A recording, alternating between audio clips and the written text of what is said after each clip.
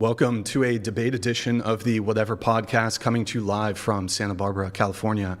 I'm your host and moderator, Brian Atlas. A few quick announcements before the show begins. This podcast is viewer-supported. Heavy YouTube demonetization, so please consider donating through Streamlabs instead of soup chatting, as YouTube takes a brutal 30% cut. That's streamlabs.com/whatever.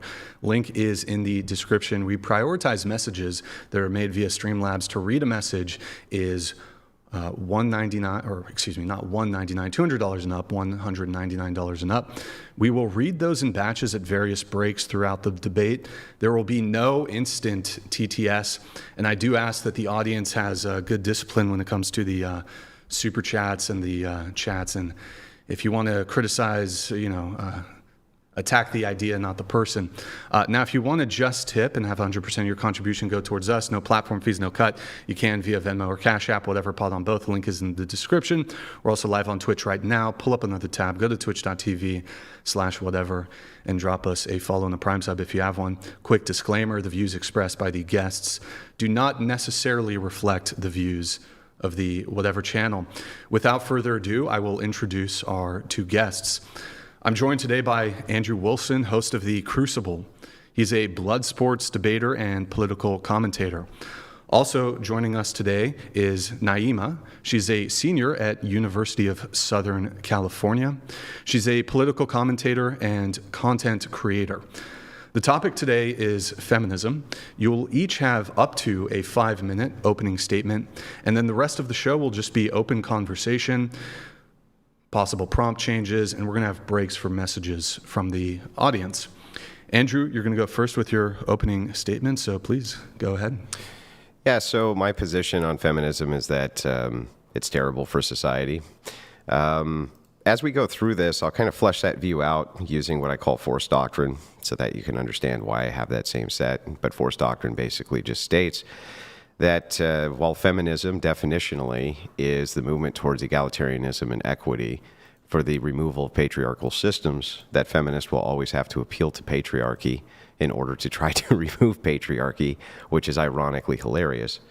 But a few things I wanted to get to first is that I went through several hours of my opponent's content, and I've actually not ever seen her make a single argument for anything that she believes. I've seen her assert a lot of things, but not an argument for anything she actually believes. So I have some notes here, and I was hoping she could help me clear some of these things up.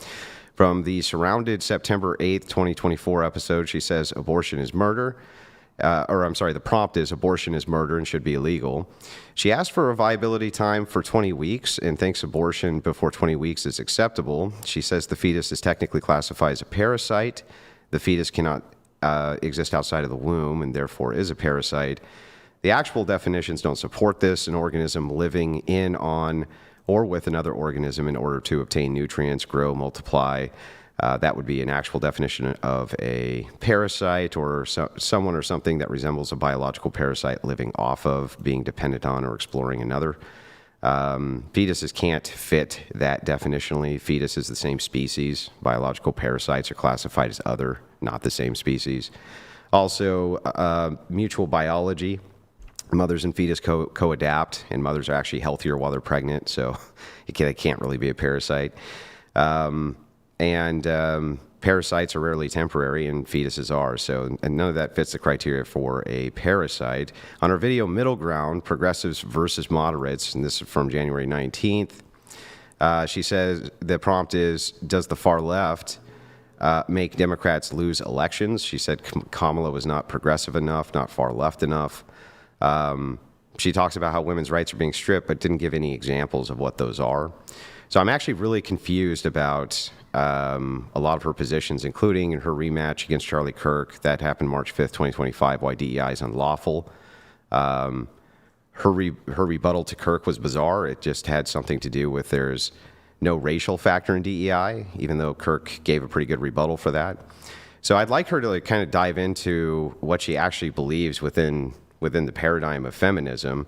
But for my positive position, I will say I have a logical argument called force doctrine, and my logical argument called force doctrine refutes the feminist ideology, and it just works, as I explained before, that patriarchy must always be appealed to in order to try to eliminate patriarchy. Women can't enforce their own rights collectively, and men can. Therefore, women always have to appeal collectively to men for their rights. So you're always going to essentially have a patriarchy through forced doctrine, and there's nothing women can do about that. So I'm willing to logically go through that and have it examined rigorously, but I'm hoping that with that, you can also describe your positions so that I understand them better. All right. Thank you, Andrew. If you'd like to give your opening statement. Yes. Thank you, Andrew. I do think that that is an interesting claim that I don't, state my arguments, because I've actually been watching some of your content, and I've noticed kind of a similar trend as well within these debates, where you will ask your debater questions, but will not put forth your argument, including in your opening statement. You state forced doctrine, but instead of elaborating on it, you consistently talk about what I've talked about, which only one of those topics was actually related to feminism. Now, when it comes to my actual beliefs, I think my goal and my hope for this country is to see us advance as a society. I would like to see everyone have bodily autonomy, and I would like for the vast majority of people, if not everyone, to have their basic needs met. And I would like to mitigate any unnecessary conflict between the citizens of this country, genuinely. I think that my main issue with the manosphere and with your forced doctrine principle is that it promotes and spreads divisiveness against men and women. It promotes and spreads violence against men and women. And it exaggerates and focuses the differences between the genders. I think that men and women, I know men and women are the same species. We are 99% genetically similar. And the obsessive need to define and separate people based on one singular chromosome is doing both men and women a disservice, socially, economically, and politically, which we can get into. I'm ready to open it up if you want to. Yeah, I sure. guess, actually, I'd love to start with a question for you. I would like to go back to the forced doctrine theory, if we can. I just kind of want to understand more. I know you've talked a lot about the equal force objection in the past. You've said men have essentially a monopoly on force. Correct. If I'm correct? Okay, perfect. Do you want me to walk you through the argument? No, I'm going to elaborate. Thank you. And that rights exist through physical force, and that our legal system is based on physical force. So I guess I kind of just want to hear you elaborate on that now, if you're welcome. So you want my argument for the forced doctrine? Yep. Okay, so what forced doctrine is saying is very simple. That feminism, if you at least agree with my definition, and it seems broadly feminists do, that it's a movement towards egalitarianism and equity and the removal of patriarchy. If you can't have an oppressed class without an oppressor class, at least not from the Marxist feminist view. In the case, if women are being oppressed, they're not being oppressed by wolves, they're being oppressed by men, right? So if that's the case, then my argument to them is that whatever you believe this oppression is, you will actually have to appeal to men in order to either relinquish whatever this oppression is, or concede to whatever it is that they want, because collectively women actually cannot overthrow any patriarchal systems. They rely on the force of men. And so if men, anytime they want to, decide to remove women's rights, there's actually not anything women can do about it, but the opposition is not true. The opposite is not true. Women cannot collectivize and take away men's rights. Okay, so are you essentially saying that women do not deserve the right to fight for their own free will or have free will? Yeah, that's an ought claim. I'm not making an ought claim. I'm trying to get us to the descriptor first. So instead of making a prescriptive statement, I'm starting with a descriptive statement. What is true? And then we can worry about what should be true after we can determine what is true. Okay, but I'm trying to see, structurally, how does that work in the real world? Are you saying that women should not fight for their rights because they... Listen, let's back up so I can distinguish two things. Okay. Is, ought, right? Sure. I'm not trying to bridge the is-ought gap. I'm trying to start with a descriptive claim. So if the descriptive claim is true, then we can move to the prescriptive side of it. But right now, you would either need to agree with me that descriptively I'm right or that descriptively I'm wrong. I can't agree with you to say that descriptively you're right until you apply what you're saying in theory to the practice of modern day society. How does your equal force objection, how does this principle work in society? What are you saying in terms so of I'm how saying that women and because men that coexist? Yeah, I think that because that is the case, that men deserve to have various privileges that they're not given in society, Okay. which they should be given in society. So what are the privileges that you think that men should have that women should not have? Well, primarily, I think that if you're going to look at an equalization, what I would do prescriptively would be to roll voting back. And that's for both sexes. I think that rolling voting back for both sexes is a good idea, and have some sort of perhaps like one house voting system or one marriage voting system, or people who have done some sort of collective service to the state for a voting system. I think that those things would all be very good systems for everybody. Why? Now, I would apply that, I would apply that broadly to men, and I would apply that to women. I think that right now men get the shaft because men are required to do a lot of jobs that women are not, which keeps society going, and women are not doing those things. And because of that, I don't understand why it is that women can nullify their votes and disenfranchise them, and most importantly, vote to send them to wars they don't have to go fight in. So you would like to disenfranchise both the men and women's votes? Most of them, yes. I What think would be a better would idea. this achieve? Well, it would achieve the same thing our founders basically wanted to achieve, which is that they thought that you would have to have a stake in the country in order to vote. But if you live in the country and if you exist in the country and if you're being legislated by the laws that the country is making, don't you have a stake in that? No, not always. You don't? In fact, many times you don't. Many times, many people actually get more back from the state than they put into the state. So that's at the expense of other people. Who is that? So there's lots of people who get a mass amount back from the government that they never pay to the government. This can happen through things like Social Security disability, things like welfare, things like even earned income child credit that you may receive even though you don't actually pay anything into the system or very little into the system. But it's a crime to lie on your taxes and commit. Isn't that tax fraud to claim a dependent? No. There's just that is tax fraud. No. To It's not claim a Listen, it's not that tax you're fraud. I'm taking saying that care there's of. people who get more out of the system than they put into the system. Okay, but they're still at stake because they still live here now. Are their lives not at stake if we're legislating them? But that wouldn't follow that because they live here, they deserve the right to vote, though. Yes, no taxation without representation. That's the point of representative democracy, is that everyone is represented. Then how come the founding fathers didn't give everybody the right to vote from the beginning? I mean, the founding fathers also endorsed and owned slaves. Do you agree with chattel slavery? Hold on, just let her finish. Go ahead. I mean, the founding fathers also endorsed and owned slaves. Just let her finish. But do you believe in chattel slavery? Yeah. So you do realize that they could do bad thing, right? I can agree that's bad thing, but that has nothing relationally to do with how they set up the system of government. I mean, I thought this was going to be a debate on feminism. Honestly, I think that's kind of wild because it sounds like you're disenfranchising men. So who do you think would be? Are you trying to go back? I'm not. You are. You're taking away. I'm not disenfranchising men. Calm down. I'll explain. But if you're taking away the votes of a man because he is not, I guess, landowning, is that what's the criteria for having a vote? I think ultimately more men would be voting because they would have more stake. So can I ask? Can every man go to prison? Yeah. Okay. If they commit a crime, they can go to prison. Yeah. Everyone can do that. Yes. Okay. And everyone is in this country has to abide by the laws of this country, otherwise they will go to prison. Yes? Yeah. Okay, so why wouldn't they be allowed to vote on the representatives that define those laws? That is a stake. If you can go to prison for committing a crime that is created by the government, then you do have a stake legislatively in the laws that the government creates. That still wouldn't follow that you would need to vote. Yes, you would need to vote. Why? You want to vote for the representatives that create laws that are just and fair to you. Yeah, why? Like you could have because you could go to prison. Okay, that's a huge stake. I'll show you, right? Can kings put you in prison? Yeah. Can kings also pass just laws? Sometimes, maybe. Okay, so maybe not. if kings pass just laws, why do you need to vote? Well, why did we fight an entire answer revolution? the question before you ask another one. I just answered all of yours. If a king passes just laws, why would you need to vote? Because a king can also pass unjust laws. So can legislatures. Sure, but if you have a stake in that and if you're able to represent for your legislator, you can vote a legislator out. Yeah, but you can also rebel against kings. So like that's what I'm saying. Your position doesn't follow. It doesn't actually follow for you to say that because you can be imprisoned inside of a nation that somehow gives you the right to vote. Well, because you have a stake. You're saying that hang on. I'm falsifying your claim. I'm falsifying your claim.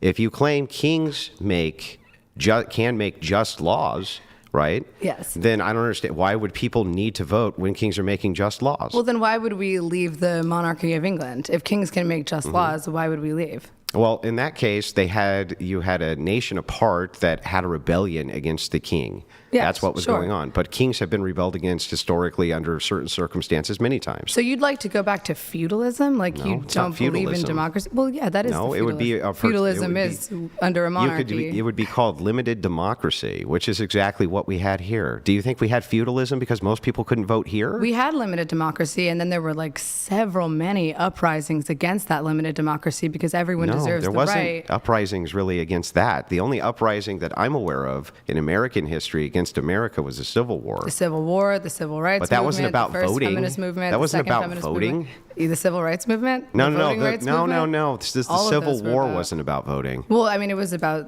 the owning of chattel slaves, So not about voting then? which is also about human and civil rights. But not about voting, though. But voting is a civil right. I don't know. I'm not sure that I believe in It's this about freedom and it's about conceptual- representation. Yeah. So the let's point is So representation. let's back up. That's what voting is. Yeah. Voting is representation and democracy. I understand, but you haven't actually made the positive case for why people need to be able to vote. People need to be able to vote because they have a stake in the legislation in this country. If you can be imprisoned at this country, if you can be robbed of your bodily autonomy by the legislators of this country, then you should be able to have a stake in what the laws that those legislators are making. Well, no? let's see if this makes sense. Do you agree with me that individual voters don't actually have very much power at all? Individual voters, no, but that's the point of a collective voting body. I'm with you. So Yeah. individuals already don't really have very much power just because they can vote, right? Sure. So isn't it the case, actually, that what you're advocating for is political tribalism? Because you don't have individual power as a voter, you actually have to tribalize with other voters in order to have any sort of collective power, right? Well, you're taking away power from all the voters, Well, so it can wouldn't you even be answer my individual. question, please? Tribalism, the idea that you, as the individual, do not have power, right? Yes. You do have to collectivize with other people, right? Okay, but how is taking Hang on, away can you a answer vote? yes or no? No. Yeah. Okay. No. But okay. here's my question: how is taking away more people's votes disincentivizing political tribalism? Yes, because now I have to let her band finish, with let her someone. finish. Because now I have to band with someone who has a vote. I don't even get a stake. So you're saying because people don't have enough power to vote, I'm going to take what little power they do have. You're not away. answering my question, though. It just doesn't make sense Yeah, I structurally. know, but you got to answer my question. It just doesn't sound like you believe in. It sounds like you need to democracy. answer my question, though. It sounds like your question is meant to trap me because your argument Can you is just riddled with answer the logical question, fallacies. please? It What's fallacious about my argument? You're saying that people do not have a stake in this country, therefore they do not have a right to vote. It's not what I said. Yes, What you're it doing is. is a straw man fallacy. Can we go back to yeah, what you he can said? go. You can go Let's- back. can What we I double said back to you that? specifically is what you're saying doesn't logically follow. And when I'm talking about political tribalism, do you agree with me that you do, if you need to have collectives to have actual political power, are you not promoting political tribalism? If you need to have but that's how voting works. It's about a majority. So then you are Yes. promoting collective political tribalism, right? So voting and then the will of the majority is essentially political tribalism, is what you're saying? Well, it's not really the will of the majority. It is the Here's will what of the happens. majority. No, not really. Do you understand how voting works? Do you? Yeah. Okay, well then tell me how it's the will of the majority when a California legislator gets elected. Well, everyone who would like to vote can vote, and then whoever What gets about- the most what about the votes people in Georgia? wins. Well, why would a person in Georgia get to vote on a So legislator it's not for a really the California state collective, it's legislator? the tribe, right? But then Georgians get to vote for their Right, state so it's a legislator. tribe then? And then all of those legislators come together So it's a to tribe. create laws. So it's a tribe? It's not a tribe, but Well, those are called states. Yeah, That's what states are voting for their own interests, right? But states will vote for the governors. Yeah. Why would I get to vote for the governor? Hold on, pause. Hold on. Let her Listen to finish. me. Why would I get to vote for the governor of, let's say, Tennessee, if I Right. don't live in Tennessee? Makes sense. Okay. So it's almost So then like these why would- individual states, right? They vote along tribal lines for that state's particular interests, right? Yes, and They're then not, each state has a representative right, in which the they said collective government. Sure, in the federal government, right? You're Uh-huh. talking about in our Senate and in our Congress, right? Yes. Great. So let's start with this. If it is the case that you have California and Nevada, these are two states which are next to each other, you agree, Sure. right? Yes. Can these states vote against each other's interests when it comes course to they can. resources? In the federal government, yes. they No, can. even at the state level they can, right? Why would they be able to at the state level? I can't vote for the Nevada governor. I can't vote for Because perhaps there's something Nevada that perhaps Nevada has some type of, I don't know, assessed tax or something like this that they're able to collect, which disproportionately affects Californians in some way. They can do that, right? What law is that? Whatever it would be, they can do it. Does it exist or does it not exist? Listen, can they do that? Can they do that is my question. Can Nevada legislate against California? No, they're not legislating against. Listen to my question. Actually, I want you to repeat my question so I know you actually heard it. I'm sorry, I'm not a dog. Can you repeat it? Well, it's called steel manning a position. Just say the question. Okay. Can states vote against other states' interests simply by having a neighboring state, right? Mm-hmm. Let's just say, for instance, that you were to have I don't know, trucks which went between Nevada and California, right? Yes. And California took advantage of this by raising taxes on gasoline, but only on the border areas where these goods came in. This disproportionately hurts Nevada truckers for some reason, right? They can do that, right? Yes, they can do that. Okay, great. So in California, if that was beneficial to Californians, they would basically be voting for their tribe against Nevada, right? But is that happening? It or does are you happen. Just trying to use a hypothetical? No, there's tons and tons of instances where different states do various things, even asking for federal money in overages compared to other states for different problems. Same thing with disaster support. They definitely are all trying to support their tribe, right? Okay, so because states can potentially, hypothetically, vote against another state's interest, men and women should not have the right to vote. No, that's not the conclusion. But that was your argument. No, the privilege is you again. stated, Do you know what no a descriptor voting, is? Both sexes, What's a one marriage voting system. Why don't you understand the difference between a descriptor and prescriptor? What did I prescribe?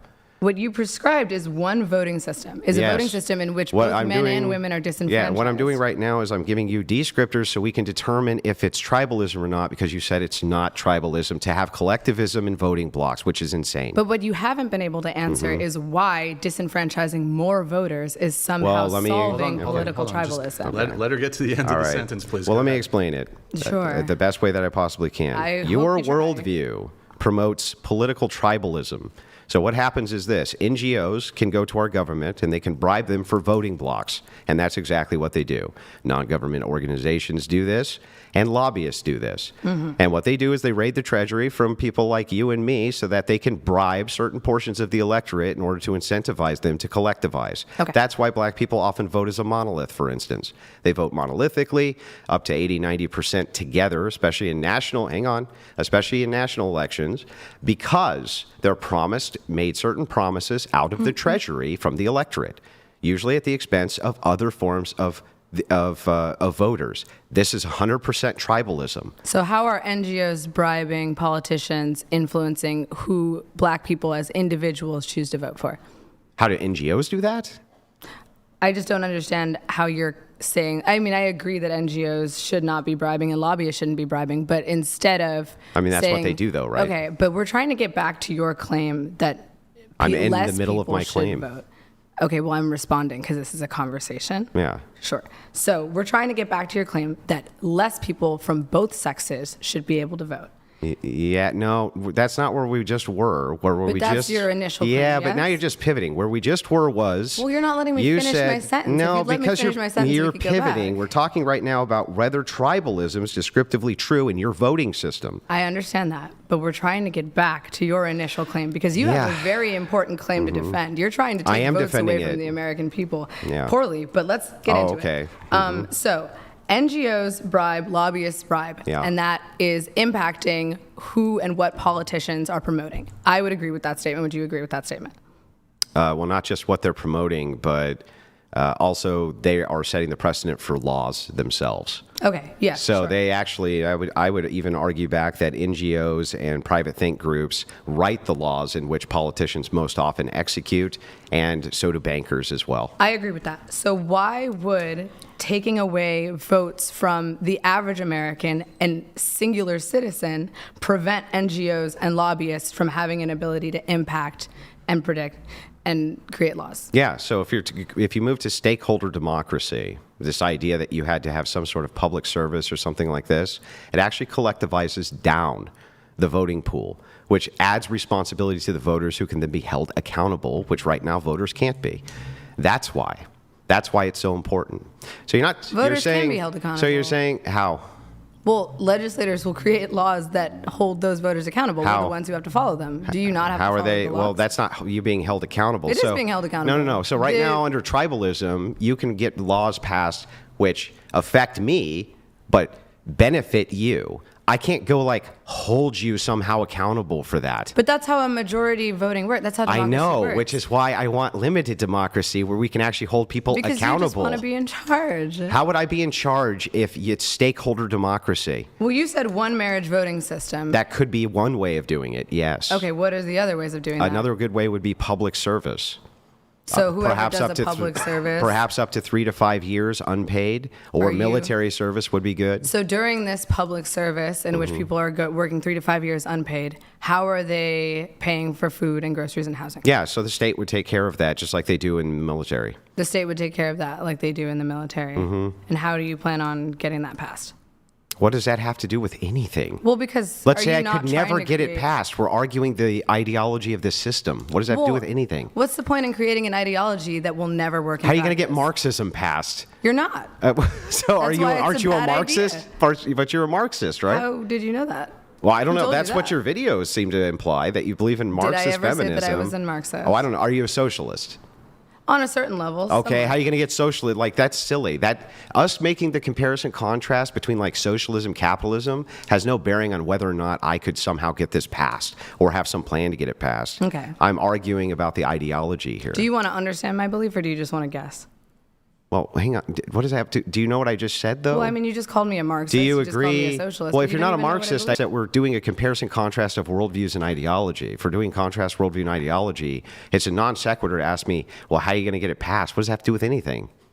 Well, why would you create a worldview that fundamentally cannot work in practice? That Well, sounds it's like not a waste a of time. worldview that fundamentally cannot work in practice. you couldn't even say if how I it works in could, practice. even if I couldn't prescriptively tell you, like the next political chain of things we do to get there has nothing to do with whether or not the worldview in practice would work. I Well, have do many, you have any practical guesses for how we could apply this to a modern day society? Well, I just just told you how we would apply it. You would have stakeholder democracy.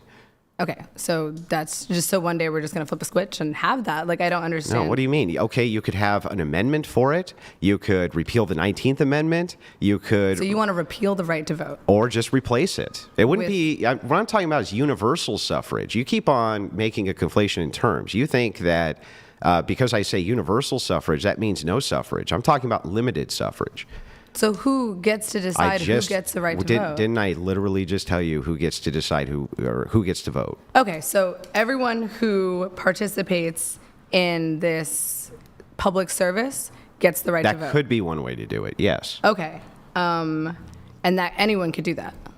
Who wanted to? Yeah, people could do it if they're willing to give up X amount of years of their lives for unpaid service so that they could then vote. But it's not unpaid service because the government would be paying for their food and their housing. and Yeah, their- but you wouldn't be getting anything additional to that. Okay, well, why not just have civil servants who are already? Because civil servants have specific jobs to do, like, working at the DMV and stuff like that, and working in the Social Security office. So you're basically saying anyone who does community service should get the right to vote? No, some sort of civil occupational service under the state. That could be like civil firefighting work, maybe.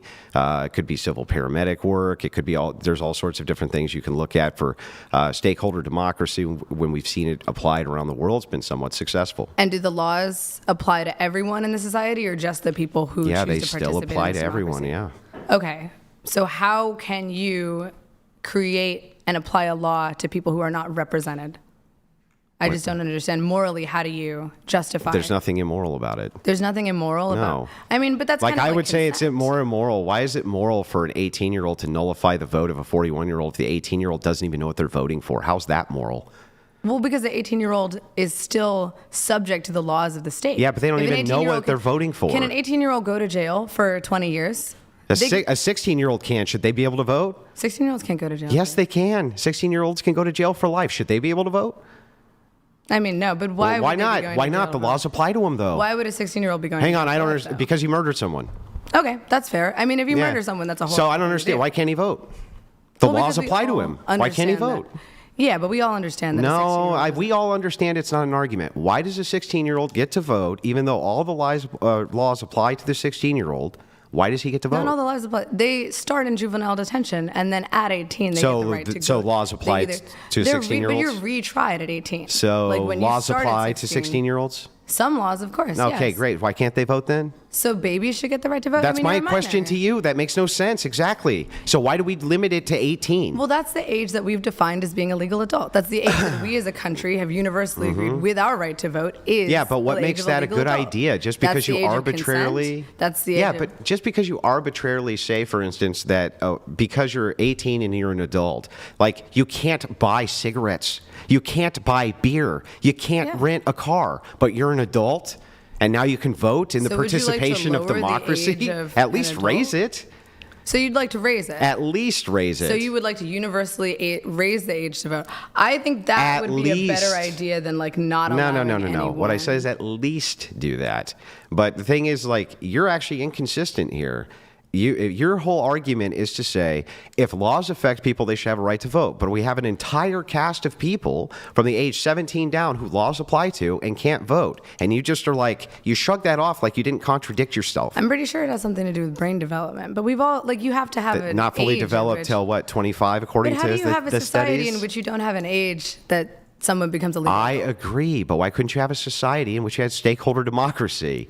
It's the same logic. So if you're saying that we should not disenfranchise children, why would you then disenfranchise people who are legal adults? When did I ever make the claim that I wanted children to be able to vote? You just said that if everyone should have the No, right I to vote. told you that your view is inconsistent. If it is the case propositionally, you say, Andrew, if laws apply to people, they should be able to vote. Except, I don't know, everybody's 17 and under. That's inconsistent. Because the laws hang do on. apply to children It's differently than they inconsistent apply to and a adults. contradiction. But laws do apply to What about the children laws that don't? differently than they do. What about the laws that don't? What about the laws where you're 17 years old and you can be tried as an adult? Well, those are to protect like public freedom. I mean, Right. but everyone loses civil liberties when they are a danger to the public. Yeah, but That's everyone. Do you understand that you're making a contradiction when you say if laws should apply to all people should have a right to vote because they have laws which can be applied, they can be sent to prison was your example. That would have to include everyone under the age of 18. But people under the age of 18 don't go to adult Yes, prisons. they do all No, the they time. don't. Yes, they do. What's your source? That is you want me to give you sources of 16, 17-year-olds tried as adults and sent to adult prisons? Okay, but that's like an exception for exclusively horrific crimes. I mean, those are violent offenders. Does the law apply to them or not? To violent offenders, if you are a threat to public safety, yes. Okay. Everyone who Then is a if threat the to public law safety, applies to them and they can be sent to jail, then by your logic, they should be able to vote, which But for means those you're in offenders, they are- contradiction. To those offenders, they are sent to juvenile detention centers until they turn 18, and then they are sent to an adult prison. They are still they're tried as a sent child. often to adult centers, even at 17, to adult prisons. You can be sentenced as an adult, but you can't be sent to an adult prison at the age of 16. This would depend widely on the state that you're in. It's not rigorously enforced across the board like you think. I don't think there's federal laws which say this. But Well, then I even think if it that's were the case, wrong. I'll just grant it. Well, then that's wrong. I'll even grant the entire thing. It still wouldn't matter. Laws apply to them. They can still be sent to prison. They fit both of your criteria. Therefore, if you say they shouldn't be able to vote, your worldview's in contradiction. Well, then I think that's wrong. I don't believe that children should be tried as adults until they have become adults. So no I laws disagree with apply to that. children. No. Well, then why shouldn't they be able to vote? A threat to public safety always applies to everyone. Threats to public safety always apply to everyone. Yeah, but why shouldn't they be able to vote if laws apply to them? That's your example. Laws apply to children, but they are not, in practice, punished in the same way that they apply to adults. It's applied Can they be differently. punished?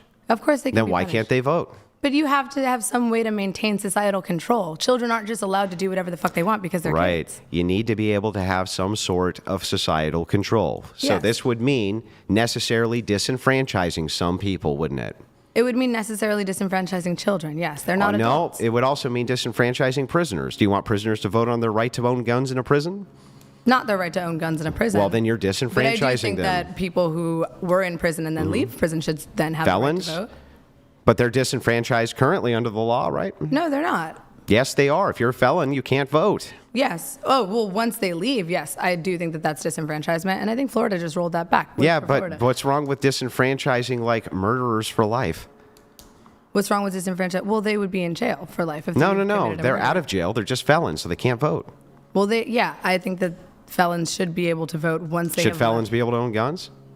No, because it's. Oh, well, I don't understand you. So you're again. But You you are understand- so inconsistent with your Pause right there. disenfranchising. Pookie, do you understand? What? Disenfranchisement should exist so long as someone is a threat to public safety.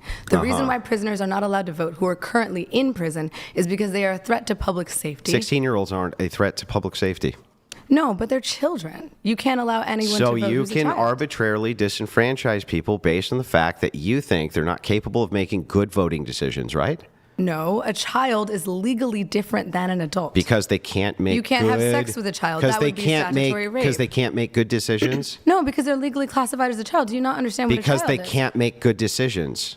Because they're 2 and 3 and 4. They're not legally an So adult. they can't make good decisions. No, they can make good decisions, but generally speaking, you can't have children vote. There is a I legal age agree to with vote. you. You can't. Okay. But why is it then that if I were to say that I only want 25-year-olds to vote, I would be disenfranchising? But you didn't say you only want 25-year-olds to but vote. You do you said understand? that you only want one marriage voting system per household. Yeah, You well, that's said one way, yeah. You want less of But- both adult men and But do you adult understand how women my to be view is able to vote. consistent, but yours isn't? Because if you were to agree with me that you wanted, like, okay, Andrew, I would compromise the 25-year-olds voting, you've now disenfranchised everyone from the ages of 18 through 24. If you were considered all a legal overnight. adult, you should be able to vote. That's my state. If you are considered a legal adult, if you are tried as an adult, if you are allowed to buy a house, Yeah. have a child. But that leads to the problem is that leads to political tribalism. So, like, for instance, why is it a healthy society to have men and women who are married voting against each other? That's a terrible idea. Because they're both like. But if a man commits a murder, does his wife go to jail for that crime? No. No, because they're not the same fucking person. What does that have to do with anything? If they're different people and they're both tried differently and they both have separate lives and Yeah. separate bank accounts Yeah. and separate bodily and physical autonomy, Yeah. then they should each get a stake in this government. No. Well, that literally has nothing to do with what I just asked. They're not the same So real person, quick, so can why you- should they be represented You remember under the how I same said thing? yes and no to your question? Can you do that for me? Remember how I was like yes and just answered it? Can you actually do that for I me don't too? remember that at all. You literally just asked me that question. You said, if a husband's carted off to prison, does her wife go to prison? I said no. Okay. Can you do that for me too, and then give your explanation? Because otherwise, I don't That's know what I your just did. actual I said position. His thing and then gave the explanation. So now I'd like to know, You should listen do you to- think it's a good idea for wives and husbands to be able to vote against each other's interests? They should both have a vote, yes. Well, but they can vote against each other's interests, right? That is circumstantial. They may not, they might. Yeah, they may not, they might. I agree with that. Yeah. But why is it good that option's even there? Seems like a terrible idea. Because in a representative democracy, everyone should be represented with a vote. Yeah, I get that's a descriptive truth, but you're not telling me why that should be the case. If I were to give you the counterclaim here, I would say if you had like one household voting or something like this, it would be much more uniform and wouldn't divide families against each other. And that's exactly what the vote has done. But they're both subject to the same legislative, like they can both be legislated independent of each other, right? No, well, not really. One cannot at that point make a decision that doesn't affect the other one usually. Yes, I can. Not really. What? I mean, Roe v. Wade, that only affects a woman's body, right? No?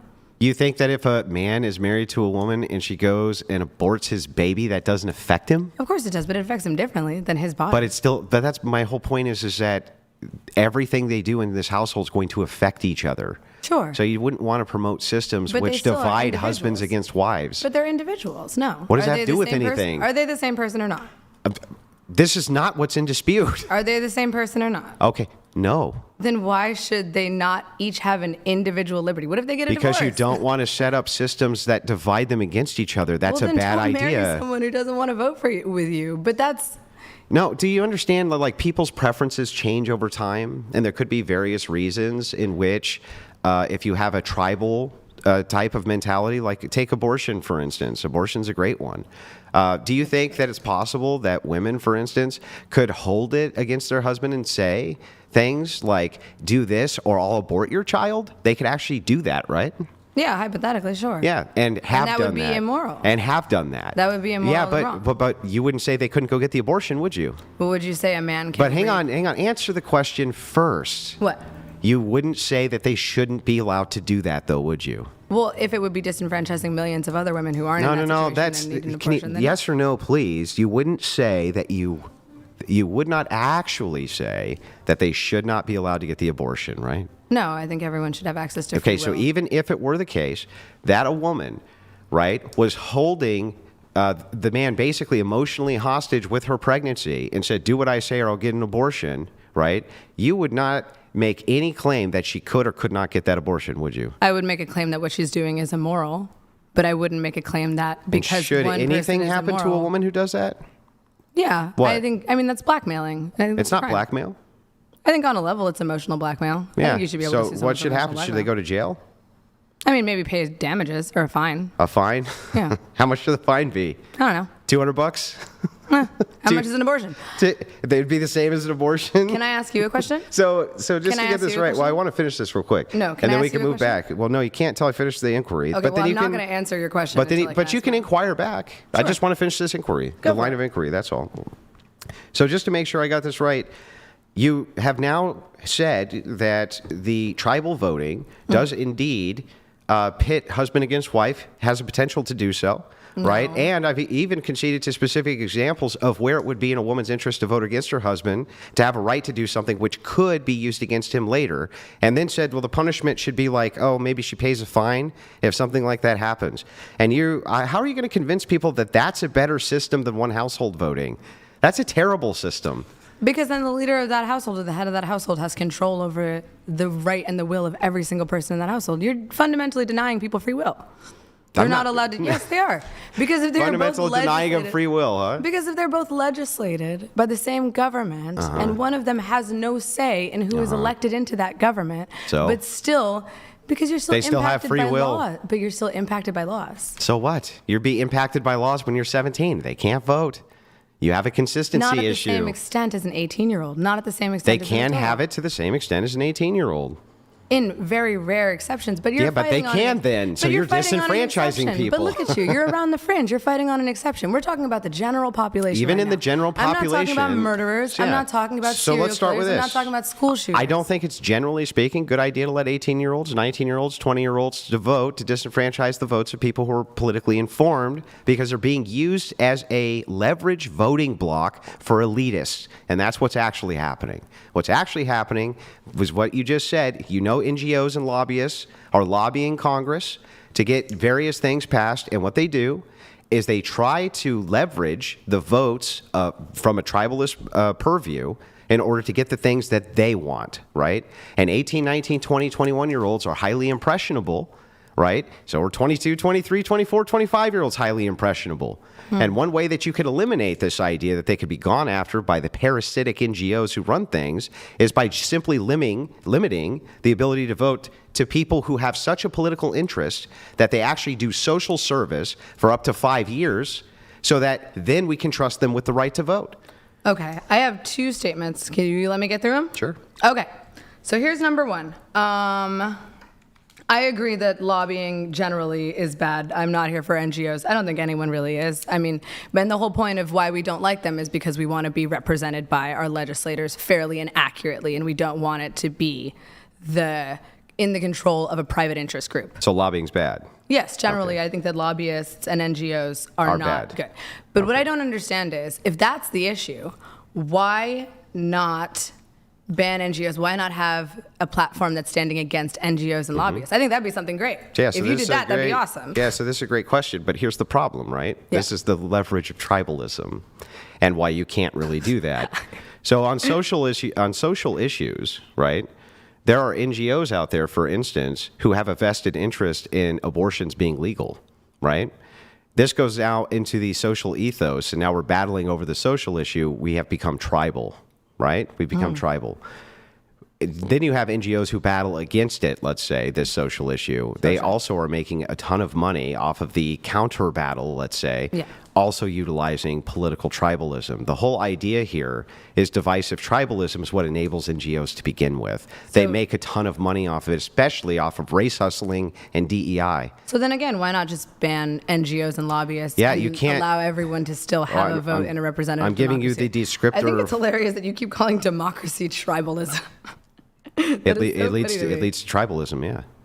Yeah, but I mean, Full democracy leads to tribalism. So There's does no way around sports. it. Yeah, exactly. Yeah, so does sports, sure. so should we ban sports? Why would you ban sports? That's a total non sequitur. It makes no sense. Why would you ban a huge percentage of the population from voting? Because I would want to avoid political tribalism so that elitists can't exploit low information voters, which they do right now, in order to enslave the planet. So you're basically saying that people are too stupid to have the right to vote? Yes. That's dumb, dude. Don't you agree with that? Yeah, of course I think people are stupid. Well, then what are you arguing with me about? Because if I want a right to vote, then I should give them the right to vote. Why? But listen, think about what you just said. Yeah, dude, I agree that people are too stupid to vote, but give them the right to vote anyway. I don't think people are too stupid to vote. Why? So they're too stupid to function, but they're smart enough. Stupid to function. Come on. You think that people who go and generally cast a ballot are high information voters, or they barely even know what the hell they're talking about? I mean, do you have a statistic on how many of them are? Yeah, you could do street polls. A lot of people have no idea what's even going on with the issues. A lot of people are just bused to poll booths. They get bribed to do it. This happens on both sides of the aisle. Like, how many times have you seen canvassing campaigns who go out there and they're canvassing, they knock on doors, that people don't even know what the hell they're talking about? So what, you think we should do an IQ test for everyone to have the right to vote? That's been suggested, right? But I have a better plan than an IQ test. I would not disenfranchise a person from being able to vote because they have like an average IQ. Yeah. What I would do is disenfranchise a person to vote if they were low information. One way I could find out if they were really politically motivated is if they sacrificed years of their lives to the state in order to get that right to vote. So you want to punish people for being stupid? No, I just don't want them to nullify well-informed votes from people who are smart and on the issues and understand the issues. But taking away someone's vote would be punishing them in a sense. It's not punishing them. Yeah, It's actually stopping them from punishing themselves and the rest of society because they're easily exploited by social elites. That's fair. I mean, but why not then just target education? Like, why not then We spend 5% of the entire GDP of the United States on education. It's the highest anywhere in the world, and we have some of the dumbest people on planet Earth. Our literacy rate is barely... You know what the literacy rate is. Yeah, it's garbage. It's trash. And we spend 5%, the biggest GDP on planet Earth. We spend 5% total of our GDP on education. And you think that education's going to solve the problem of the low information voter? Well, if the issue is that people are stupid, help them be smarter. There's a lot of that is a mixture of genes and environment and nourishment and all sorts of different things. It's like you can't, this whole progressive well, if idea. It's environment and nourishment, then why not attack this those whole things? stupid progressive idea of like, you can just educate people into whatever it is that it's like, no, you really can't. Like, there's a lot of people who are just going to be fucking janitors, okay? There's a lot of, okay? All right. There's a lot of people who are just going to be fucking janitors and who are just going to be fucking toilet bowl cleaners and who are just going to be fucking bartenders and are really not meant to build fucking rocket ships, okay? I know, but they're still subject to laws, so they Yeah, still I know, get a but say. just being and to- it's frustrating, but it's just a fact. Yeah, if I want free will and they want, and you want free will, and we deserve the right to vote, then they do too. No, you're not eliminating free will by this. You are, You're though. protecting the rest of society from low information voters destroying their lives. Yeah, Like, do you but think you really still think? can't Let me ask you take this. someone else's free will Let me ask you because this. they're stupid. If you were to, yeah, but you're not really doing that. What you're doing. A vote is an exercise No. in free will. Let me ask you this: if you had to choose, Yes. right, for your family, Sure. and you knew that you could move them to a place where there was a bunch of people who were highly informed on political processes in the local community, or you can move them to a place where people didn't give a shit, right? Which place would you prefer them to be? I would prefer them to be in the higher. Of course, Obviously, right? At yeah. the place where the people are the most Hold on. informed. Speaking of which, my mother's calling me. Here, I'm going to screen her. Sorry, Mom. Love you.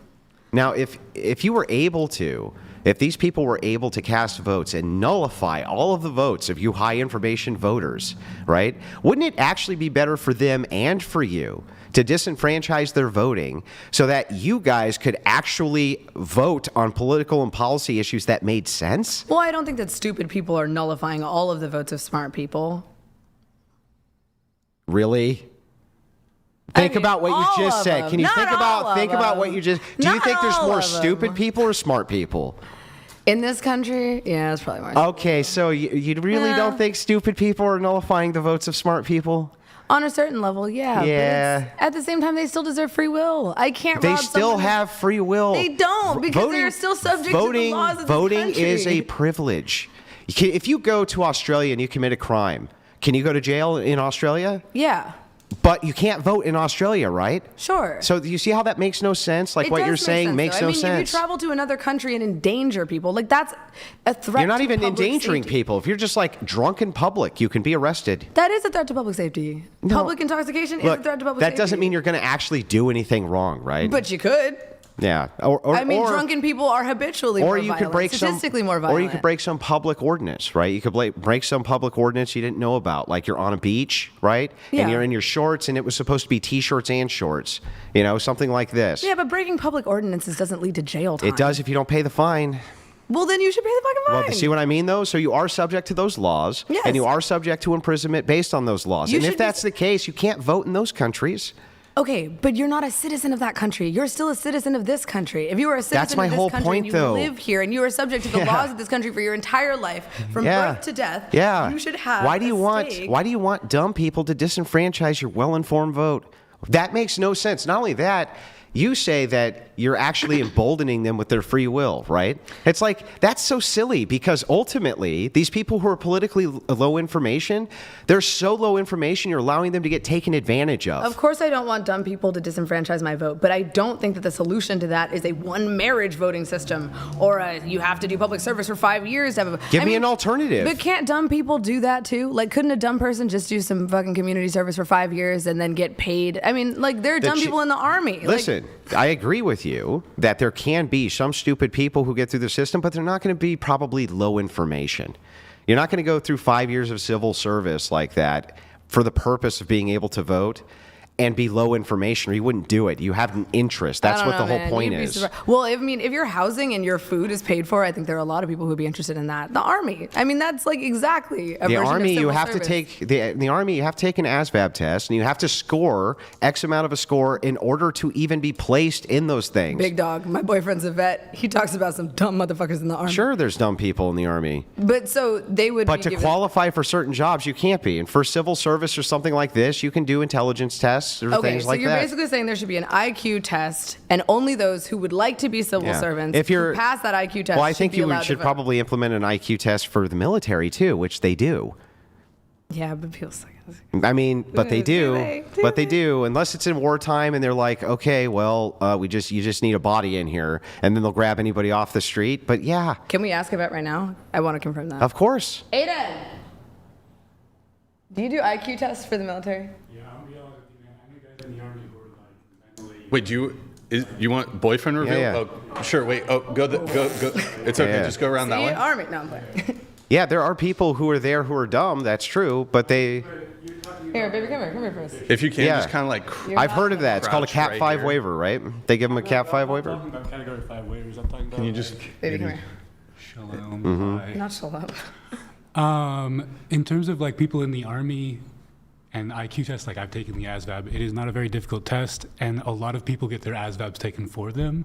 I knew guys in the army who were like medically diagnosable with mental deficiencies, and were still in the army doing jobs that in theory required a certain level of mental faculty. Sure. Yeah, the system can get gamed, but those are exceptions, not the rule.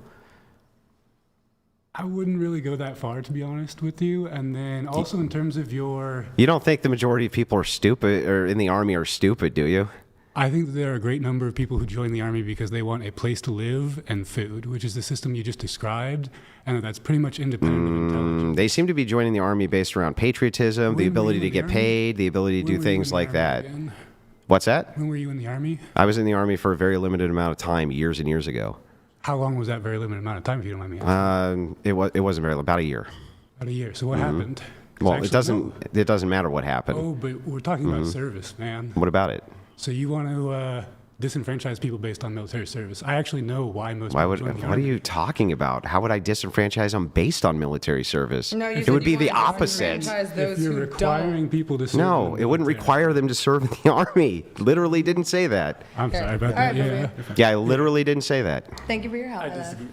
But thank you. Okay. Readjust this. So now we've established that people in the army can very much be stupid.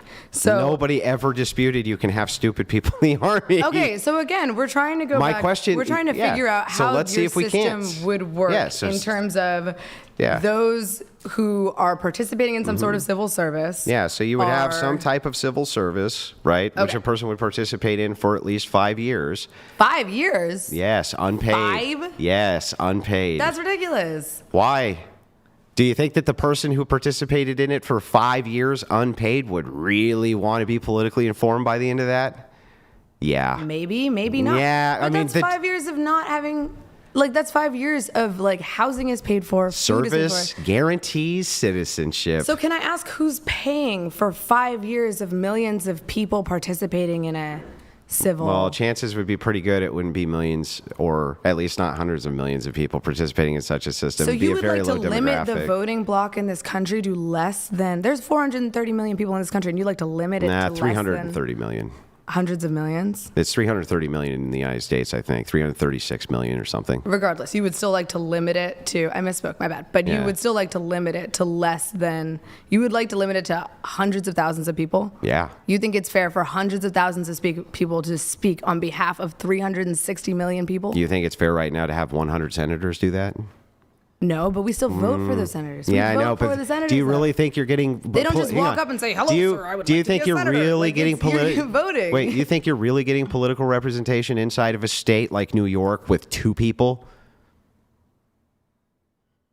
I don't live in New York, though. I know, but inside the state of New York, do you really think the state of New York is getting adequate political representation on Capitol Hill with 2 fucking people? Well, that's why you have the Senate and the House, and the House. is 2 based on- people who are your senator. You really think Every that state gets 2 senators. 100 people are representing 330 million people? At the very top, it's 1 person who's representing 330 million people's So are you interests. advocating that we shouldn't have government? No, at all? what I'm saying to you is that, like, it's very silly for me to look at an argument like you're making and say, oh my God, 100,000 people are going to be in charge, or 200,000 people are going to be in charge. Like, ultimately, 1 person's in charge. So you're saying Ultimately, 1 person's in charge.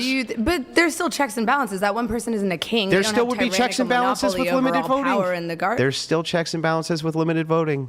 Yeah, but we still do not get to decide who is in our legislature. As a voting body, we do not get to decide who is You in would the still legislature. have people from within your various communities who would be voters, and they would decide who it is that went to represent you on Capitol Hill. That sounds very expensive and very pointless, if I'm being honest. How is that expensive? Okay, fine. Because you Then have to if pay wanna- for all their Then if you housing. want to do that, there's another way you could do this too. If you didn't want to do like the civil service way, you could do 1 vote per household. That would limit the voting significantly. Hang on. Okay. And it would be not expensive at all. But Okay. there's even another way that you can do it on top of that. Alrighty.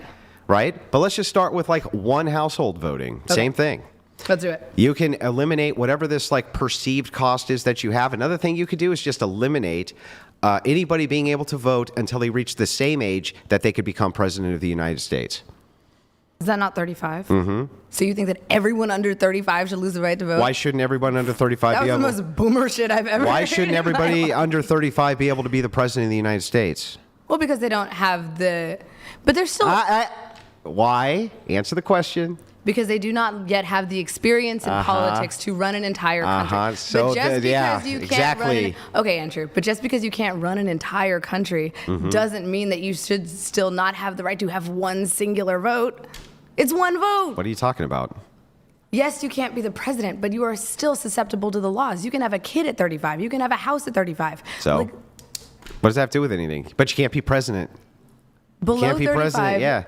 legislatively, Yeah. below 35, Yeah. from 18 to 34, all of these people are impacted at the same level. No, they're not all impacted at the same level. In fact, I would say... Can they I all would go to say- jail for committing a crime? Yeah, so I would say the Then opposite. yes, they're I would impacted say at the like same level. people between the ages of 18 and like 25 are mostly living at home, right? And their parents are the ones who are mostly impacted by legislation, not them. And That their sounds parents... like a skill issue. And their parents should actually probably have more say than them. Their parents actually have more autonomy than they do because they're dependents on them, right? Completely dependent upon them. It's like, if I look at the trends, it seems to me like if you eliminated from 18 to 25 or from 25 to 35, if the founders didn't think you should be president of the United States till you were 35, I don't think they wanted you to vote either. And you know what? That's why it was never law. Voting Andrew, rights are affirmed. This is some old shit. That's not an dog. argument. This That's is not an giving- argument. Well, I mean, the reason why Give me you're the saying this is argument. because you're young, you're old. Like, you are not applicable to this law. What did that have to do with anything? You're trying to govern a group of people that you are not a member of. So? That's the issue. So what? Everyone should be representative government. So how old do you think the average person who's in Congress is? Hella old, and we they're hate representing all of you. What do and you I mean?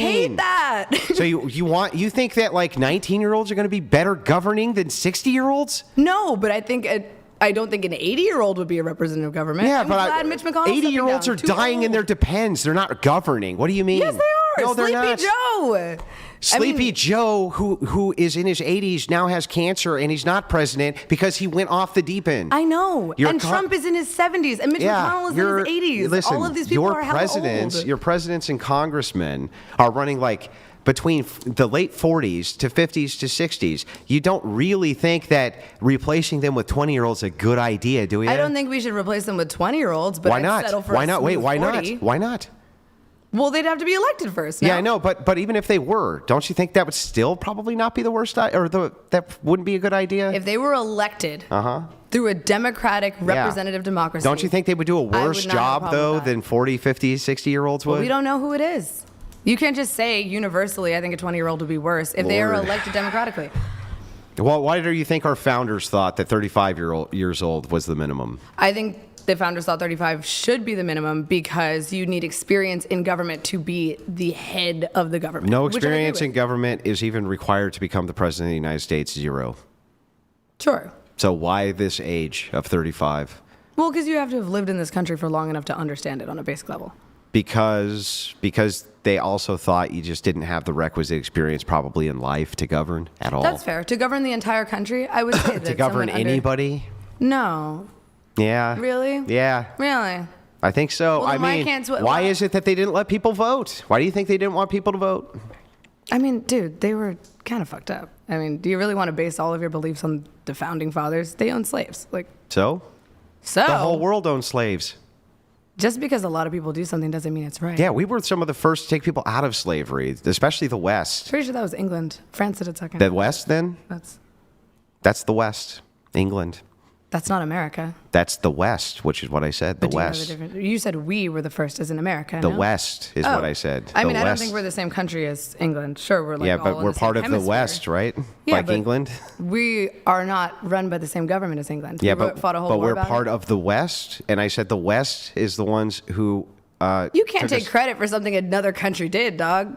Well, first of all, many of the people who came here from England, right? The idea of the repudiation of slavery came from those very same dogmas. What time so, is it, Brian, by so the I don't know what you're talking We're about. at 4:30. We're at 4. Okay, dude, you've just spent the last hour trying to defend the belief that both sexes should be somehow disenfranchised from voting. This whole one per household, the one marriage system, and I think fundamentally you have not been able to create an appeal to Why how are we this in would like work closing practically. statements here? Well, because we're supposed to be debating feminism. We never even got to it. Well, this would be a key component to this, actually. But I'm actually fine with this if you want to move it on to that. But here's the thing: if you wanna never keep made doing a it, we single can. argument.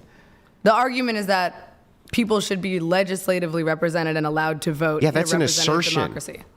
That's just an assertion, not an argument. That's just like, I think so. The argument is if people are impacted by the laws that Okay. legislators create, then they should have a say in who those legislators are. Yeah, but whether it's a small say, but that's a okay. performative contradiction because you said that people who are affected by laws who A, don't live here, or B, are younger than a certain threshold should be It's not a disenfranchised. performative contradiction. It's the point of democracy. No, it's is listen. that we should be represented by a representative I government. need you to understand this logically.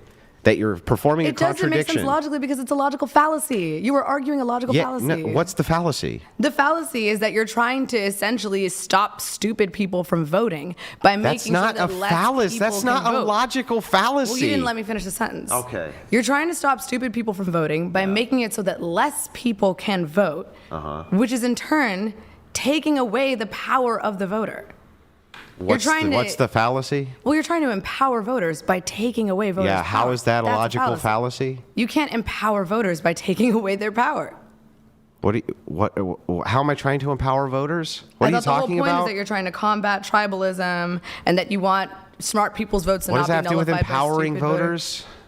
I thought that's why you're against NGOs, lobbyists, bribes. You want to empower the people. I don't know what you're talking. So you just don't want the country. I don't even to know be what you're talking about. What I'm saying to Ooh, you he's is that if you want to getting eliminate tribalism, you don't want to have nothing but an unlimited amount of people voting, where NGOs can mark to the stupid people and bend them to their will, and now have that entire bracket for whatever it is their political agendas are. So again, why not just get rid of NGOs? Why is, oh my God, NGOs are a problem. Would you Let's like make to- sure less people can vote. Gee, I'd never thought of that. Why don't we get rid of NGOs, the people who are utilizing tribalism so that they exist? Boy, I wish I had thought of that. You're utilizing tribalism? No, they're utilizing tribalism so they exist. Okay, but you're a political pundit. You have the power to help people. Uh-huh. Why not promote a stance that is actually useful to them instead of trying to take away their vote? Great. A stance that would be actually useful to them would be having their well-informed votes not nullified by non-well-informed voters of what you believe and I believe are more than the well-informed voters. That's exactly something I can do to help everybody. But you're not helping everyone because stupid people still live here. So what? They still have a right to exist in a society. Who's where they are taking not away their dictated right by to smart- exist in a society? Nobody. Yes, you are, because they are. How? If they are still held accountable to the Let's same do, laws, but now have no right or vote or say in who is enacting those laws and who is representing them in government. Like 17-year-olds? Final statement from They're both of you on children. this, if you They don't Okay, pay yeah. Final taxes. statement is like her position is a contradiction. She says everybody should be able to vote inside of a country where they are governed by the laws. The problem is that then she says all sorts of people who fall into the criteria of being supported by laws shouldn't be able to vote. It's literally a performative contradiction. Then she moves to my view and agrees with my view that mostly that stupid people outnumber smart voters, and when you're talking about ill-informed voters, that NGOs often take advantage of them, or I mean, always take advantage of them. She literally agrees with all of this, but somehow still thinks it's a better idea to allow this to continue because I don't know. She never really gave an argument for that. I don't really actually know why. My turn? Yeah, you can respond. Go Okay. ahead. I mean, I get that you don't understand why, and I get that you don't understand my argument, and I'm sorry. I hope one day you do. But what I will say is, generally, yes, it's annoying that stupid people are allowed to vote, even though they sometimes make poor choices and fight against their own self-interest. Yes, we don't like that. Yes, we don't agree. We do agree that lobbyists and NGOs have way too much power in setting precedents for laws. Those are both things that we mutually agree upon. However, I do not think that it is fair to create a limited democracy that in turn disenfranchises voters on the basis of being stupid. I don't think that there is any way to practically enact that. I don't understand why we would do You that. could enact I it with a think that- constitutional convention. That's how you would do it. And you don't think that the millions of people who now have lost the right to vote they'd be like, okay. Well, they wouldn't have a choice. I mean, sure.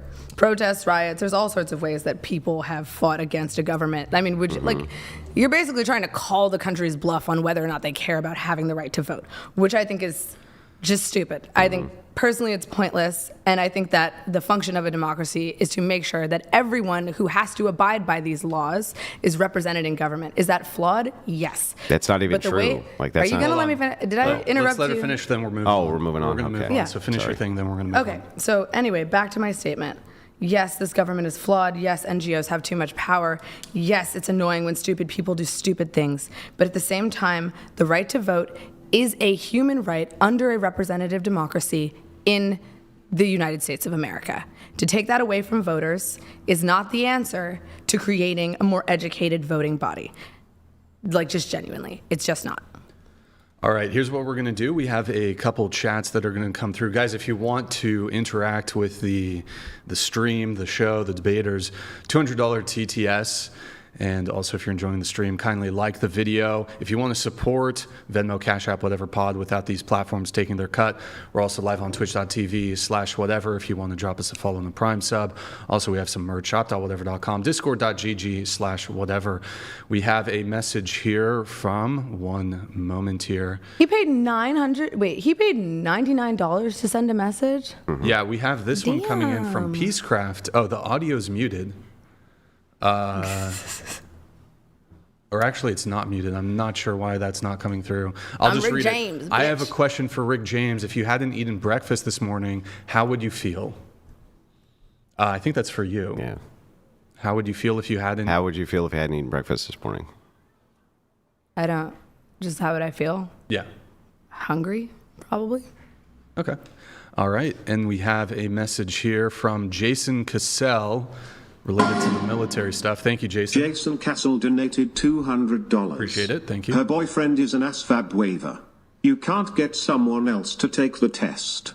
You have to be verified with ID, fingerprints, birth certificate, SS, etc. Also, you take it during MEPS. Is he All very right. good?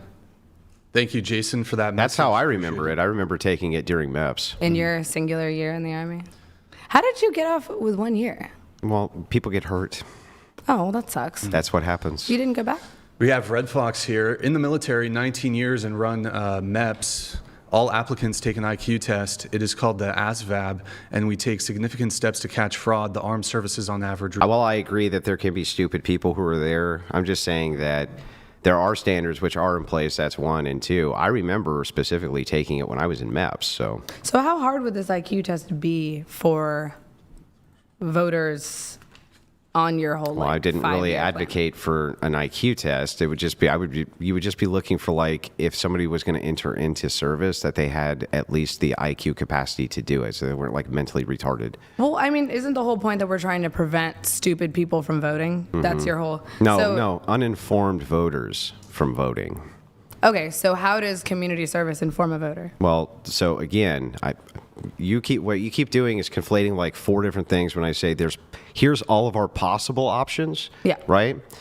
And then you're like, well, there's problems with this one. I agree. There's problems within the confines of each of these. But there's some that you just straight up reject and give no arguments for. Like, why is it that we can't just eliminate it from 18 to 35? If you can't be president of the United States until you're 35, seems feasible that you can't vote until you're 35.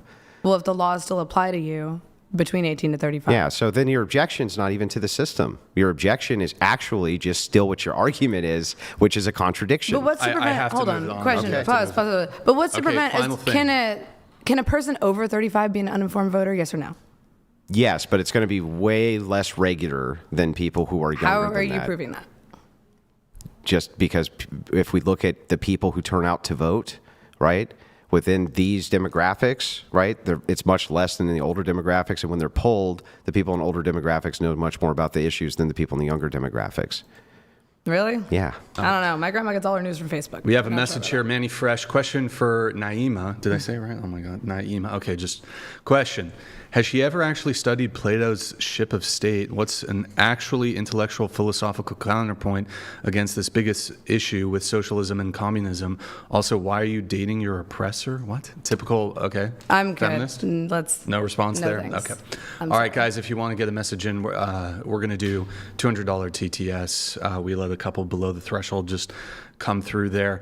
Why don't we bring it back to feminism, Andrew? Force doctrine, Yeah, I I'd believe like is to do where you force doctrine. left off. Thank you. So, Oh There my we God. go. Yeah, we're fine with that. But if she takes it down a rabbit hole, then we have to go down the rabbit hole. So here's my argument. Let's start with defining these terms. Can we do that? Sure, yes. So I define feminism, okay, as being a movement towards egalitarianism or equity, okay, with the stated goal of diminishing and eventually destroying patriarchal systems. Sure. That seems to be fairly historically accurate and modernly accurate. Yes. Movement towards equity, goal of eliminating patriarchal systems? Yes. Okay, I'll take it. Okay, so when I say the word going forward enforcer, what I mean by that word is people who utilize inside of society some form of force or in order to either execute laws, right, or keep people safe in some capacity. That would be an enforcer, okay?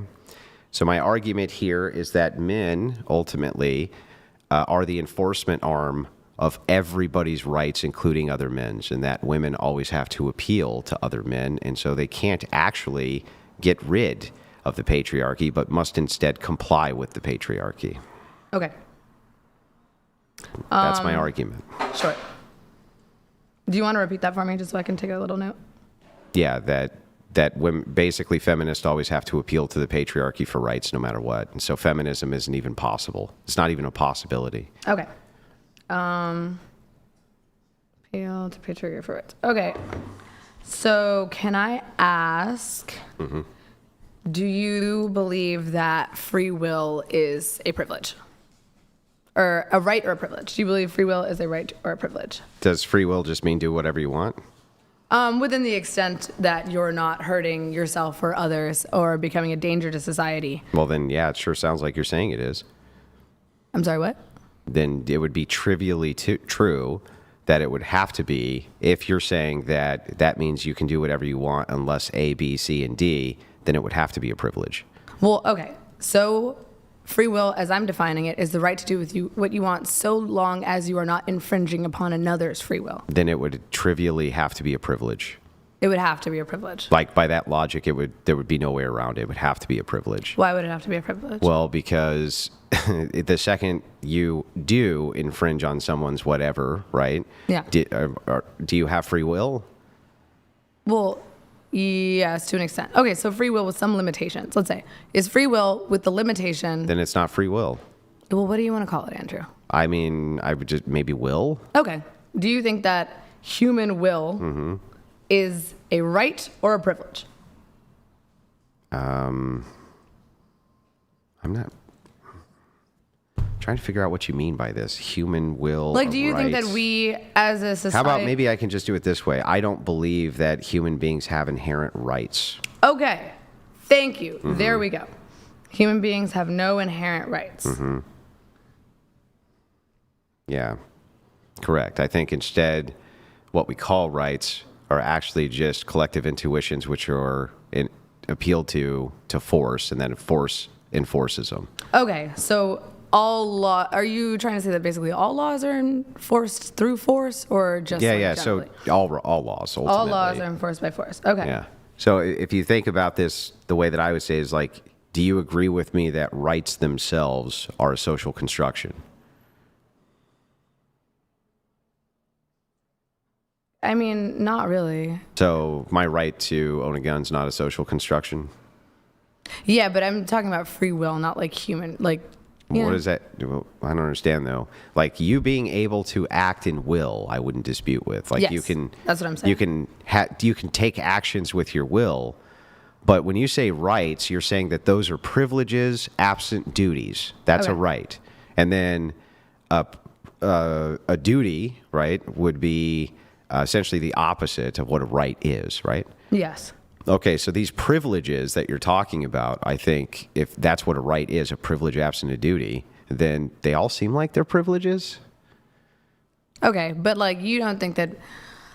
I guess my issue with this argument is that it's claiming that power is based solely on force. Yes. Which to me seems like it's advocating on behalf of violence I mean, in order to enforce and maintain well, yeah, power.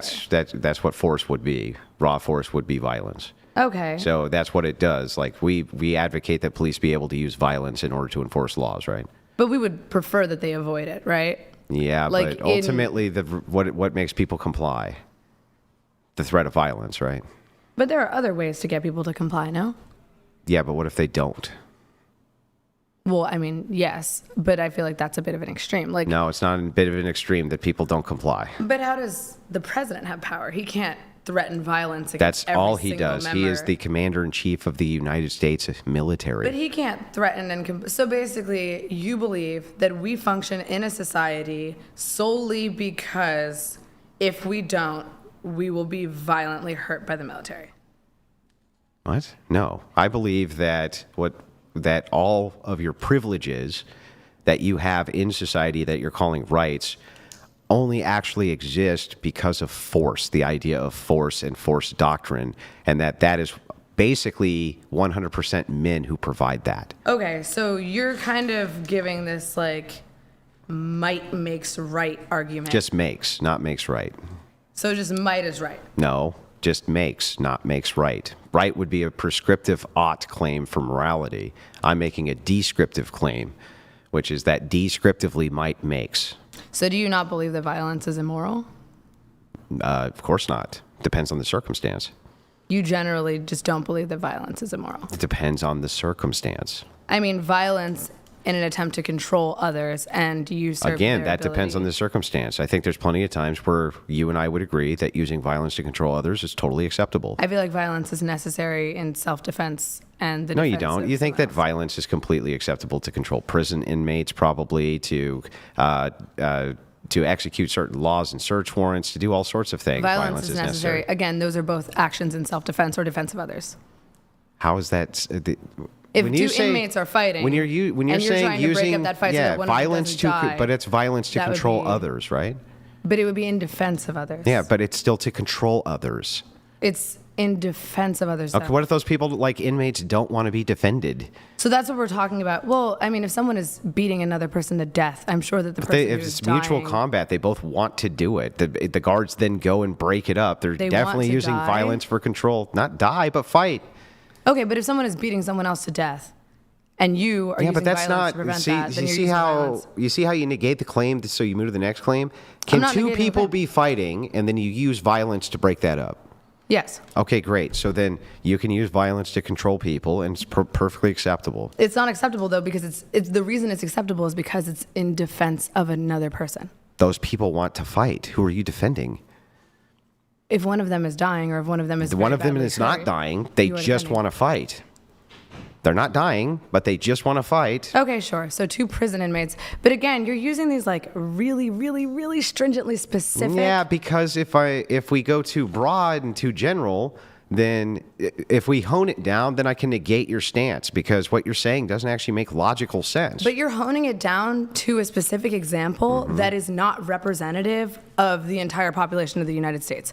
I feel like we should use an example. What that is less- representative of the entire population of the Not United States? two prisoners who choose to fight to the death. Well, what I is? mean, that's the furthest thing from the truth. But when you make a claim, you make this claim. You say, Andrew, violence is only just, or violence isn't justified to control groups of people. And I'm like, yeah, but you don't really believe that because I can give you examples of groups of people who you would want to control with violence and you think it's totally acceptable. And you're like, yeah, that's true. Well, those people have lost the right to free will by committing but a hang crime. on. You go, yeah, that's true. But, right, I still now don't want to use that example. It's like, that makes no sense. It's a refutation to your position. That's why I hone in on it. Okay, so people, we know this through the Constitution, essentially relinquish their right to free will by threatening the free will of others. That's why prisoners are allowed to go to jail, and that is constitutionally accepted. Yes.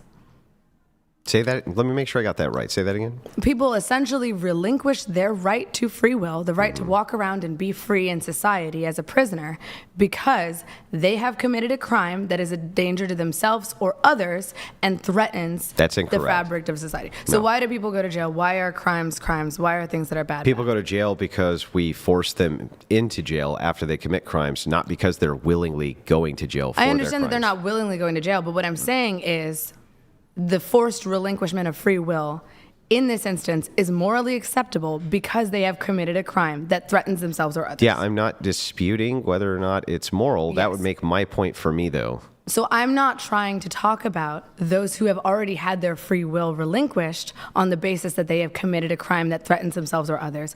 I'm trying to talk about people who are not criminals, who have not relinquished their free will, who are here in this country and deserve the right to choose what they do with themselves and their bodies. Now, Okay, well, I mean, back you're making a to- lot of suppositions there that I just kind of like don't agree with. So you don't think that people deserve the right to bodily autonomy? No. What makes someone deserve the right to bodily autonomy? Well, when you say bodily autonomy, would you agree then that a fetus has bodily autonomy? I'm talking right now about human beings. Well, I consider those human beings, though. I'm talking right now about people who can talk and walk, who are independent, singular organisms. So people who are in comas, they have no rights? Dude, you keep doing comas and prisoners and fetuses. Just talk about a fucking person. What about that you is a and me? person. Just talk about a person who is not an exception, who is not in a medical state of physical. Yeah, but what we're trying to determine right now, is the worldview. You say people deserve to have bodily autonomy. And then you give me the criteria for bodily autonomy, and then I can instantly point to an example where you agree That's that not what we're trying to do. What you're trying to do What am I trying is to create do? a gotcha so you don't have to answer the genuine question that I'm asking. What's the you. genuine question you're asking? The question is, do people, regardless of outliers, does the average person who has not committed a crime, who is not inside of another person, who is not brain dead or in a coma, deserve bodily autonomy? Depending on what you mean by that. Bodily autonomy being defined as the ability to choose what you do with your body so long as you are not threatening other people's bodily autonomy. No. Why not? Because I would say that things like laws against unaliving yourself would be completely appropriate and things like this, which would be a violation of your bodily autonomy by your criteria. So you think that because people can't unalive themselves? No, I'm saying you gave me the criteria for what bodily autonomy means, right? You asked me what an objection would be against it, and I just gave you one. Okay, so let's cut out that outlier. Do you think that people who are not inside another person, who have not committed a violent crime against themselves or others, and who are not currently brain dead and are conscious and capable of perceiving the world, do you think that those people deserve bodily autonomy? No, based on the Why example not? I just gave you. Just because people have the capacity to unalive themselves, no one deserves bodily autonomy. By the definition that you just gave, we could not give them bodily autonomy definitionally by that definition because... Definitionally by that definition. Definitionally by that definition, yes. So I could say definitionally by some other definition, but I'm giving you the referent to your definition. We don't deserve bodily autonomy. Not by your because- definition, because that would prevent us from preventing people from like doing suicide and things like this. So we don't deserve bodily autonomy because under my definition of bodily autonomy, we cannot prevent someone from killing themselves? Correct. But that's not a violent act. Like, Yeah, that's a real but why violent can't- act. Why can't, under my definition, you can't prevent someone from killing themselves? Because it would violate your rule for what bodily autonomy is. I said so long as you are not a threat to yourself or others. So that includes you. So you would relinquish your bodily autonomy if you were a threat to yourself. Then I think that it would then just be trivially true that you don't really mean bodily autonomy anymore, because what you do is you say bodily autonomy with all of these exceptions where we can violate bodily autonomy. But that's like 3 exceptions. It's exceptions that... It's not like 3 exceptions. Exist. It's many exceptions. What about somebody who's just like cutting themselves with a razor blade? Can we stop them? What about a person who just says that they want to cut off their right arm because they think it'll be fun? Can we stop them? Like, there's so many examples I can give you of where we would violate people's bodily autonomy. What about a person who's having like a manic episode and doesn't want to go to the hospital? Can we violate their bodily Well, autonomy? they're a threat to themselves or others. So again, that would fall in there. What if they're not a threat? What if they're just Exclusive. having like a manic episode? They don't want to leave their house. You just perceive it Well, that way. happens all the time. Those are homeless Exactly. people, So and they do have we bodily violate autonomy. that whatever you consider by your definition bodily autonomy. When you say people deserve that, and I say absolutely not by that definition, because I can point to 300 different reasons why we would need to violate So it. is there any definition of bodily autonomy that you think that a Not that I'm human aware being- of. I'm not aware of a definition of bodily autonomy I would agree to that I wouldn't think we should be able to violate. So you don't think that people should have the ability to control themselves and their bodies under any circumstance because I there didn't say are... under any circumstance. So what's the circumstance in which people should have the right to control their body? Yeah, so, well, for me, I would say that if it's in some type of case of will,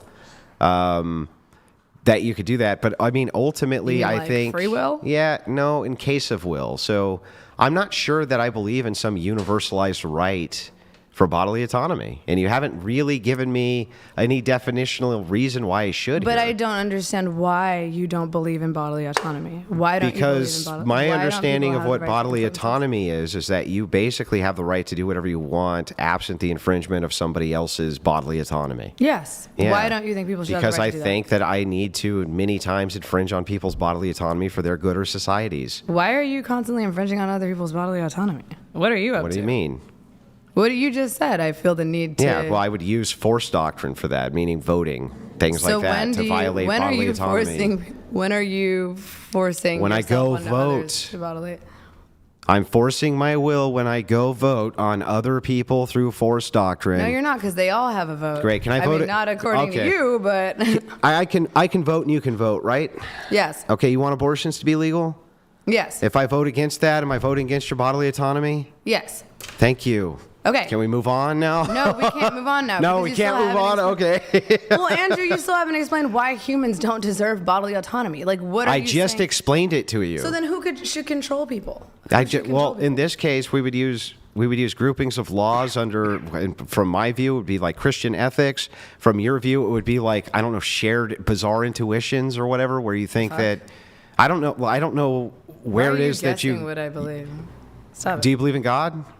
I'm on the fence about Then it. it's just intuition. So everything that you believe is probably just intuition. So you believe, well, I mean, there's also facts and like physical evidence, but you know. So you believe Facts and physical evidence require an interpreter, right? like eyes and ears. They and a brain? require you to interpret them. So you're saying that facts are different for everyone, regardless of how they interpret. Well, they require an interpreter, and the interpreter can interpret them however they choose, and then can make moral prescriptions based on those. But when we get to the moral prescriptions, Facts don't change based on your. but personal your moral perspective. prescriptions based on the facts do. That's Okay, why sure. they require interpreters. So I'm not really willing to kind of cede the Every ground. fact, but you are Yeah. your own personal interpreter, no? Yeah, I interpret things correct. Yeah. Yes, okay, and so do I. That's Yeah, I how know, but I facts just work. don't- We I- all see but I- facts, and then we make Yeah, our right, own but I conscious haven't- judgments about those facts. Right, but I have an based on how epistemic our brains work. foundation that I appeal to for foundational morals. You don't. You would So just you think appeal that to everyone should intuition. have to subscribe to the Christian God, and that is who decides who has free will? I think that Christian ethics. I'm confused as to what that. We're has not to do with even. bodily- We weren't talking about free will. Okay, so then what We're is? talking about bodily autonomy now. Okay, so then based on Your definition of bodily autonomy, Yes. the one that you gave me, Sure. we would definitely need to violate it, and you even agree to that. So and what? Just for abortion or what? no, for the purpose of like suicide, cutting yourself with razor blades, all sorts of various things that you could do to yourself for self-harm, that we would step in and violate your bodily autonomy over. Okay, so outside of those specific examples in which someone is committing an act of harm, which I also removed from my definition of bodily Then autonomy. I don't consider that bodily autonomy anymore by your definition. Okay. Your definition would have to be something Dude, different like the than right your to go definition. to the fucking grocery store. Who has that right? Who are you saying under your standpoint of government, what is it based on your equal force objection So- can women do Yeah. that they should not be allowed So to let's do? untangle some ideas. When you say who has a right to go to a grocery store, who has an inherent right to go to a grocery store, or who has a physical right enforced by men to go to a grocery store? Which thing are you asking? What do you An inherent right or some external subjective right that is enforced? Which thing are you asking? I'm saying who has an inherent right to Nobody. move their body in the way that Nobody. they Nobody has an inherent right to do anything. Nobody.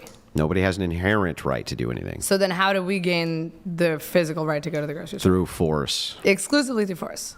Yeah, the only reason that so if let's say the Taliban took over the grocery store area, do you have the right to go to the grocery store now? No, but that's an Then anarchic society. Then you're agreeing with me. So then you're I'm saying not there's agreeing no with you. inherent right. It sounds like you're advocating for anarchy, and the only way that I'm people not advocating gain a for right- anarchy. The only way that people gain a right is through force. Then we'd all be fighting each other all the time to gain the right to just No, use we don't. our bodies You can in a basic way. cooperate for the purpose of force doctrine. We do it constantly. What do you mean? No, we don't, because we don't live under a force doctrine principle. Yes, we do. Well, how would old people have the power to do anything? How would disabled people have the power? Because to do they anything? have- If no one can defend themselves. Because they through have force. people who have force, which enable them to do those things. That's how.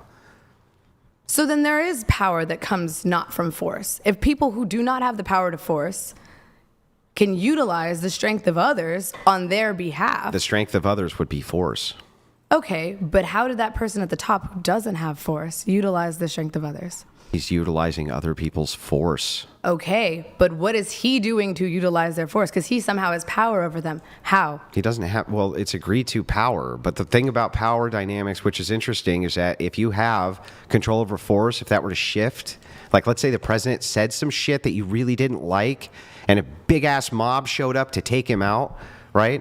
And nobody opposed that, who has force doctrine on their side? That's fair. So I want to go back to this claim. You said Hang on. agreed to- Before we go back to No, my claim, You said agreed hang to on. powers based I want to on force. Wait. And I would like to just ask. Hang on. You said that's if- fair, though, right? You said that's fair. No, You said that's fair. I'm responding to the words you're saying. If you said agreed to power based on force, Yeah.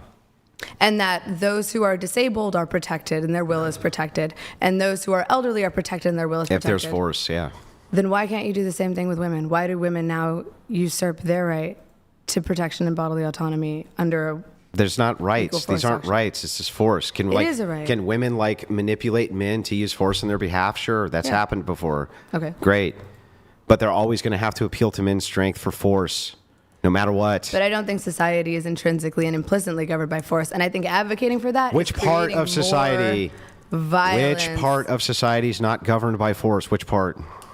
I mean, schools aren't governed by Yes, force. they're People governed go to by force school for because sure.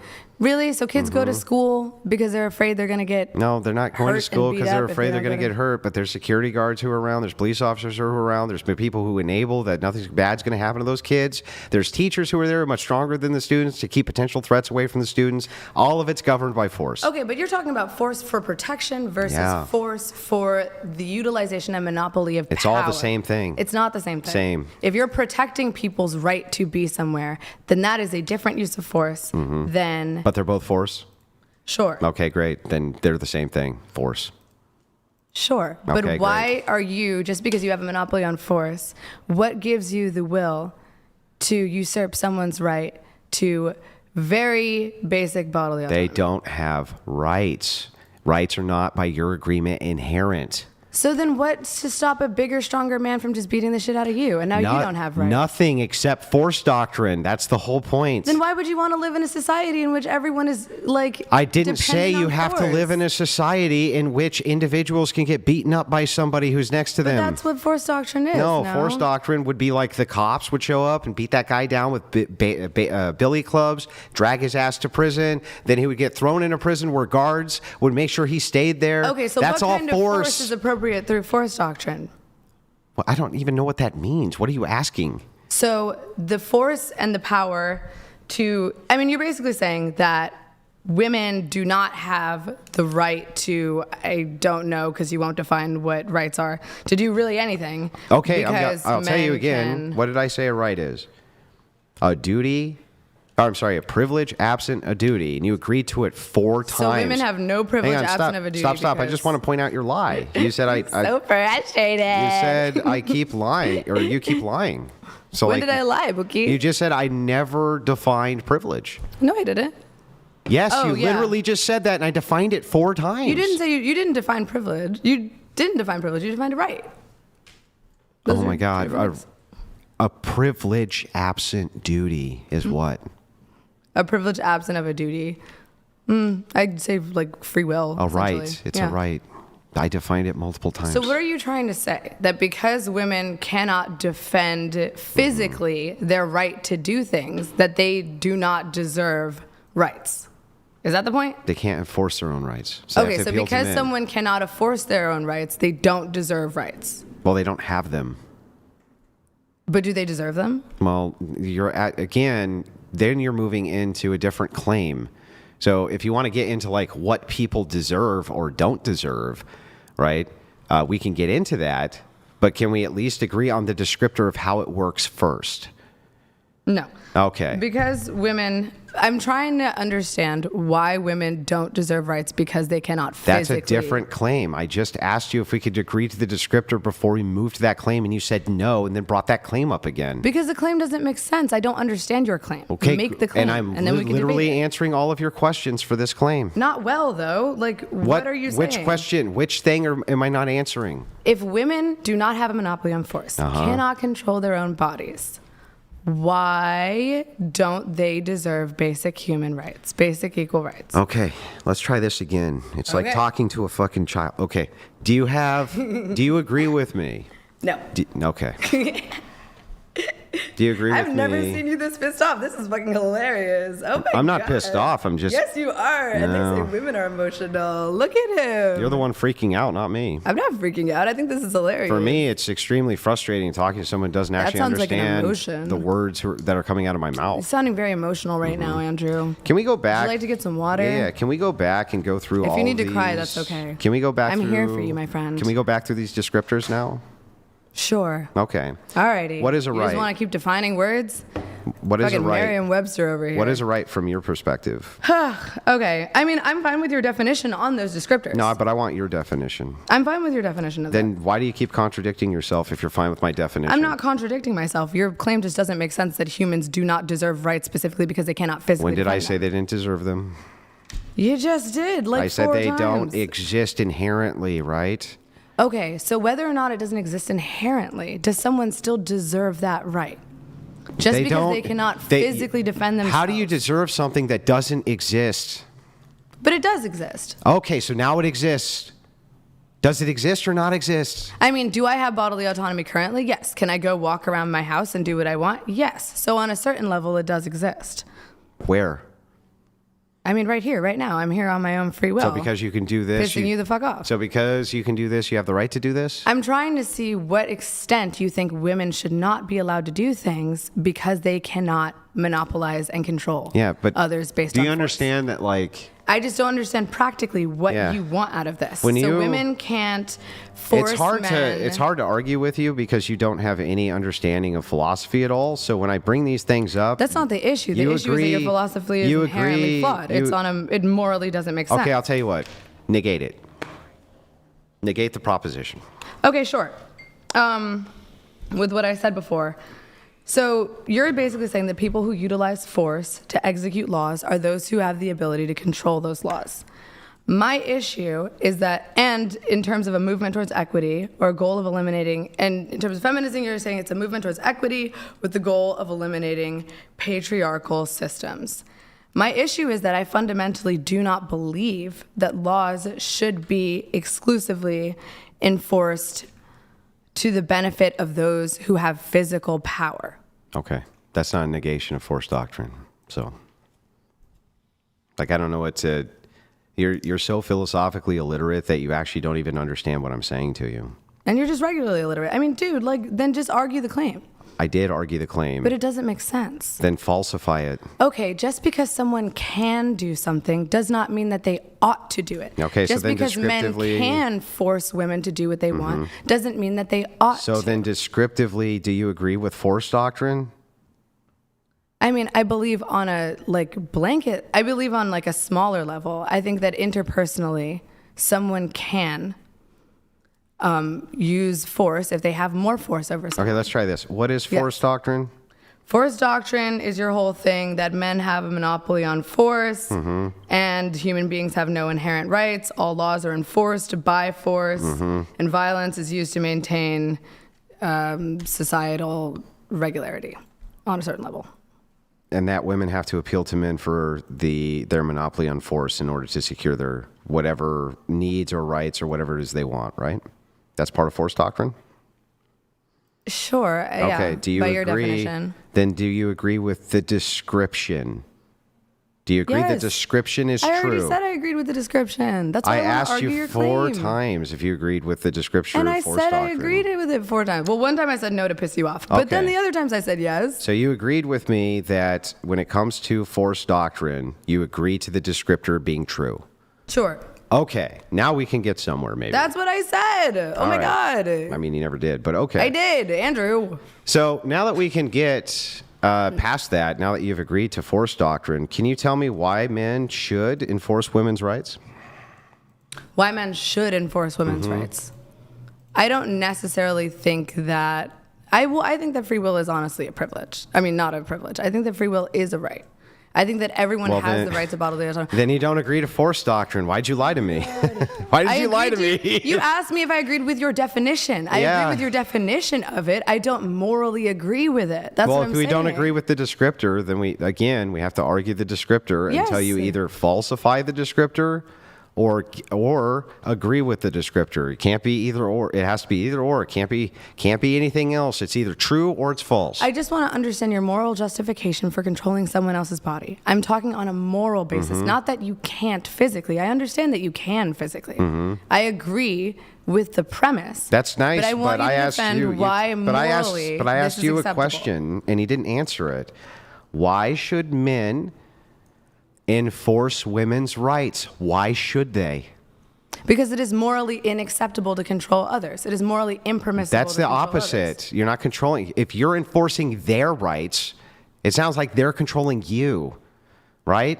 Like, how are you controlling them by enforcing their rights? But right is simply, as we've defined it, a privilege without a So duty. why should men enforce women's privileges? But they don't have to. So what are you defining as Answer my question. Why should men enforce women's privileges? They don't have to enforce women's privileges. Great. Great. I believe the exact same thing.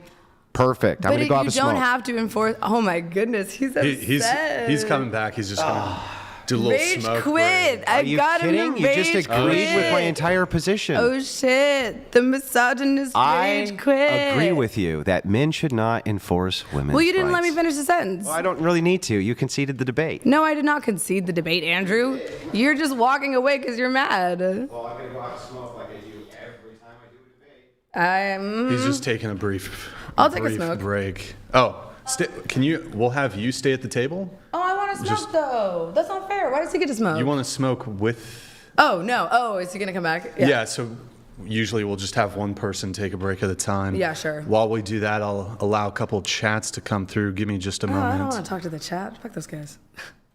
Give me one moment here. All right. So, guys, if you're enjoying the stream, $200 TTS if you want to get a message in. Okay, If you've got a question or something for. Can I just finish the basic point that I was gonna make now that he's not here to interrupt Well, me? you may want.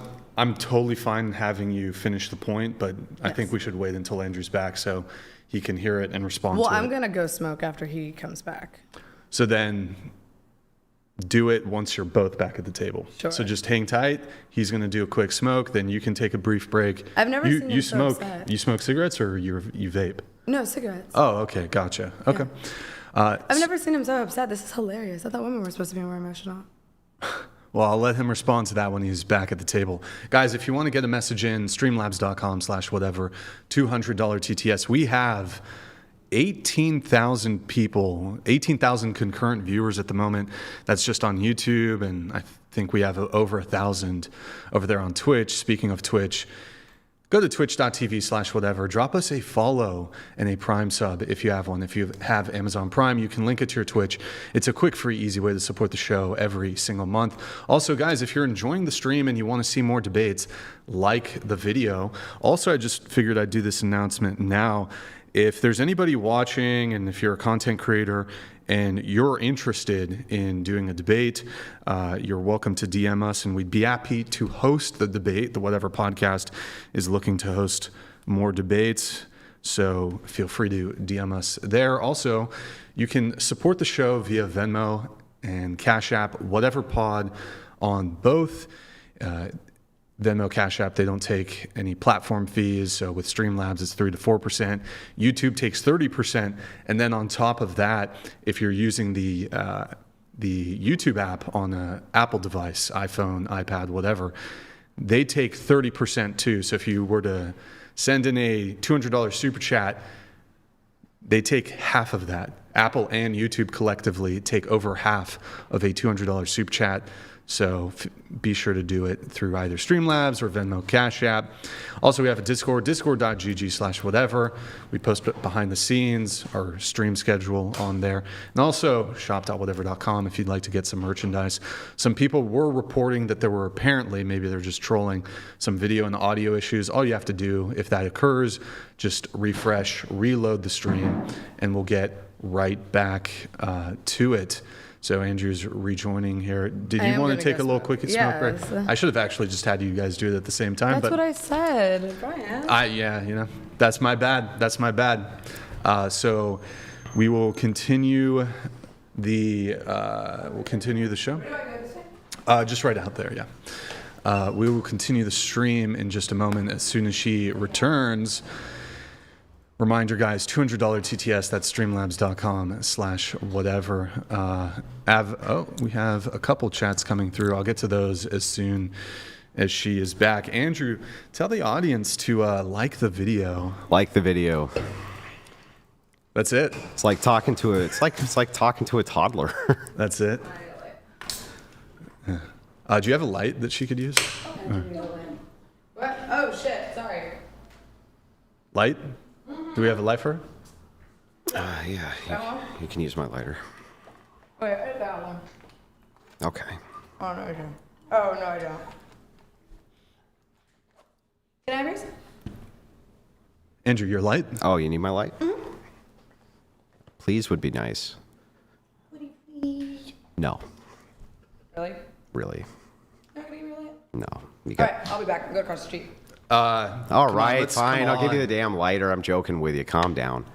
Here.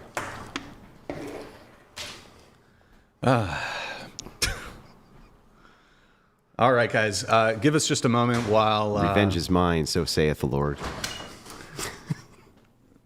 Give us a moment here while we're just taking a brief intermission to allow our debaters to take smoke breaks. You guys should quit, you know. You ever... You should just let us smoke in the studio, bro. Get a studio. I will get evicted. Get a studio where we can smoke. It's not a bad idea, though. I mean, I would have no problem with it, but Okay. I must abide by the landlord's rules. Okay, so guys, if you're enjoying the stream, just hang tight, stay tuned. She's going to take a quick smoke break, and we will be right back.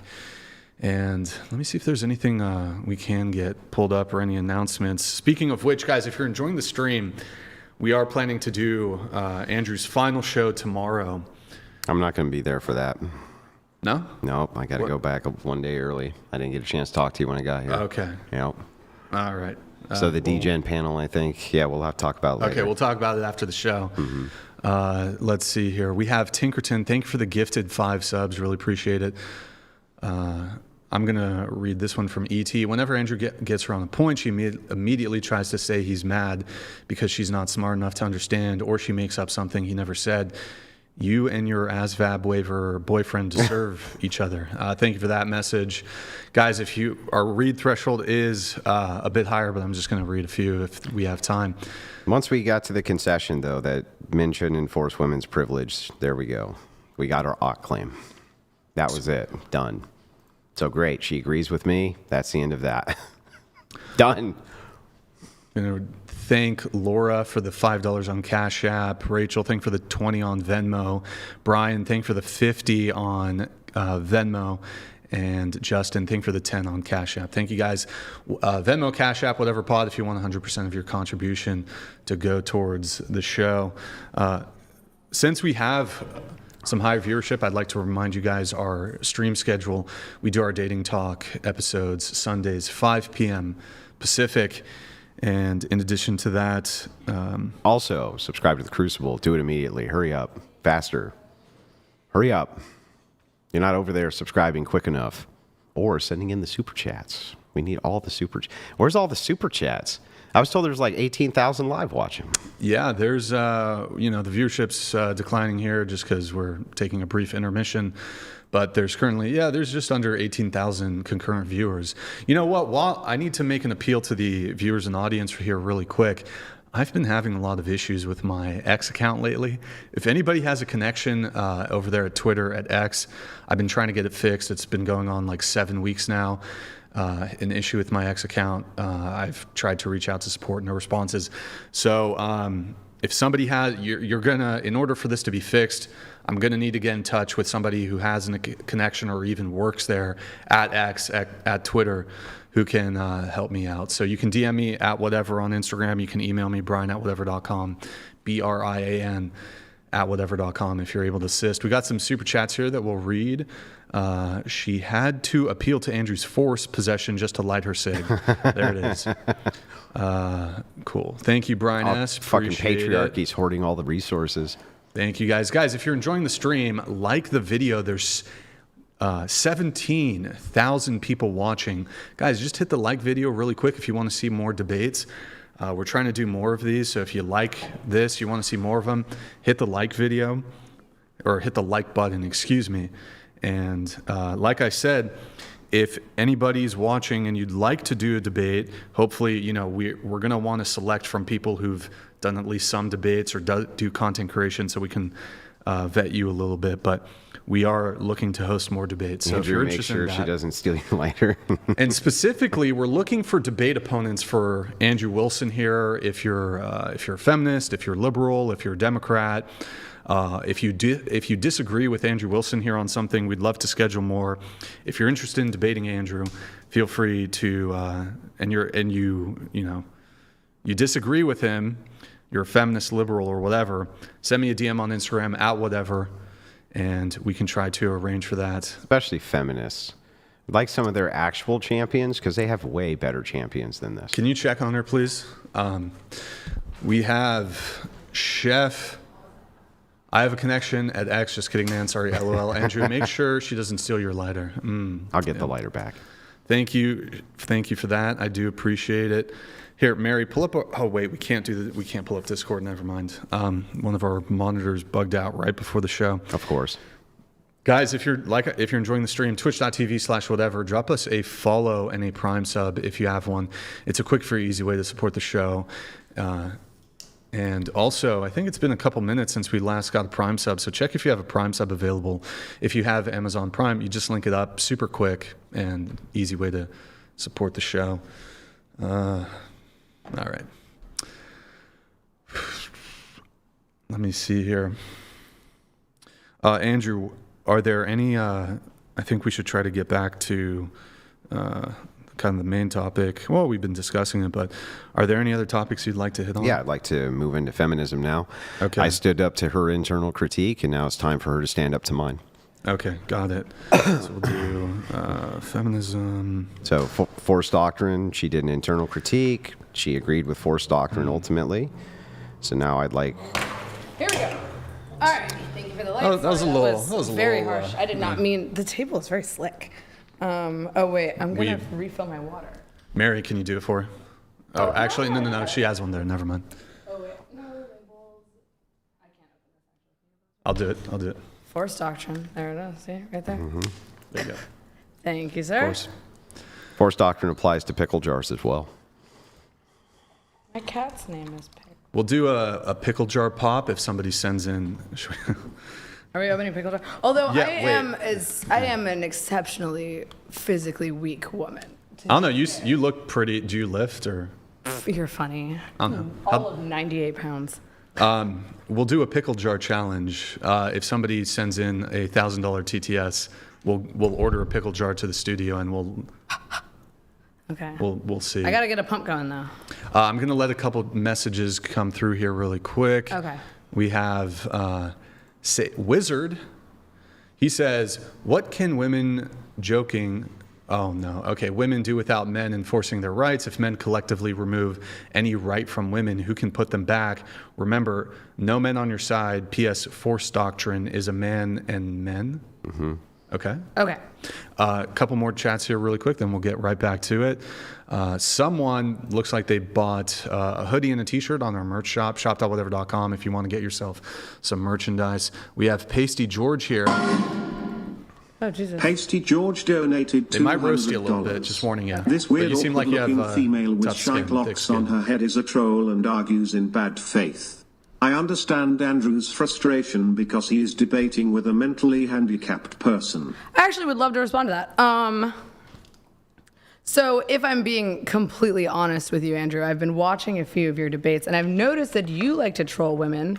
Specifically, there was a video in which you made fun of a disabled person, you made fun of their deaf accent. You do that consistently. Mm-hmm. You've called women whores. You've called them I don't satanic. call them whores. I literally just watched a video of You didn't calling watch women. a video of me You calling called her a women satanic whores. prostitute whore. You just did it. If she was a prostitute and a Satanist, yes. Well, she wasn't a Satanist. She was a sex worker. But No, she was a Satanist. am I answering the question or are you answering the question? Yeah, but I'm not going to let think you the question was lie. directed to Like, I'm me. not going to let you lie. She was a. I think the question If a was directed person to is a Satanist and a prostitute, are they a satanic whore? But she didn't call herself Can you a answer my Satanist. question? She didn't identify But she as a did. Satanist, though. She did, though. She's Okay, a, if you're a Satanist and a prostitute, then you're a satanic whore. You see how that works? Yeah, I see how that works. Do you? But Do you? Here's what I'm trying to say. You're so emotional. Calm Andrew- down. oh Answer my the goodness. question. Look at him. He's Answer trying the to do question. it to me. Answer Are the you trying to question. upset me? Answer the 'Cause question. It's not working, baby. I don't know. It looks You like think it's. I do It looks like working? it's working. It's really not. It looks like it is. It's really not. Yeah. So is a woman who is a Satanist and a prostitute a satanic whore? Yes. Now, can I answer thank the you. question directly? Thank you. Okay. So then I was right. And it's funny because you just said you don't call women whores, and then you just called her a whore. But No, I make descriptive statements on Andrew, what is you a don't let me answer whore. the question. I don't think it was I directed make to a you. descriptive statement on what is a Somebody whore. paid a ridiculous amount of money to ask me a question, and I would like to answer I it. can't wait to hear it. Okay. To be honest with you, Andrew, I think you debate in bad faith. The whole Whatever that means. concept of I'm trying to dominate my opponent is not necessarily the way to debate. If you're trying to reach a common ground and create a mutual consensus, that is a bad faith debate. I You literally pay people- just you charge people allowed my 250 entire worldview to be up for internal critique.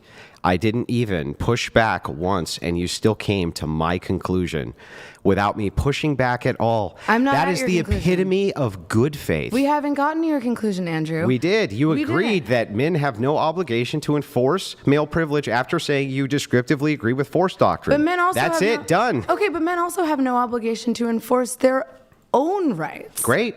So, like, how do you create a society in which all rights and all privileges are based specifically on force? To me, that sounds like You'd anarchy. already descriptively agreed and conceded that point, but I'd like to move into feminism whenever no, you're we ready. did not concede that point. I mean, you did, but we have other topics to move into, specifically your feminist view. And since I stayed up to internal critique, it is now your turn for your view.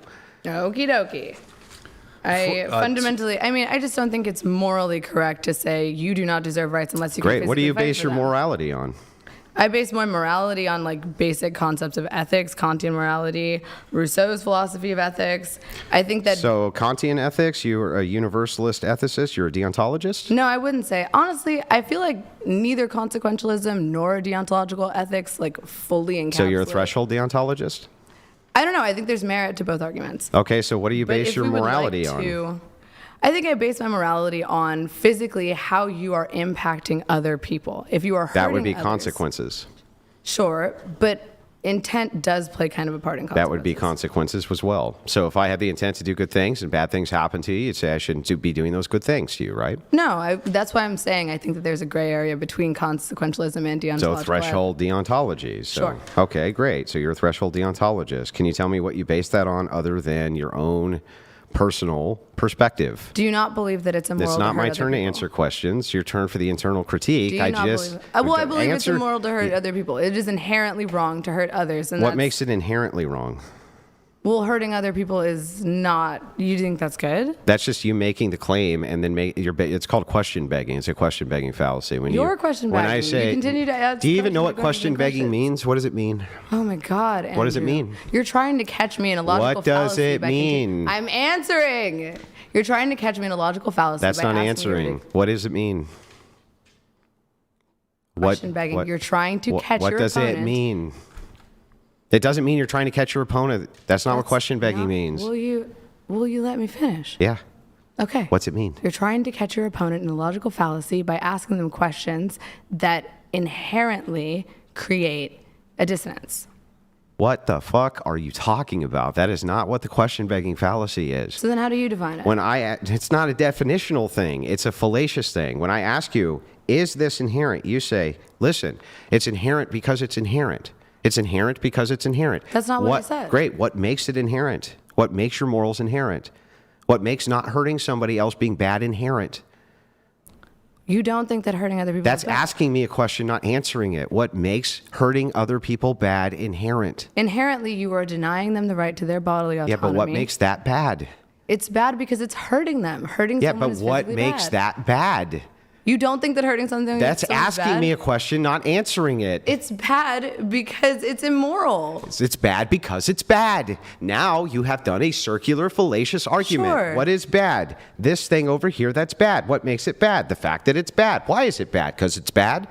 Is that why it's bad? You sound like a Is cat it in the hat. bad because it's bad because it's bad? It is inherently wrong to hurt other people. Yeah, what makes it inherently wrong to hurt other people? It is inherently wrong to hurt other people because you are denying them their free will, you are causing them physical pain, Mm-hmm. and you are participating and exacerbating in suffering. Yeah, and what, suffering. what makes that bad though? You don't think that causing other That's people to suffer asking is me bad. a question. Asking me what makes it bad doesn't describe for me what makes it bad. Hurting someone is bad Because you are denying them their right yeah, to but free what will makes that part bad? and perpetuating Yeah, suffering. but what makes that part bad? You don't think that suffering is bad. No, that has nothing to do with what I think. It does have Here's everything to do with what here's you- how this you think. conversation's going, just so you know. Sure. I'm like, is eating candy bars bad? And you're like, it's bad. I say, what makes eating candy bars bad? And you It's say, well, because unhealthy. it's unhealthy for you. And I say, but why is being unhealthy bad? And you say, because eating candy bars is bad. You are causing physical harm. Okay, you are disrupting society. So eating a donut is immoral? I'm not talking about candy bars anymore. Is eating a I'm talking about donut your immoral? initial Is eating a statement. donut immoral? No, because you're not causing a physical harm You're to anyone causing else. physical harm? To someone else. It is an exercise So of is your free making will. donuts immoral? No. But even if people are going to eat them and it causes them harm? But eating one donut is not going to cause someone physical harm. Yeah, but if you there's eat a donut in excess, then that causes someone physical harm. But that is not something that you are policing. If you make donuts and then force someone to buy and eat 10 Got it. donuts in front of you, then that Okay. would be causing a physical harm. When you say the word inherently, what you mean is something which is like based inside the human experience? What do you mean by inherently? I mean, on an instinctual level, does it not Instinctual. hurt someone to cause harm? Although, of course, there are people I'm just who asking are what do sociopaths you and mean don't by feel that. inherently? I mean inherently as in on a very basic, it is a fact, inherent fact. Inherently, it means it's a fact. I'm just saying inherently as in it is implicit throughout every culture. Well, not every culture, but like it's implicit. Okay, inherently means implicit. So it means always, like always something. It's inherent. It's like always this thing. Is that what that means? I'm getting confused. What the fuck are you talking about? I'm asking you what inherently means. Why don't we just Google it? Why I'm not married. I'm actually okay with you. If you want to Yeah, Google can the we Google definition it? of inherent, Yes, yeah, thank you. Brian can pull it up. I'm not trying to get a got you on the definition. I just want the definition. Okay, yeah, then let's pull it up. Existing in something as a permanent, essential, or characteristic. Like always. That's what I said. attribute. I said always. So I just want to make sure. Hang on. Yeah. Existing. Read the rest of it. There's a few others. Do you want Just the first Just one's the first fine. one. Okay, existing in something as a permanent, essential, or characteristic attribute. So it is a permanent attribute from your view that hurting somebody else is bad. Yes. Why? Because you are causing them physical harm, which is a disruption to social order. Why is that bad though? Well, because you would have no social order, you would not be able to progress as a society, and physical harm is painful. You are causing someone pain. It is bad to cause someone pain. Yeah. I think that's an But you inherent just fact. do you understand like what you keep saying is it's bad because it's bad. Well, it's causing a because negative. it's bad because it's bad. You are taking something away from someone, Mm-hmm. which is their physical, like, just capability. and So existence. if it were the case Yes. that most of society believed that enslavement was fine because it was inherent that some people were allowed to own other people, would that be bad? But that's not an inherent truth. Well, what makes physically hurting someone else an inherent truth? Physically hurting someone else is an inherent truth because you are denying them bodily autonomy and the ability to control what happens to their body, and you are causing a net negative to that person. Yeah, but you haven't actually told me why that part of that is bad, though. Causing a net negative to others is bad on every single moral, like, as a Christian, you should know why hurting other people is bad. I know why Christians think so. I don't know why you think so. I think so because, again, you're robbing them of their bodily autonomy. Yeah, but you don't tell me why that's actually bad. So you start, this is what makes it question begging. You start with the assumption as the conclusion. You start with the premise as a conclusion. Hurting people is bad because it's bad to hurt people. Yes. That's your position? No, I'm saying hurting people is bad because you are robbing them of their physical autonomy and you are creating a net negative to another person. So if you could hurt people collectively in some way and it causes good outcomes, would that be bad? Yes. Well, then you just negated what makes it bad. Well, that's because I'm not a consequentialist. Then why are you making the claim that this is bad if even the good results are still bad? But it's not a good result if you are hurting people at a net negative. Huh? If it is a net negative, then it is not good. If hurting people is a universal net negative to those people, Yeah. and the more people you hurt, the more negative it is, Yeah. then hurting people in that instance is also bad. What makes it a net negative, though? Physically harming someone is negative to them. You are causing pain, which is a negative to them. Okay, and do you agree that there's some groups who maybe have negative outlooks that you need to cause pain to? If they are hurting other people and the negative of those people is outweighing the negative of hurting them, then potentially. What if they you have just to hurt a refuse to serial killer- comply? But that's why, like, going back to the force theory, that's why force is used in some situations to control others. and it is used immorally when it is not controlling someone who is putting a net negative. I want to tell you about a little island called Papua New Guinea. Oh, God. On this little island called Papua New Guinea, there's a tribe called the Cum Warriors of Papua New Guinea. You might think I'm making this up. I'm not. No, I feel like I've heard of this before. This isolated tribe in Papua New Guinea, what they enjoy doing is, they have the yits of the tribe, the younglings, who are male, go over and blow all of the adults, essentially, the yits. They go over and, service them, let's say. Yeah. Okay, that's what they do. Yeah. However, when psychologists go and look at this, the kids there actually demand to do this because it's a part of their culture. Now, me as a Christian, I would say that's inherently bad. Right. Why would you? What basis could you have to justify if there's no negative outcome, which is what you're saying bad is? If there's no negative outcome, well, there is a negative outcome.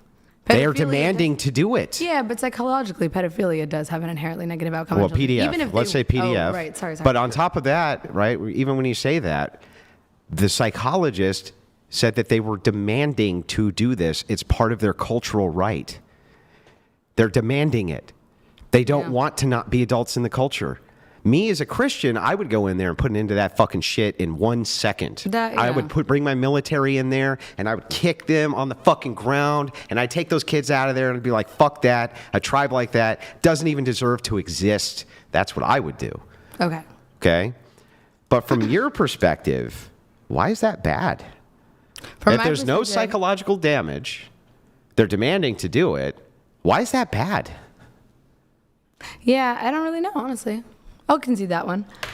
Now, I do have a question in terms of the use of force. You don't. I just want to make sure that it's on record that you just said that you don't know why it is that an entire tribe that does this with children is bad. I just want to make sure that you are clear that you just said that. I think it's bad because P3DO is inherently bad because it is inherently psychologically damaging to children, even if they demand to do it. Even if there's even if the ramifications of the removal of them doing that, the kids fight tooth and nail to go back to do that because they want to be part of the manhood of the tribe. I'm sorry, what? So even if you try to get them away from doing that, they demand to go back and do that, right? They're demanding it. What's the greater psychological harm then? The greater psychological harm is I would say it's a net negative to encourage and endorse pedophilia. Well, you're not. You're not. It's an isolated tribe. It's not being endorsed by anybody anywhere. Well, I mean, if you were there and you had the opportunity to prevent it and you did. Yeah, but why would you, from your worldview, try to prevent something which is only bad by the metrics that you stated that it causes harm when this isn't causing harm? I don't believe that psychologically it doesn't cause harm, though. But wouldn't there be a worse psychological ramification if you separate them and they absolutely demand to go back and are willing to kill to get back to their tribe to do this? Yeah. Okay, so, I mean, I don't know. It sounds an awful lot like you're defending PDF file. I don't think I'm defending PDF. It sounds like you're defending PDF files. I still think the PDF file is immoral. But why? You just keep saying because inherently it is, even though you can't give the causal for bad. P3DO is inherently negative because it has a psychological damaging effect on children. Well, if we can't even move into what bad is other than what is bad, what if I use... So how do you define that, so Andrew? I'll use this... Well, you're under the internal critique now. I just defended my worldview. Now it's your turn. So I will... So moving on to your next... Well, do you want me to define it then? Well, you don't need... I mean, I guess you can try real quick if you want to do that on the social side, or we can just move right into your feminist worldview of what is bad.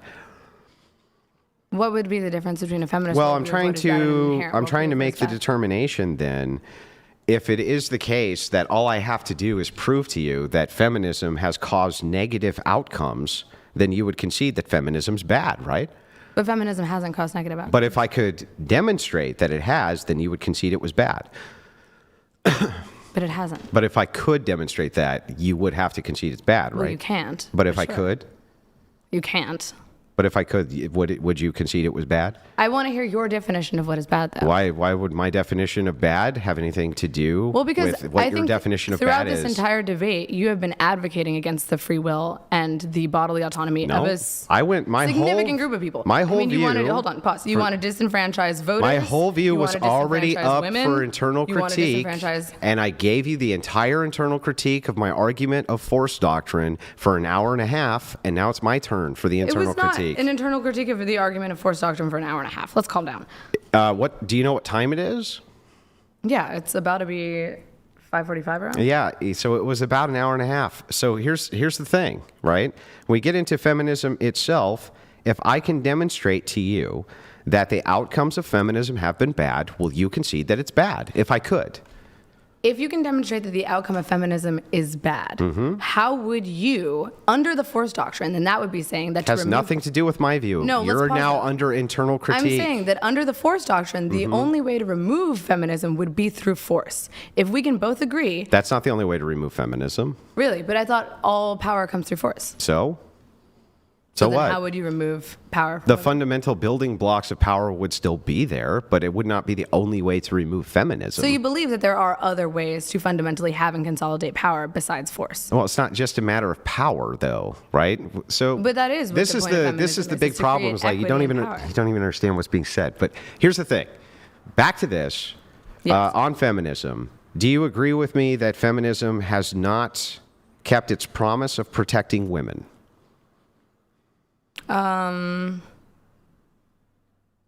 I think it's making progress. I think it's done better, but I don't think it's Well, complete. how is it done better if we've had now about 150 years of feminism and women are in more dangerous situations they've ever been in the history of the United States? Why do you believe women are in more dangerous situations now? Well, I'm than sorry. they were? Do you agree with all of the RAINN statistics on sexual assault and all these various things? Well, sexual assault statistically has increased, but again, the amount of reporting has also increased. And so has STDs. Before sexual so assault has was not- so has STDs. So Well, that has, affects so, men and women. So have mental illness, not as much as it does women, and Okay, not as but I much. feel Hang like on, you're not as much conflating- as mental. Hang on, I'm going to give you the laundry list. Sure. Mental illness is much higher in women. Single motherhood much higher in women. Right. Divorcee much higher. Right. All of the by every single conceivable metric for negative outcome, you would have to concede that we've had nothing but negative outcomes from feminism. But I the think you're intact family conflating- home has been completely eliminated due to feminism. That's not true. Yes, it is true. I think you're conflating causation and correlation, though. Okay, I'm sorry. Is it feminists How are you claiming and that feminist organizations that push for no-fault divorce all over the United States? Sure, yes. Yeah, and I'm sorry, but do you think that we divorce have is more necessary. or less intact families because of that? Okay, but living in an unhappy home, like why should people be subject to live in What about the positive outcomes for children? Like, even if it were the case that you didn't really like your husband, but your children had better outcomes if you stayed with him, shouldn't you? Your children will not have better outcomes. If they to live did, in. wouldn't you?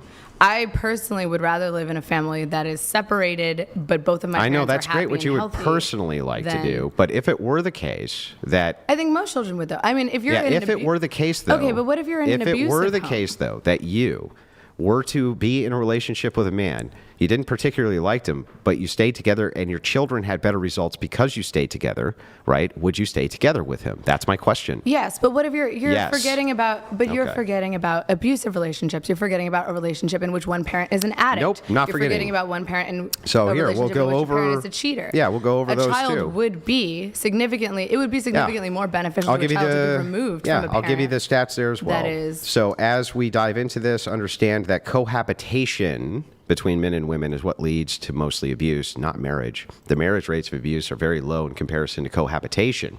Cohabitation is the standardization, which you see with divorcees. That's where most of the abuse comes from. Where it doesn't come from usually is from the husband in the home. But you're saying that cohabitation is leading to abuse, and marriage is cohabitation. No. Cohabitation would be you're living with a man without being married to him. Okay, so you think that they should marry, but like that would be having a child out of wedlock, which is Yeah, you don't need to Against have the a Christian child religion. out of wedlock either. Like these things are not mutually exclusive. So if it is the case, you have cohabitation, it leads to more abuse. The prescription for that, for the less negative outcome, would be marriage, right? no. The prescription of that would be to separate those two people. If cohabitation of two partners who are not married is leading to abuse, then why should those people then get married? Yeah. That okay. doesn't make any sense. Okay. No. The fact that they're married and the fact that when you're married, there's less abuse than when you cohabitate would point and indicate that cohabitation is a bad idea. Not that marriage is a bad idea. No, I think it would point and indicate that couples who cohabitate without being married, it's better. Why should they get married? Why should you get married to someone who you cannot even cohabitate with? Because abuse rates skyrocket when you cohabitate and are not married. So those who are cohabitated in an abusive relationship, once they get married, you're claiming that cohabitation that abuse stops. itself leads to more abuse. Okay. So then why would the remedy of that be for those two people to get married? Because oftentimes the cohabitation begins from divorce. So you're saying that cohabitation, what the fuck does that even mean? It means that post-divorce, women tend to cohabitate more, especially when they have kids. And it's the cohabitation with these people which leads to the abuse in their kids or the abuse of them. So you're saying that they should stay in an unhappy relationship instead of leaving Only that if we relationship care to about cohabitate. outcomes. And you said, if it is the case that I stayed with my man and the outcome for my kid was better, you should probably do that. So if it's the case that I can demonstrate for you But what about that the when outcome? women leave their husband, the abuse rates for them and their kids skyrocket But for what about the cohabitation. But what about the outcome for that woman? What about the outcome for that man? My turn. I mean, that's a net my negative turn, for two my adults turn, versus a net still negative my for, turn. for a child. Here's what you said. You said specifically, if it is the case that I'm married and the results are better for my kids. Wait, one second. 1 second. You're going to filibuster the My mom is debate? calling me, hold on. Why is your mom calling you in the middle of a debate? All right, while I don't she's know. doing that, here,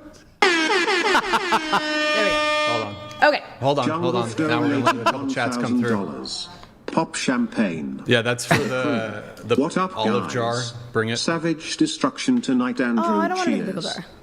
It's an olive jar, so it might be easier. We weren't able to find, we couldn't find the pickle jar. Go ahead, put Oh, it on that's the not corner fair. there. He paid $1,000 for a pickle jar. You should get a pickle jar. You know, actually, I'll see what I can do. Okay. Can you, Do you have a source on... you got to open it. I have to open it right now? Yeah. Okay. Yes. It's easier because it's an olive jar, though. Wait, put it. My nail is fucking me up. Yes, I do have a source for that. If you would like it, it's from the NIS. Anybody can find it. I just cited all of the statistics on it yesterday.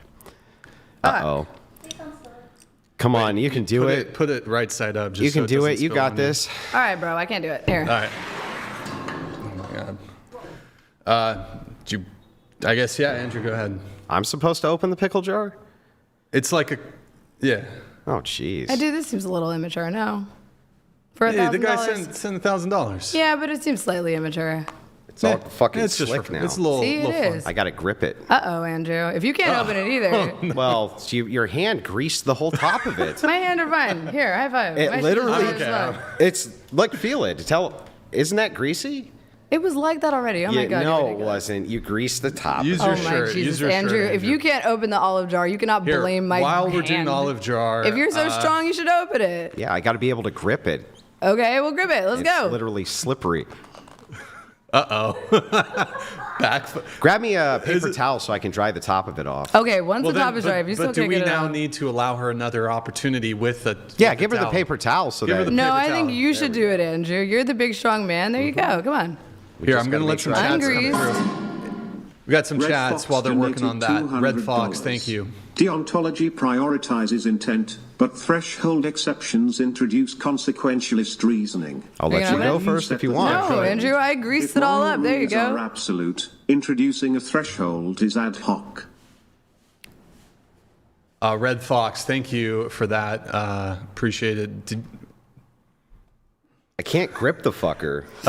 Like, I got to have a way to grip it. Jungle. Andrew, I'm sorry. It's not. My fingers slip What a right off the backfire. lid. My fingers are literally slipping off the lid. I just can't grip it. You know what? Maybe the olive jars are harder than the pickle jars. They're not hard to open, but I can't grip the Oh, fucking me? thing. Watch this shit. So you can't blame me for my greasy fingers now. Like, go on. It's still greasy. The top of it's like, You tried it with like 4 feel million it yourself. Tell me Should I'm I wrong. you know what?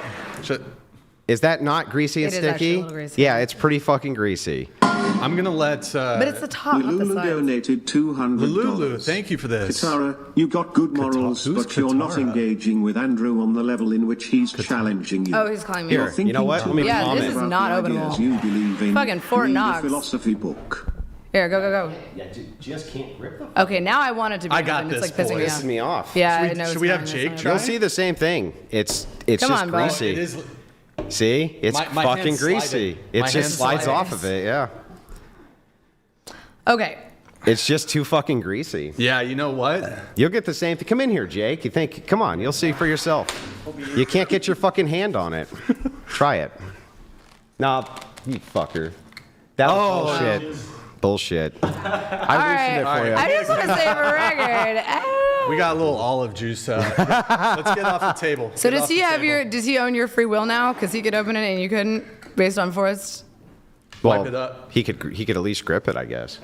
So I don't know. Here, wipe it up though. Yeah, I'll get it, Brian. Calm down. It's all good. Here you go. You know, you got to keep the table clean. Oh God, is Brian gonna?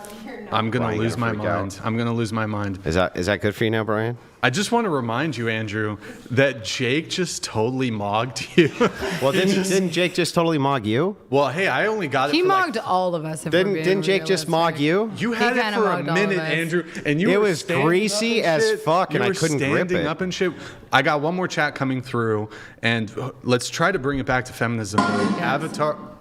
Avatar Gloctavius donated $200. Ooh, that's a great question, Naima, actually. Do you think misogyny is worse than misandry? If so, why? Here's what we're gonna do, though. Yeah, I like that because question. I mean, time- I have a quick answer. I think they're one thing both really quick. equally bad. Time is limited, so we do have to kind of rapid fire through it. So Yeah, if you I guys got want to this. have a brief back and forth. This is super I don't. quick. I want to get back to the view. I agree with that.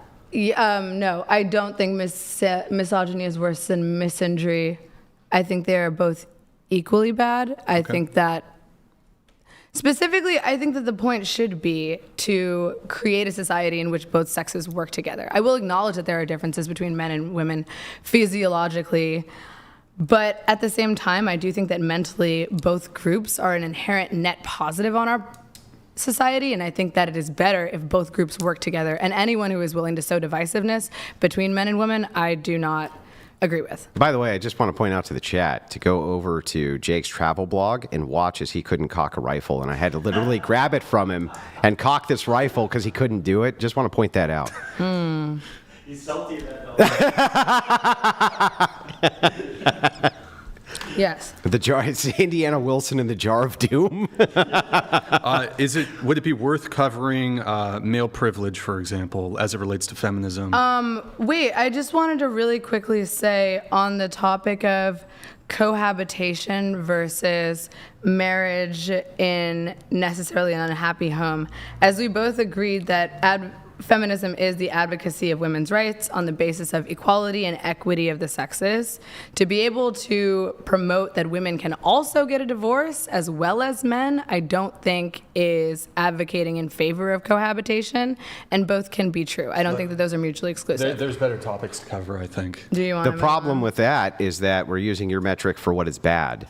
Under your metric for what is bad is the negative outcomes. There's negative outcomes with those relationships, therefore they are bad. I already told you that I'm not an inherent consequentialist. Yeah, I know, but every time I try to get a justification out of you, you just went back to negative outcomes. Otherwise, bad is bad is bad is bad is bad is bad Okay, is but bad. you can't really quantify the net negative outcome of something that doesn't happen. Actually, or I doesn't can exist. quantify the negative net outcome. I can look at what happens to the children who are abused. I can give you the stats from the NIS. I went over all of them yesterday, right here on this very program with a different feminist debater. So then what you're arguing is against cohabitation, but not against the right to Unless get it's a divorce. feminists who are doing everything they can in order to produce the outcomes for marriage and cohabitation. I mean, I don't know who you're talking to, but I'm You not don't know doing who I'm everything I talking can to? produce the outcomes against. Got like it. you can say that cohabitation is bad, but women still deserve a right to divorce a husband that Okay, is. well, let's move on. We'll move on to the next one. I'm fine with that. Yeah. And we'll do the final internal critique for the debates done. What's the next topic, Brian? Or do you want me to bring one up? Do Oh, you have yeah. something? We could cover differentials when it comes to privilege, male privilege versus female privilege.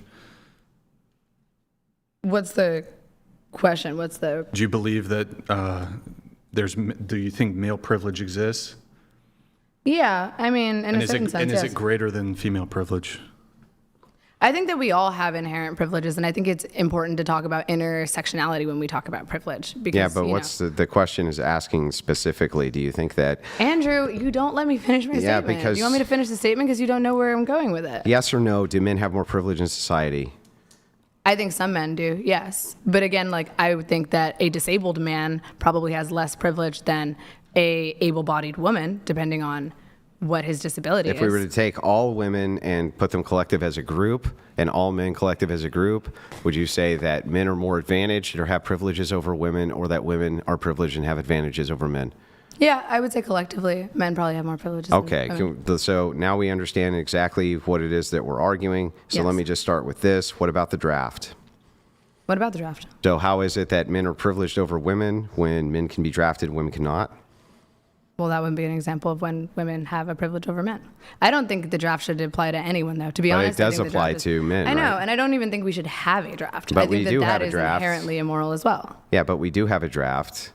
We do, descriptively. I know, and we should. And how could it be that men, young men especially, can be drafted at the age of 18, 19, 20 years old, be sent to fight wars often on behalf of women who can vote them into those wars, right? How is that a privilege that men have? And what is the, if you had to pick anything that you could point to for women that is on par with that duty that men have, I want to hear what it is. I would say probably the societal role of the traditional wife and the inability for certain women, or the promotion of an idea that women should not be allowed to work. Who promotes that women should not be allowed to work? You do. No, I don't. So you think that women should be allowed to work? Women have always been able to work. And you think that outside of the home? Yeah, of course they've always been able to work outside the home. Hey, that's great. What does that have to do with anything? I mean, part of the whole manosphere and like the promotion of these social norms and social roles. That's where you're wrong. You see, Really? Actually, you have the more misogynistic view. No, but I'm against You have the more that. misogynistic view. The truth is that what the manosphere would say is that a lot of them say, no, those women need to fucking work. Otherwise, they're in a position of privilege being at home. So let me ask you this. Are women in a position What of privilege? manosphere podcaster is Oh, saying you that? hear them say it all the time. Are women in a position Really? of privilege? Candace Owens Hang isn't on, saying stop, that. stop. Myron Gaines isn't saying that. Stop. Yeah, they do. But here's Andrew the Tate is thing. not saying I'll that. demonstrate it for None you. of them are Are saying women that. in a position of privilege when they're stay-at-home moms? No. Are they in a position of privilege when they're working? Unless I think that they're in a position of equality or equity. That's the goal. But so then that would mean, by that logic, they're oppressed by being stay-at-home moms. I think that if they are not using their free will to decide whether or not they're a stay-at-home mom. Yeah, they're a stay-at-home mom. Okay. Are they privileged or not privileged? Is it a privilege to be a stay-at-home mom, or is it not a privilege to be a stay-at-home mom? Or is it a privilege for women to work, or is it not a privilege to work? I think it depends circumstantially. If a stay-at-home mom is choosing and has her free will to be a stay-at-home mom, and that is an Yeah. arrangement that she made with her husband, who would also like to do that, then it can be, yes. But if a woman does not have the right to make that choice, and if you are, proposing a society in which we follow strict gender rules and societal rules in which Yeah, but only women can- gender norms show women always working, always having worked. Yes. The idea is gender norms, what they don't show is that it's a good idea for women to take their reproductive years and work outside of the home. That's stupid.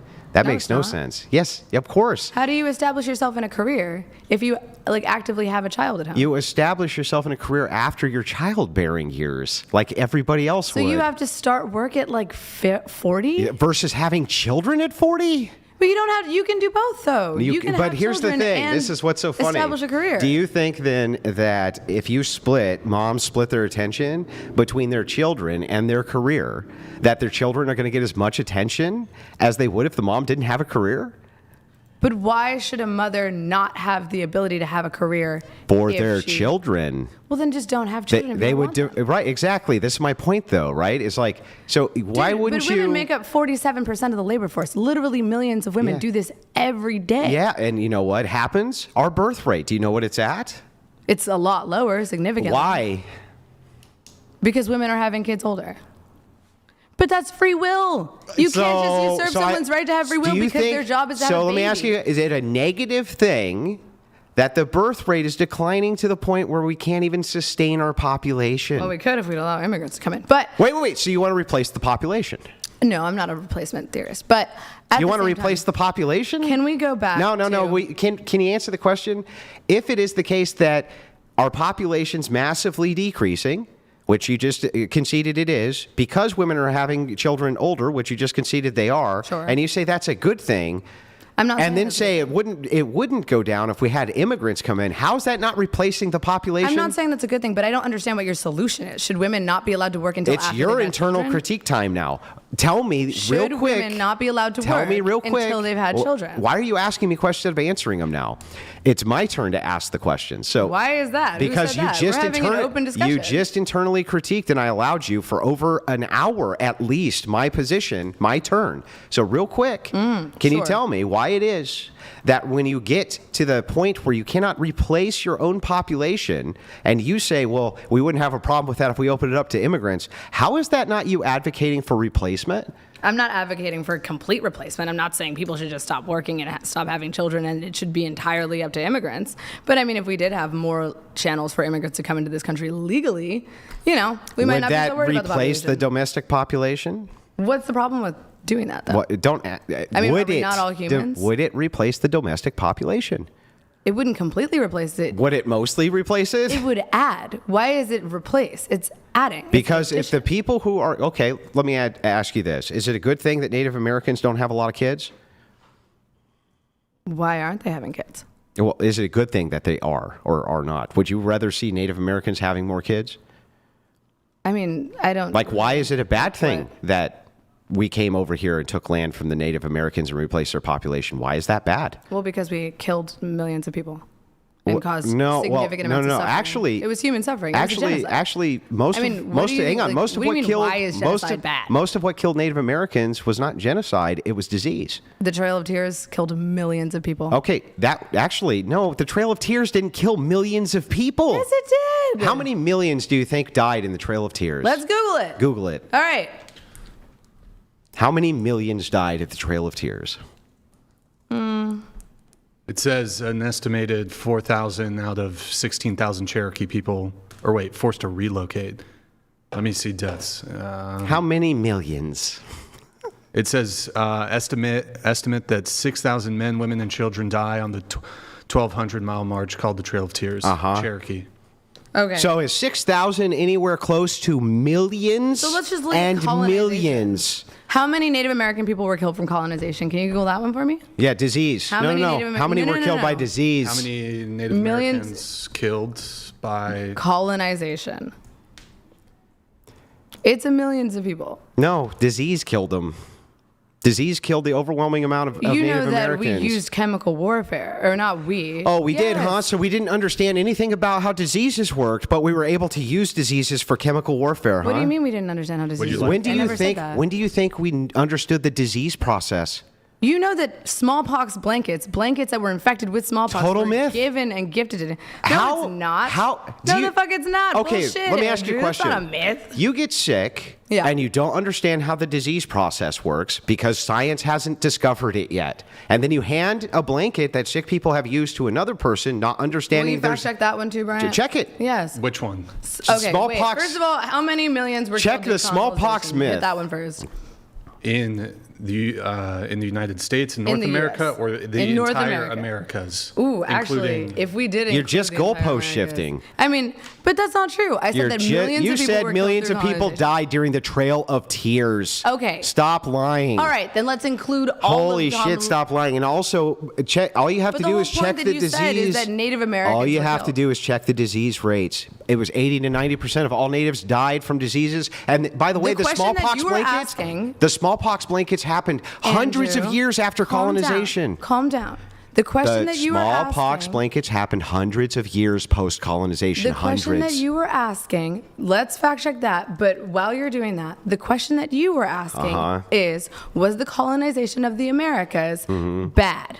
And I'm saying, yes, it was, because it resulted in the deaths of millions of people. Got it. So if the outcome, and that would be a negative outcome, right? Yes. So oh if my Jap- God, why is my if dad Japan if Japan wants to keep itself Japanese, is that negative?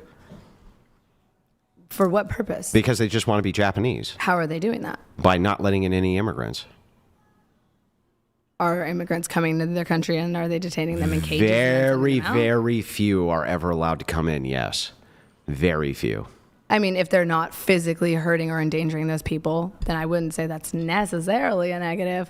But I think it depends on the outcome for the Japanese population. So as if well. the Japanese let's just say that they only wanted their domestic population to be Japanese. There's nothing inherently wrong with that. I don't know. You don't know? Can I answer the question? If there's a net negative that happens when the Japanese population self-isolates, then I do think that there's something inherently wrong with that. But I think it's hard to quantify how negative that is to that population. So, like, if the Japanese were isolating themselves and their Yes. birth rate was decreasing, you would consider that to be negative. Yes, if they were losing population, if they were losing a labor force because of self-isolation, if people were starving and people could not make enough money because of Well, they self-isolation. weren't just they're not starving, Well, but I they're guess, just yeah. not reproducing. If people aren't reproducing and they're incapable of reproduction or... They're capable of it, they're just not. Yeah, I mean, if it is hurting that population, then I would say that's a net negative. Okay, for so sure. then if white people aren't reproducing, is that hurting their population? It depends. Do they want to reproduce? It's seemingly the like primary edict is reproduction, right? Okay, sure. Okay, so then if white people are not reproducing, that's harmful to white people's population? Well, if the primary edict is reproduction, then why aren't they reproducing? Well, because they defer what's happened is there has been a massive campaign to defer all women's childbearing years for college years. This is in every industrial country we look at. So what are you structurally I'm advocating asking you for? this question. I'm asking you, is it inherently bad that white people aren't reproducing? No, if they have... So is it inherently bad, like you just said, that the Japanese people aren't reproducing? I guess no. If they're So then exercising why- their free will. But What this the is the point. fuck? How is it Andrew. bad if the Japanese don't reproduce, but it's bad if they don't, but it's not bad if white people don't? No, I'm not saying it's bad if either group does. But What you I'm just saying did. is it depends on the effects to that population and why they're not reproducing. If they're not reproducing as an exercise of free will, Gotcha. and they are happier without reproducing, then why is that negative? So if we were to look at like the mental health outcomes of women who reproduced versus those who didn't, which group would you say would be happier? I'm not sure. Which group do you say would be happier? Well, Statistically, which group is happier? what the group that's statistically happier are women who reproduce and have children. Okay, but again, that's the whole causation correlation thing, and it feels like The thing is like everything you can say is a causation, right? We look for the primary causation for what is the correlation. We even do this with things like drinking and driving, right? So Yeah. I could always say, no, it just correlates that drinking in your car leads to more accidents, right? But if it is the case that that's the primary correlate, then we tend to say it's because drinking and driving, these accidents increase. Okay. That's how you would do it. Hang All on. right, so if let's that's the say- case, I'm just asking you again the question, right? When you say, oh, it's just correlation, causation. If the primary correlation is that they're having children and that's what makes them happier, and that women who don't have children are less happy, then wouldn't you say that's a negative outcome? yes, I would say that's a negative. Okay. But I do just want to ask, so let's say that that is a negative outcome. What is your solution? Do you think women should not be allowed to go to college? Do you think women should... I would just advocate for a national campaign which asks women to keep the traditional family intact because it's going to lead to the most amount of children, and to defer those college age years, just like we did a national campaign to try to move women into college. I would do a national campaign to say, defer those years for childbearing, and you can always go to college later after your kids are grown, or you can do it from Oh, home. that's not fun. That's not the point of college. Did you go to college? The point of college is to go fuck? No. What's the point? The point of college is to learn while you are young so that you can gain skills that help you in the workforce and develop a career over time. It takes time to develop a career. You can't can just do that develop whenever. first of all, most of the people are getting degrees, by the way. They ain't using those fucking degrees in any of those fields, are they? What's your degree going to be in? What's it going to be in? Fucking your mom. No, I'm joking. Film production. And do you think that you're going to end up a film producer? Hopefully, that's the goal. But I mean, do you think that the chances that most people who have a degree in film production are producing film? I mean, I happen to go to the best film school in the country, but you know, Yeah, I'm and sure just a lot like of I people just aren't. had a woman I But- talked to yesterday who got a degree in comedy writing. Oh well, sorry. Or psychology or sociology. These fields are completely oversaturated. But these skills are still useful, and we also know that. Oversaturated. But we also know that people, on average, who get a college degree, the median income for those people is higher. Yeah, but guess what? The negative effects mentally much higher than if they they don't have children, they're college educated. So your plan is to usurp people's free will. How are you on their usurping it by behalf. having a campaign just asking people to defer? Okay, and then if they choose not to do that, what They happens? can choose, but Okay. here's the thing. It was extraordinarily... Then do that. Have fun. It was extraordinarily effective to have the propaganda which said that women should be going to college. If you look at the college rates, pre the propaganda, post it, right, you can see that it had a great effect. You could have the same type of effect which asked women to defer that for childbearing years because they're happier, more well-adjusted, and guess what you would be promoting then? The old school gender roles. Women fought an entire, I mean, not fought physically, but women had many movements on the basis of demanding the right to choose whether or not they go to college and when. Why would we do that if we didn't First want of to? all- Are you saying that the feminist revolution is a propaganda first of all, movement? when it came to college, it was there's currently more women in college when than it men. came if to we college, didn't want to be here, so when why it would came we to be? college, there was very few. There was these Ivy League colleges. There was very few colleges ever, and most men never went to college either. That's the truth. Almost nobody ever went to college. It was about the best and the brightest. And what's happened is we've lowered the deviated standards so anybody can fucking go to college. Now it's become a requirement for an entry-level job to go to college, which is insane. But that's an issue with capitalism. That's It's not an issue with feminism. capitalism. Yes, It's it an is. issue with Hold stupid on, just feminist one moment. propaganda. It's not feminist Just a moment. propaganda. Just a moment. I need to do a quick sidebar with both of you really quick. So viewers, we're going to take a 20, 30-second intermission. Just stay tuned. Hold on for just a moment. What do we do? No, you guys didn't do anything. One moment, guys.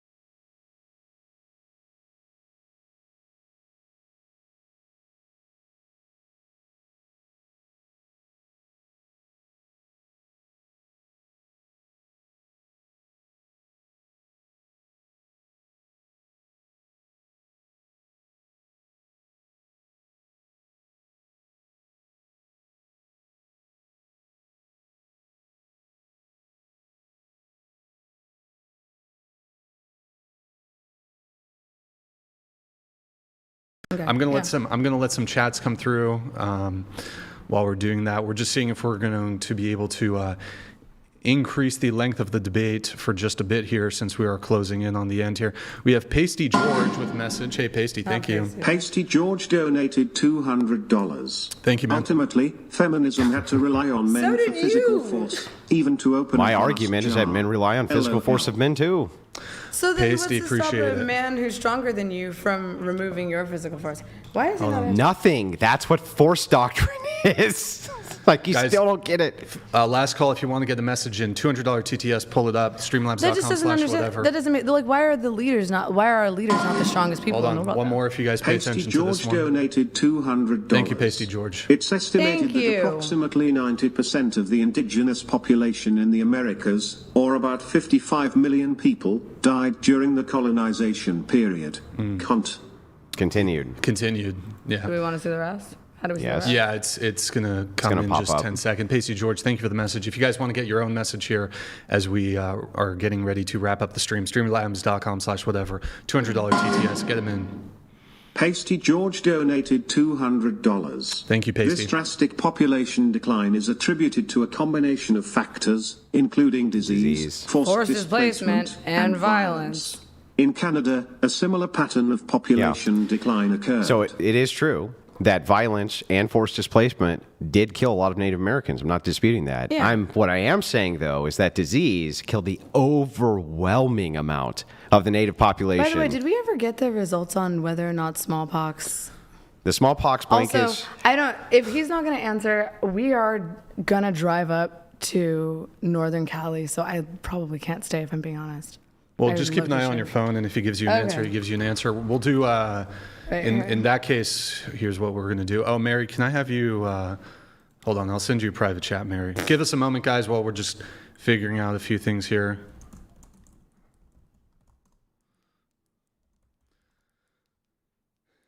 One sec, I need to bring it back to intro. I don't know.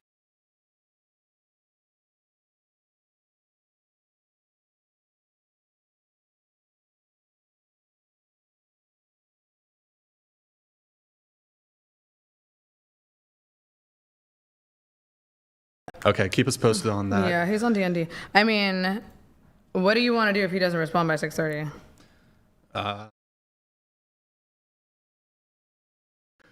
Why don't we just do this? Why don't you guys give your closing statements, and time permitting, we'll allow for like a little overtime. Okay. We'll just Okay. do that. So, Andrew, you go, or you I go get to go last. I open first. So Yeah. you go. You give your closing statement up to 5 minutes. Then Andrew will give his. Go ahead. Okay, hold on. Wait, I put it back here. Yeah, take your time. Boop, boop, boop, boop.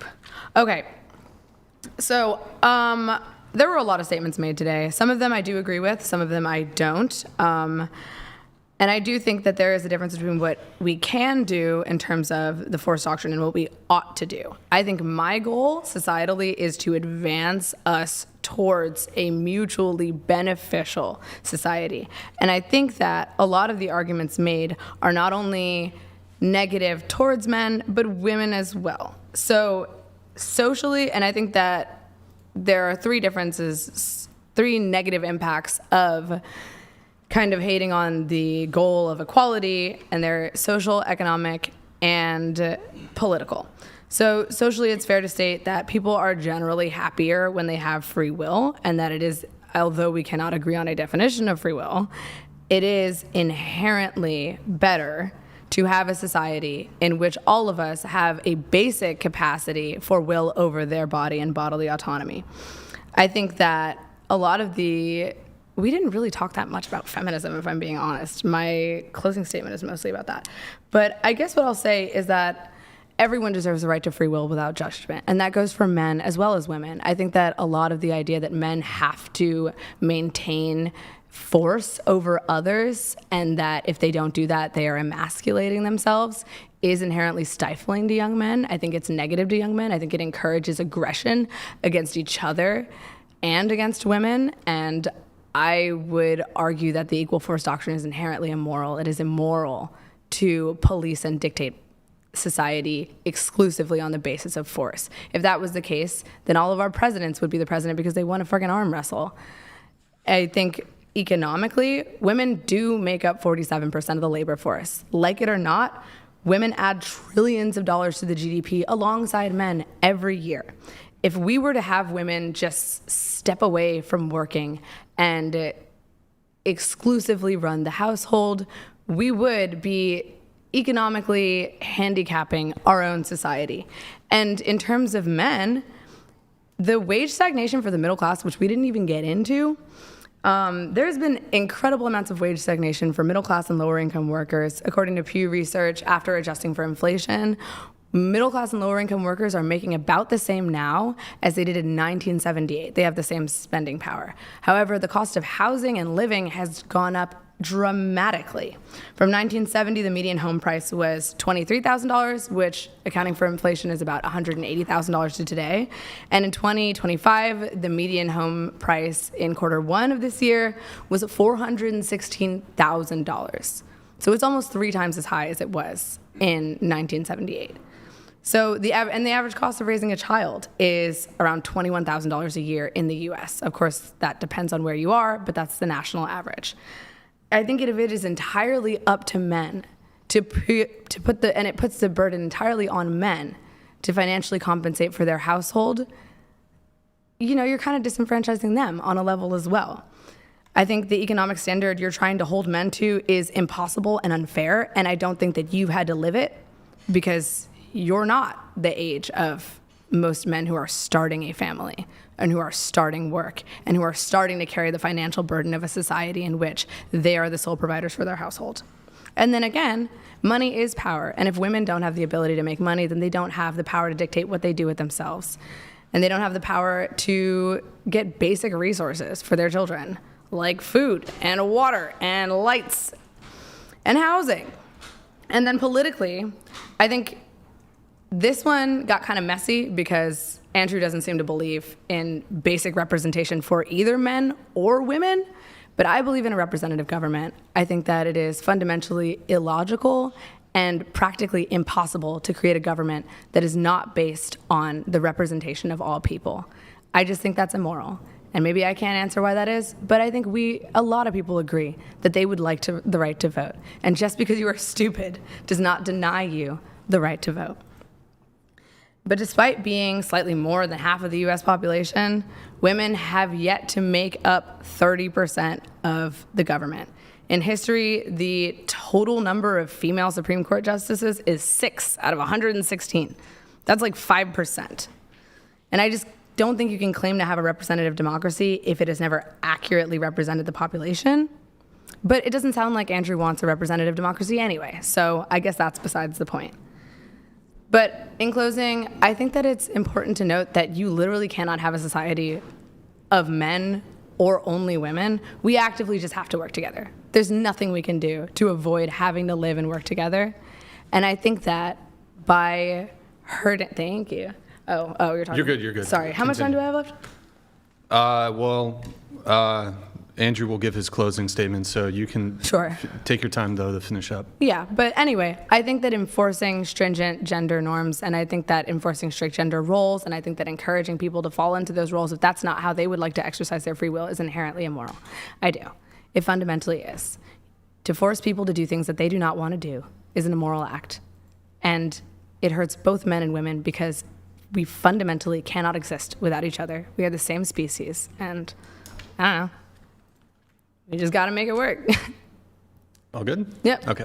My nose is itchy. Did you hear? You want to just check your phone, see if you heard from him? Yeah. All right, Andrew, would you like to give your closing statement? Yeah, so my opponent, this debate was particularly annoying because she just literally has no idea what she's talking about. She contradicted herself multiple times. She conceded the force doctrine. She said that there was millions of people who died on the Trail of Tears, just to name a few crazy ass things that she said. She did a question begging fallacy, which then moved on into another contradiction when we went into what actually even makes a thing bad. She couldn't decide on what even her ethical purview was, in which she was holding feminism to the standard of an ethical purview. We couldn't even get past a lot of that. So then we move into feminism itself. She ends up conceding to most of my points there as well. She says that if the Japanese, if their birth rate went down, that would be bad by her standard. If white people, wouldn't be bad. But then she contradicted that as well. It was just one contradiction after another. In fact, I would say, out of all the opponents I've ever had, this particular one contradicted herself more than maybe any other I've ever dealt with. When I go back through it and we clip it up, I got a feeling that it's just going to be like 800 contradictions.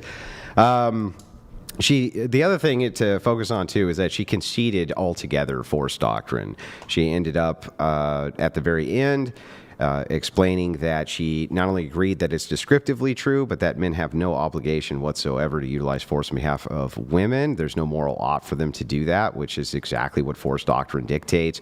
So she made a complete concession on that as well. She says that hating on equality is stupid, but we started to kind of dive into this. We weren't able to get to it, but a bit on college when she conceded the point that the standards have been lowered to the point where now a degree is necessary to get a job. You can see this with DEI across the board. It's not an empowerment of anybody. It's a lowering of standards, which hurts everybody. And that's actually what's been going on in society for a long time, is the lowering of standards. That includes with college, right? She concedes that most of the population is stupid. That was what she said. She said, you're right. Most people are stupid. Yet, I don't think she would say most women who go to college are stupid, which is interesting, isn't it, right? Most population is stupid. Most women who go to college are not. But if you agree that most of the population is stupid, then you would probably have to concede that most of the population who goes to college is also stupid, which means the standards have been lowered there so that they can pass college, right? She says 47% of the labor force are women, and then she acts like that's a choice, right? She's like, no, women are empowered because they have the choice to do that. It's like, no, they don't actually have the choice to be stay-at-home moms in two-income economy anymore, and that is taking choice away from women. That's not empowering anybody.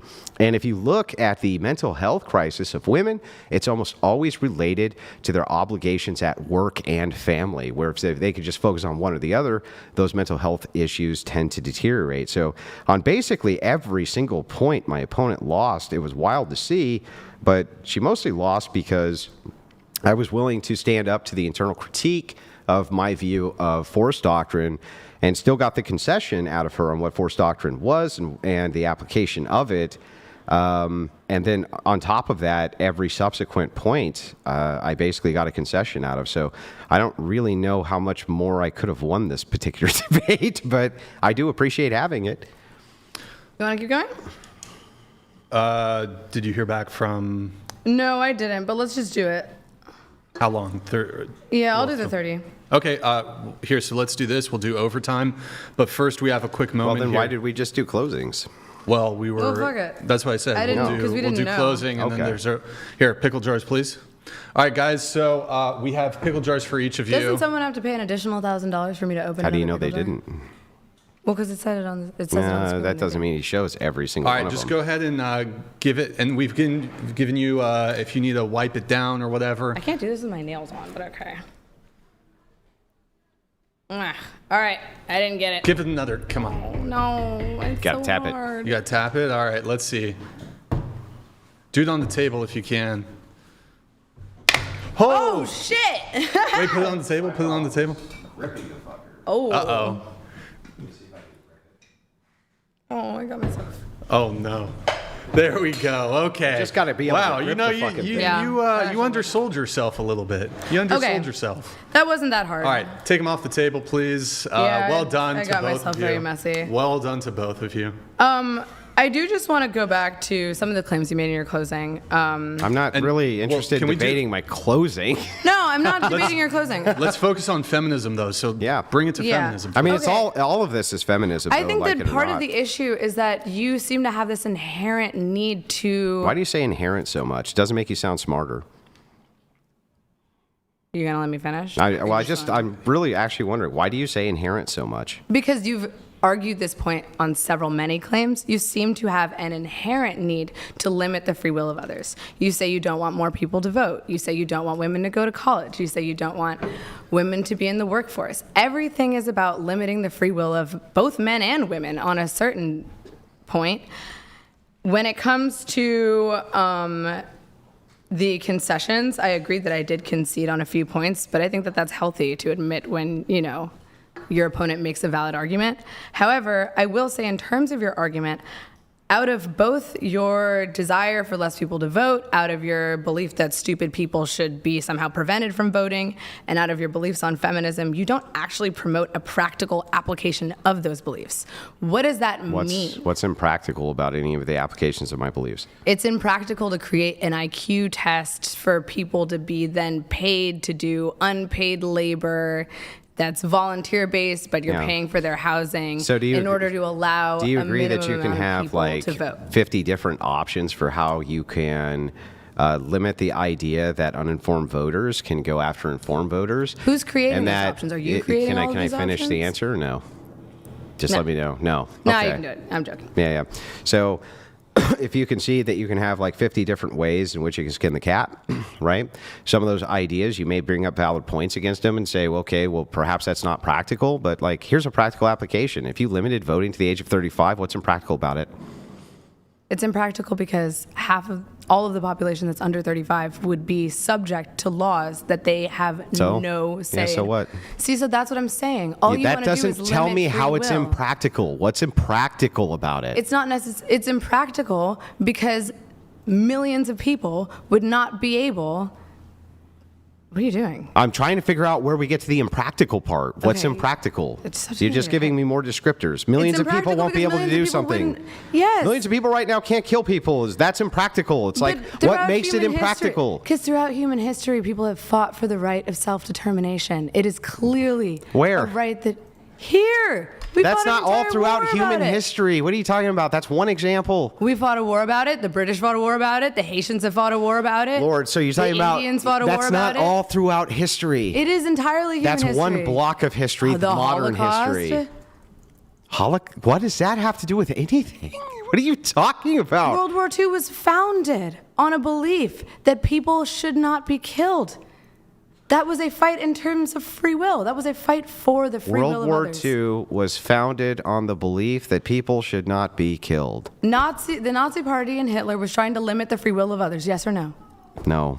They weren't. No, So not you don't at the beginning think of that, the war. No. You don't think that taking over other people's countries and territories is limiting their free will as a country? No. You're threatening the sovereignty of a nation. You're talking about practical applications. When you're talking about like the beginning of the war, you're talking about the Treaty of Versailles. The Treaty of Versailles led to Western and Eastern Germany being divided by the war powers. The war powers, when they divided them, it created all sorts of conflict in Germany. Hitler began off of a campaign for unification of Eastern and Western Germany. Okay, and then he went on. Actually, you would be making the point that and then he went on because to there was invade- conflict in the First World War, which led to the Treaty of Versailles, that Germany got fucked. That's what you would be arguing. But then he went on to invade many countries. Which Yeah, he went threatened on their to sovereignty, invade. you know, Yeah, he went on to on invade the basis Poland. of That's a hatred. and we went on to invade Germany. Like, what's your Yes, point? again, And we so are did the fighting- Russians. Exactly. All of these fights are about sovereignty and free will and self-determination. No, they're not. All of them. No, Yes, they are. not all these fights are Yes, about they free are. will and sovereignty and self-determination. Some of them are about exploitation. Some of them are about wanting land. Some of them are about money. Some of them are about expansionary Exploitation considerations. is the denial of someone's free will. That is what that No, is. they're not all these fights are not about free will. You'd have to demonstrate that. How is every fight about free will? Not every single fight. Well, but then what the fuck are you I just what are you said talking about? Thousands of fights throughout human history. People have fought throughout human history for their free will. Most That was the people statement I never made. fought in human history for the purposes of freedom or free will or anything Yes, else. they have. Okay, That's just I'll tell you untrue. what. Give me That's the just examples categorically before the untrue. 20th century. In fact, let's do it easy. Before the year 1700, name a single place on earth that was fighting for free will. The feudal system. We can talk about the invasion of France. The feudal system was fighting for free will. No, I'm saying those who fought against the monarchies and the overthrow of many queens and kings. The people fighting against monarchies were people who wanted to be the monarch. Not entirely. Yes, if you were fighting basically against entire- a monarchy that is usurping Waiting your for an free example. will, Give me an example. I'm waiting. if you are fighting against a monarchy that is usurping your free will, you are fighting against free will. But what I'm saying is, consistently throughout this debate, you have advocated against the free will and the sovereignty of other people. And I think that that is inherently divisive.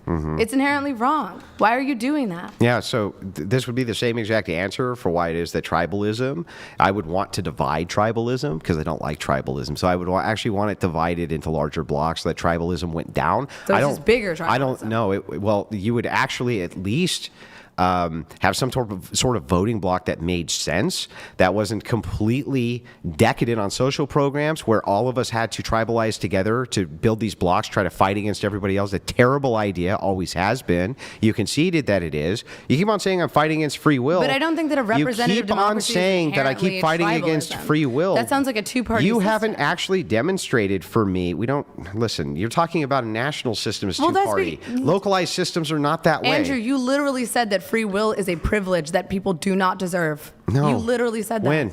When did I say When we that were people talking didn't about the deserve force- free will? When we were talking about the equal force No, doctrine. you don't even understand what I'm saying to you. So we'll try I this do again. understand what you're Tell saying me, to why me. is What you're it? saying to me is immoral and Let wrong. me show you. If it's immoral and wrong, tell me what makes limiting free will immoral. You are hurting other people. You are causing them pain. You are inflicting a net benefit, Bad. negative on society. So what makes And that? others. What makes that bad, though? It makes it bad because you are causing someone pain. How do you not agree with me that causing someone pain is bad? Like, how are you not understanding that causing Causing someone people pain bad? is bad. Why? Because causing them pain is bad. Yeah, but why is that? You're Because it's increasing bad. human suffering. You are increasing human suffering. Yeah, but you Increasing haven't human suffering. you haven't told me why that's a problem. So you think that increasing human suffering is moral? Do you understand that if I ask you a question, you haven't told me why Butterfingers taste good, and you're like, so you're saying Butterfingers taste Andrew, bad? yes or Makes no fucking Do sense. you think that increasing human Oh my suffering is moral? No, I Okay, don't. But so I then have we agree. I have epistemic justification for that. Why do you think it's bad? Why? Because you're increasing human suffering. That doesn't tell me why it's bad. You're fracturing society to a, like, you're talking about you don't like tribalism, but yet people need to usurp their right to exist based on force. That's They just need to tribalistic as it exert gets. their right to exist based on force. So then force doctrine's true, right? by your definition. Okay, got under it. force doctrine. So I just want to make sure I got this right. I'm just agreeing with your So definition when we start of with what it is. this thing is bad because it's bad, then let me try this. Limiting democracy is good because it's good because it's good. Ask me why it's good. Why do you think limiting democracy Because is it's good. But that's not what I said. I gave you multiple reasons as to why. Oh, I think it's good because it reduces tribalism. You're just not listening to I me. think it's good because it reduces tribalism, and it actually voters then would have some sort of responsibility. And I think there's all sorts of perks which I've named for systems of limited, even monarchies. I think would be better than unfettered democracy. You're advocating for a monarchy. I think it would be better than a democracy. Are you joking? Oh no, not Are at all. you crazy? No, what? I'm sorry. So What you are trying to limit people's free will. Under a monarchy, you systematically have less free will. says who? You are not being represented by your government. Why is that bad? Because they're not acting in your interest and in the interest of the general I don't think. population. Oh, so my government's acting in my interest? Go ahead and tell me. Lie to me. My government's acting in my interest? Well, we've talked about NGOs. Is and my Superchats. government acting in my interest? We would hope that it would. Is That's it? the point Is of it? representative Is democracy. it? Is my government acting in my interest? I agree that this democracy is Can you answer my flawed. question? Is my government acting in my interest? Sometimes. When? When it's not being a corrupt piece of shit. Yeah, when? What is it doing that's acting in my interest? I mean, by establishing laws that maintain So social force order. doctrine. It acts in my interest by using force That's doctrine. not force doctrine. Establishing a law. monarchy also can provide security of law using force doctrine. What But are you it's still talking not about? a representative democracy. You It's not haven't acting in your demonstrated why a interest. representative democracy is the ultimate good. Because why should you yield to a law that you have literally 0% say in who makes the law and what the law is? Again, right now, there's all kinds of people who make laws that I must obey that I had no participation in whatsoever. True or false? What laws? So you don't vote? No, even if I voted. That's the participation. So if I go to fucking Indiana, am I subject to Indiana law? yes. Did I vote in any of them? No, but then you you're, voted then for a that president. then your whole entire argument just fell apart. If If it you is become the the legal- case that people can make law, which I am subject to all over the world, which they do, including my own nation, which they do, even in a local municipality right next door to mine, which they do, and I have to adhere to them and can't vote in it, But if you become have a to legal say citizen that of that's place- immoral. But if you become a legal citizen of Indiana, then yes, you can. Yeah, if you become but- a permanent resident of Indiana, yes, you can. Okay, great. If you become part of the aristocratic But why fucking should hierarchy, you, get to, you can. But why should you get to go on vacation and then vote in that place and then leave? That's the point. If you are a What do you mean? permanent resident, if you're saying if you go to Indiana, you'll be dictated to those laws. Yeah. Yes, but you're not a permanent resident. That's why you So cannot what? participate. Yeah, in you're just giving me state and descriptors. municipal But democracy. the problem with you is like you keep saying a representative democracy where everybody has an equal say in law is the best system because otherwise you're limiting their cognitive ability to have free will. And it's like, okay, but most laws you have no participation in which you follow. Almost all of them. In fact, you're following laws right now that were made before you were even fucking born. Most of them, in fact, you're following that which were made before you were even born. So you then had, why would you the had response to that be to give me zero less power? participation. I don't Yes, think that which you. is why people fought for the I right don't to think vote. if one man has the right to make laws, that he has less responsibility to his kingdom I mean, than sure, you, the voter, because do. some laws were made before I was born. Almost all of them. Not almost all Almost of them. all laws New which you laws are follow were made every before you year. were born. New laws are made every year. What's my claim, though? My claim isn't whether or not new laws are made every year, but whether or not most of the laws which you follow on this planet were made before you were even born. How do you justify a monarchy, though? That doesn't make any sense. So because I follow laws that made just before gave I was you. born, Listen, I should get to exist you in a have not monarchy? even justified yet why a democracy is good. All you say is because we have more participation rights in law, and by not doing that, we're limited somehow. But it's like most of the laws you follow, you never participated in. It is limiting to not be able to actively participate in laws that you consistently. You don't even have to- political power right now. You have to bank on tribalism for political power because you have zero. So then why would removing millions of voters give me and others, Because you more have the political ability power? to hold those voters accountable like you would a monarch.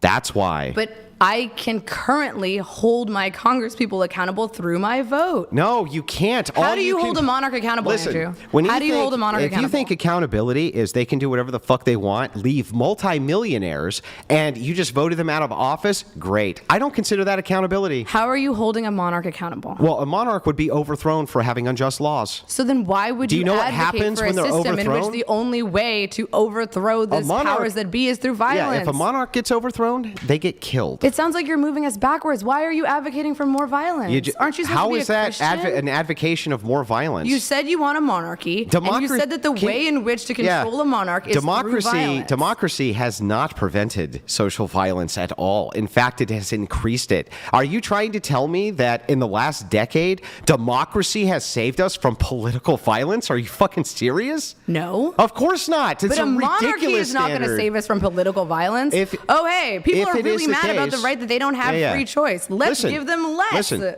I'm not even advocating for a monarchy. Yes, only you are. telling you that you have not justified why a monarch would be worse than unfettered democracy. And you haven't justified that why a monarch would be better. With limited democracy, I've shown you all the benefits for reducing tribalism, the NGOs, all the things that you hate under your current. But why can't an NGO still exist in a limited democracy? Because you can hold the voters who are in the limited democracy responsible. You publicize their names and their votes. You want to dox voters? Fuck yeah! What the fuck is wrong with you? I'm sorry, you don't want to know who votes in your interest?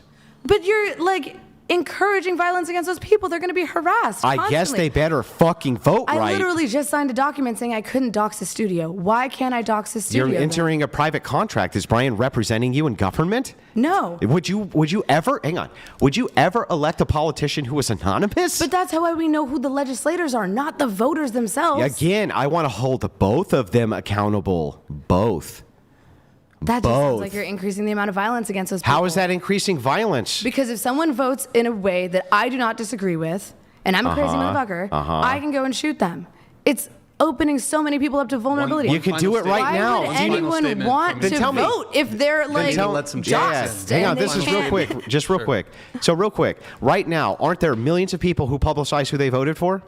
Yeah. How come they're not getting shot? Because it's their choice. And they would still be their choice. We all have the right to vote, though. Lord, why would that make a difference? If we all have the right to vote, then we can't get mad at people for voting for someone we don't like. If it is the case that you thought that political violence would increase based on how many more people have the right to vote or less people have the right to vote, if more people came out saying they voted for the political candidate you don't like, you should see an increase in political violence, and you don't.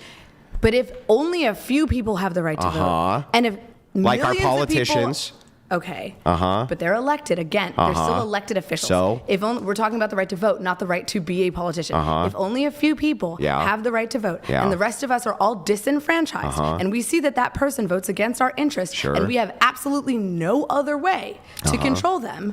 What do you think is going to happen to those people? The same thing that would happen right now. What would be the distinction? If you came out and said, I voted for Kamala Harris and you're not getting shot now, why would you be shot later? Because now millions of people don't have the right to make that choice. So what? They're going to be mad about it. Millions of people don't make the choice now. You don't think millions of people don't make the choice now? And not only that, here's what happens. Here's your great benefit. Millions of people do. I'm going to explain the great benefit that you have.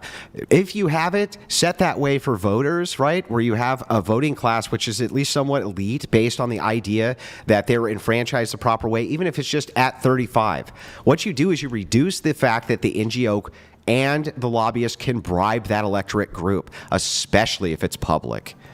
If they can't approach voters, they can't do things like that, you eliminate that problem. But those things are public for legislators now, and we still have NGOs. No, they're not, bribing because them. what happens is they bribe the electorate. They bribe the electorate through drafting NGO legislation for the voter. Trump just took $1 million upon $1 million. He took a $400 million bribe from the Saudis. No, he didn't. Yes, he did. No, he didn't. The plane.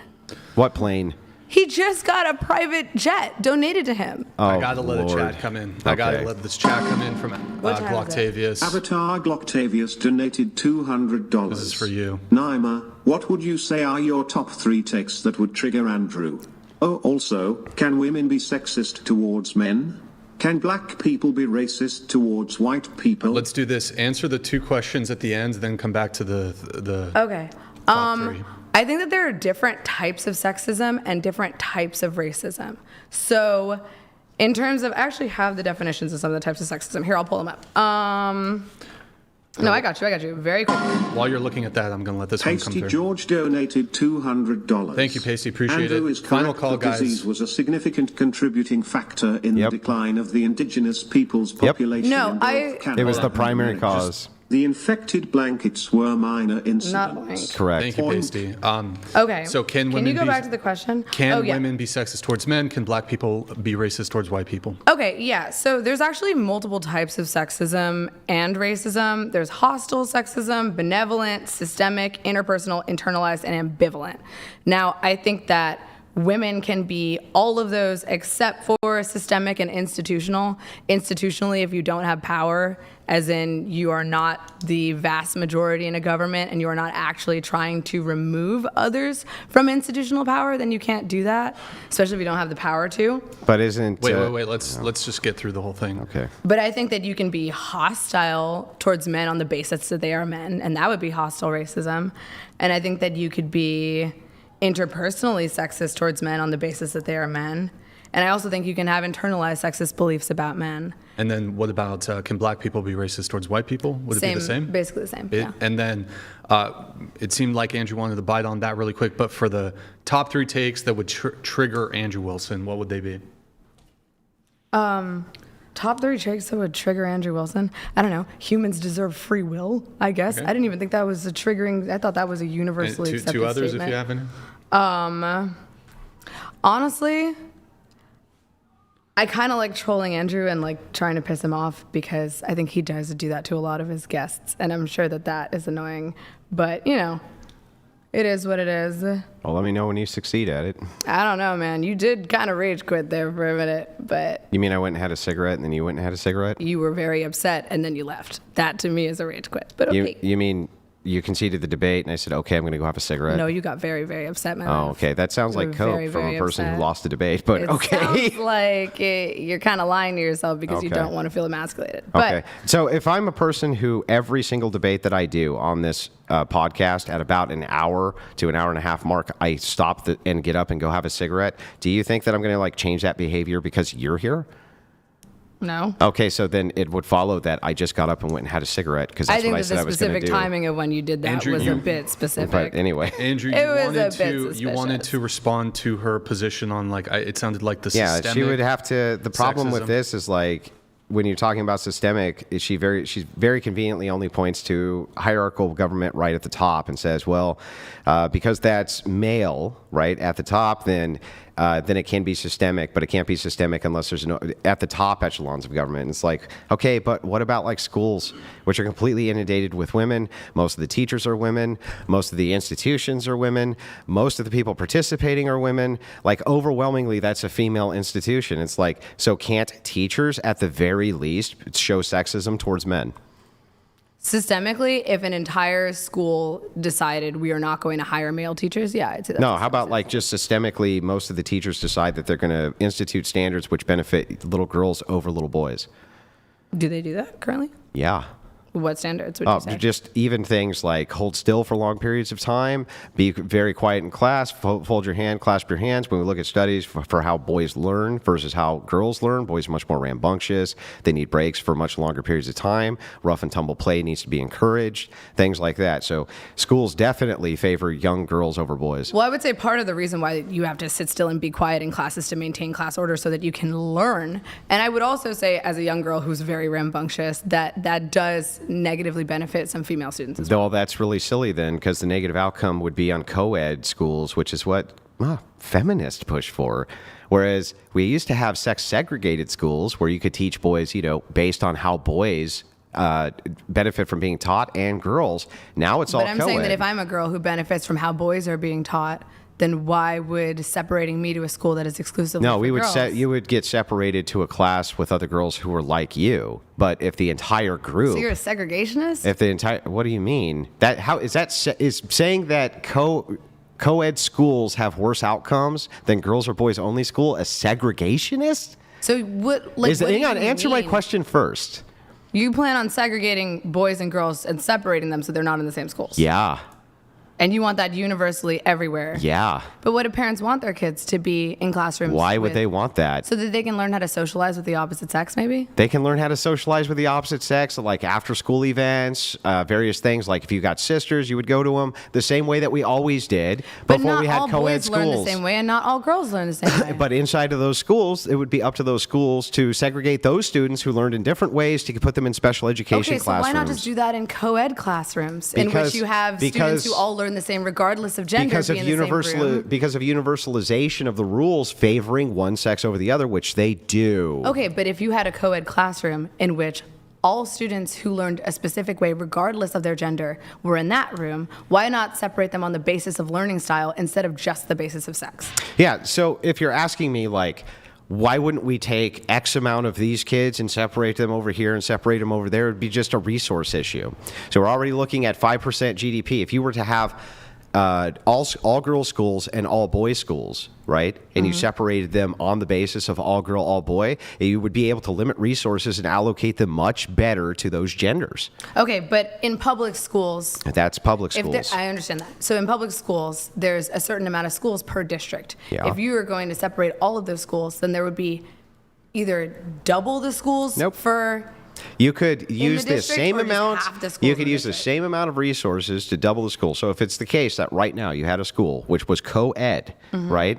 You could split that school in half and still make one side boys only, one side girls only if necessary. That happened many, many, many times. Why not just do it based on learning style? Because instead of, because again, It's the same you amount if have you're not X amount allocating of any resources. resources which are allocated to a group. If you begin to try to relocate every individualistic student into whatever core group you think they might learn best with, ultimately, rather than gender segregate, you know that the core, at least, most of them share, and then pick those like the problematic kids out of that pool. You're going to save a shitload of resources.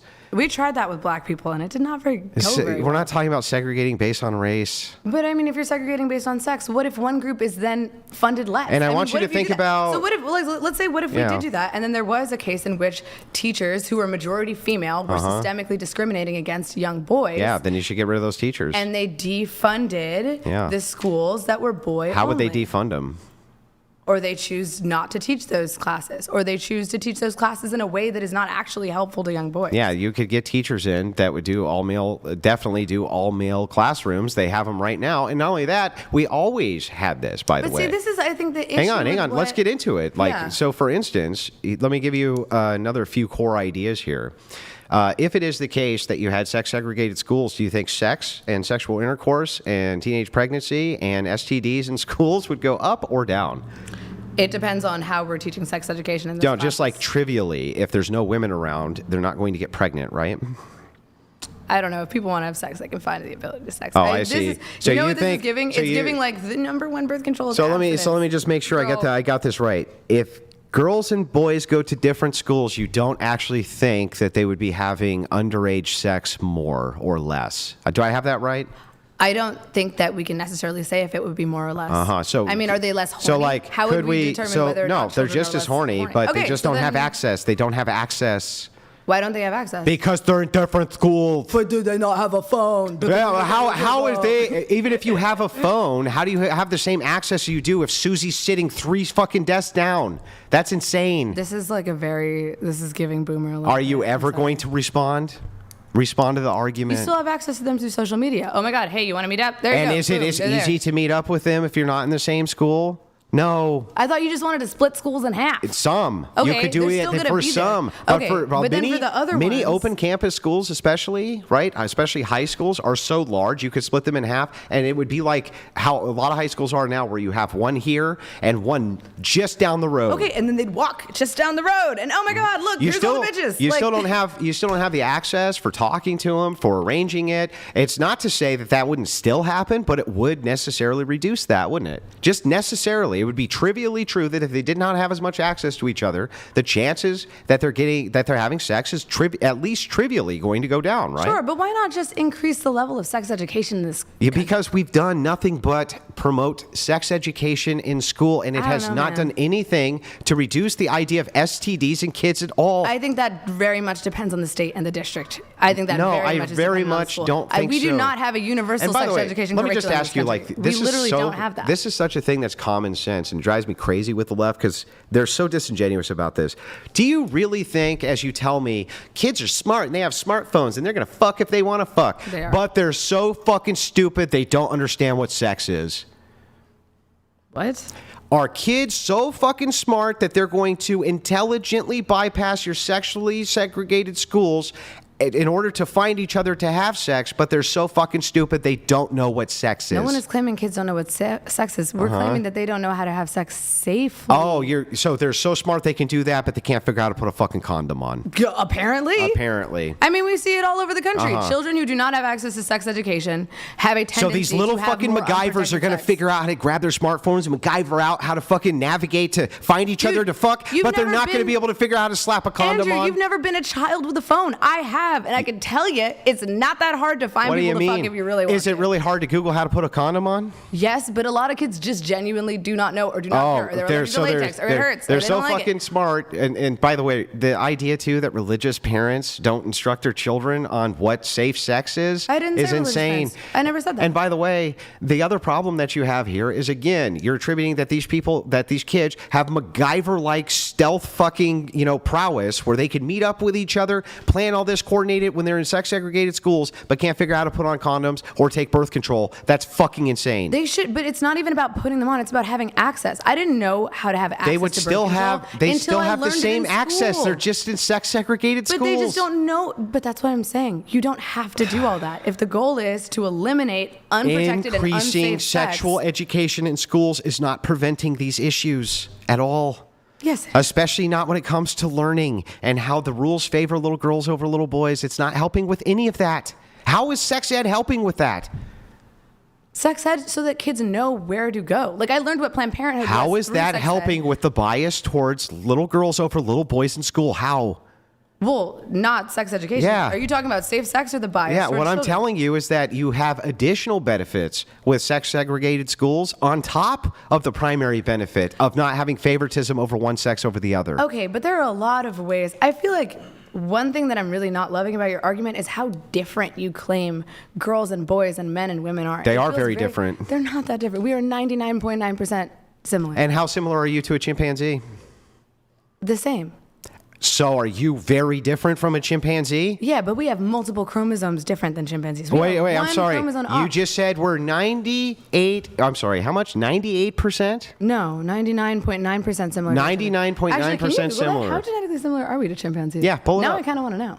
How genetically similar are human beings to Are chimpanzees? we the same species, yes or no? Pull it Andrew? up. Of Are course we the not. same Of species? course not. No, Oh, I'm not talking women about and us women, chimpanzees. yes. Yes. Humans and chimps share a surprising 98.8% of see, their so DNA. we're less similar. 98.8%.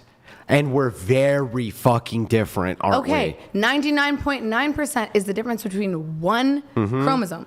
Yeah, but do A you singular understand chromosome. that if you're 98 or like almost, by the way, that's almost 99% similar to like one of your ancestral cousins, and you have that much of a stark difference, that a 0.1 percentile can mean a huge difference, and it does. And here's the things that it means a difference in. Actually, One that's sex the same. can reproduce, the other sex cannot. One has physical characteristics that the other one does not. One has strength advantages, the other one does not. One has emotional problems due to hormone regulation built into the body for reproduction that the other does not. The list goes on and on and on of the distinct differences between males and females, and they're huge. I actually wrote down all of the distinct differences between men and women. So in terms of the physiological, yes, men have denser and stronger bones. They're 34% denser. The difference in average, we have difference in skull shapes and jaw shapes. Men have higher muscle mass percentage than women, which attributes to the strength. Women have higher body fat percentage. Men on average are 7% taller. And then mentally, it's mostly hormonal differences, as we You can both also, agree. you missed reproduction. Oh, sure, yes. Yeah, women, that's the big one, right? Women have reproductive capacities, including a uterus, and they have trouble with hormone regulation due to the fact that they engage in reproduction, You know, right? it's so funny that you say women have trouble with hormone regulation, and all the time I hear how hard it is for men who have testosterone and how hard testosterone No, is. you don't. You don't Yes, I hear do. that. It's the fountain of youth for men. It keeps men young, and it helps with their mood.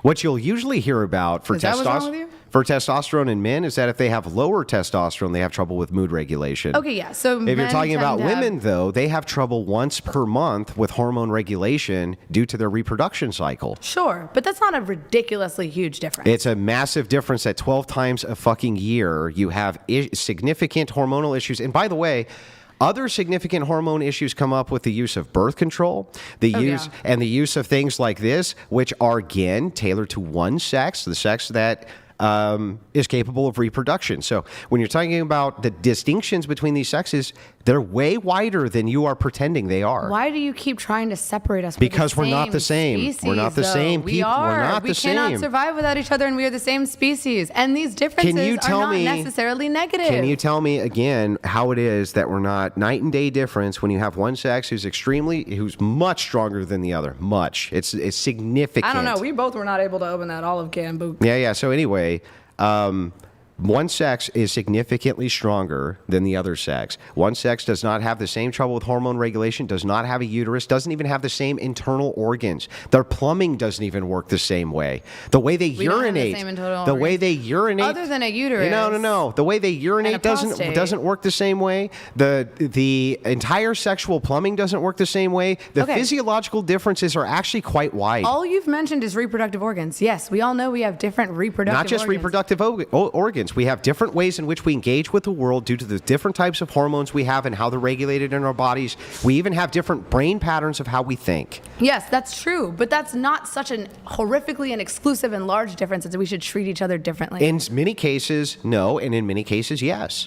So what cases would you say I no? already told you, like in cases where you have a predominant occupation of one sex over the other, where they have power over young people, right, and they're in the dominant position, they can only look at it from the preference of that sex. If that's the case, then if you had sex segregation in schools, you would end up having more tailored education to that particular sex. So can I say, just my issue with all of the things that you're talking about is practical application. It comes down to... That is practical. It's not impractical. But wouldn't it be slightly more practical if we encouraged men to be teachers instead of having to separate both the sexes, just increasing the amount of male teachers? This is a great point. So that both men and women Yeah, this is a great point. Can you explain a phenomenon which happens called male flight?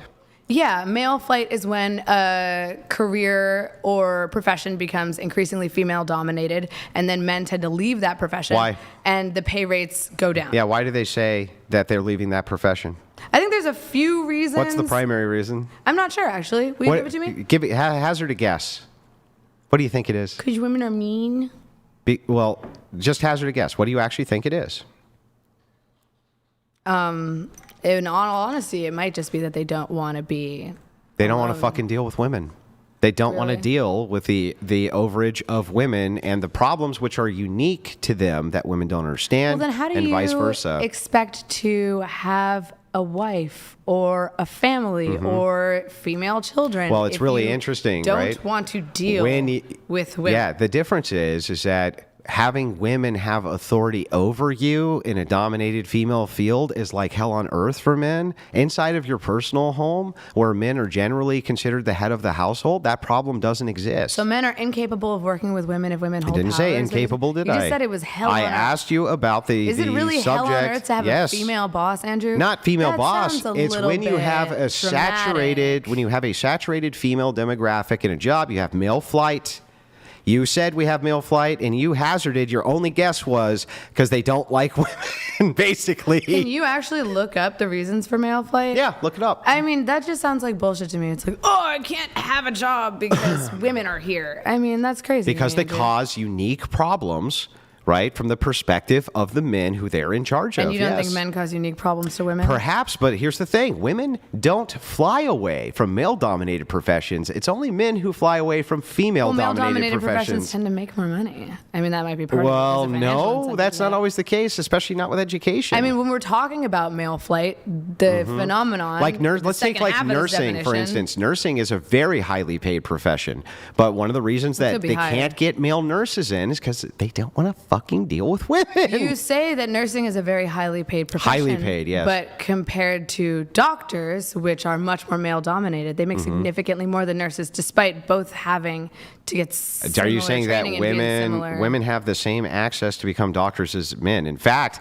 through your ideas of DEI Not and if we things can't like go that, to college. you can still go to college. Well, not if we wait until... Okay, actually, let's go back to your whole let's wait until after you have kids to go to college. If a woman really wanted to become a doctor, Yeah. that's 4 years of college and 6 years of medical school And then a residency. and then a residency. So that's But they're like, doing the residency as a doctor, basically. Yeah, so that's like... But it's around like, well, I want to say 10 years? Yeah, so. Okay, so if you start going to college at 40 after your kids... Well, would you say You that would start you'd at want like people- 32, 33 probably, and you'd be Okay. done about 41, 42, So you'd 43. be involved in a residency while you're raising For children. that particular occupation, yeah.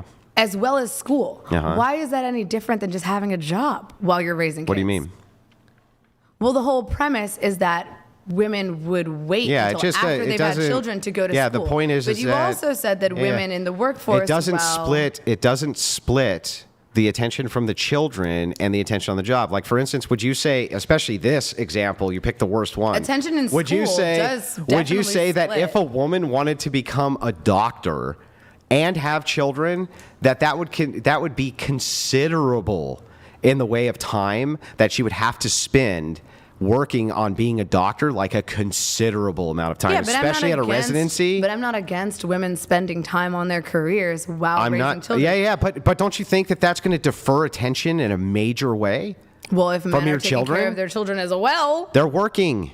But if both partners are working and if both partners are taking care of their kids and their kids are getting equal No, attention from what's both happening parents. is you're just outsourcing care. You're just going to outsource the care from the mother. You don't have to do that. You My do family have to didn't do that. How do both parents work, but you don't outsource any care? My parents did it. How?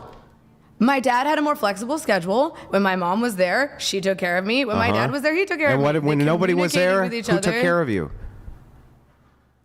I mean, I think they were almost always there. Okay, so Unless then they went on like a date so night, then they then we had both a weren't nanny. working full time then. They were both working full time. Okay, so you happen to be in the one unique position school. where it's so flexible, one parent could always be home with you. Yes, I went to school. That is not the case But for you the go to vast school, majority and of your people. children go to school. They're so you're gone for, like, outsourcing. 8 hours so you're a day. outsourcing your care. to school. So if a person Yeah. starts, so if these people start their workday, I thought like you were talking about a nanny. Yeah, but you even- consider school even to then- be outsourcing childcare? yes, of course. Okay, but it's also like it's illegal to not provide an education. Yeah, for your but does children. school need to be 8-9 hours a day? I mean, it's like 8 to. If we are 3. producing some of the least educated children on planet Earth in any Western nation, is the 8-hour school day really something that's beneficial? The reason it's 8-9 hours is exactly for that, to try to accommodate a 2-parent income and be a babysitting apparatus by the state. So what would If you it- advocate as the? Yeah, amount of I would time say it's 2 in hours school? of school a day is perfectly acceptable. 2 hours of school. Get the fuck out.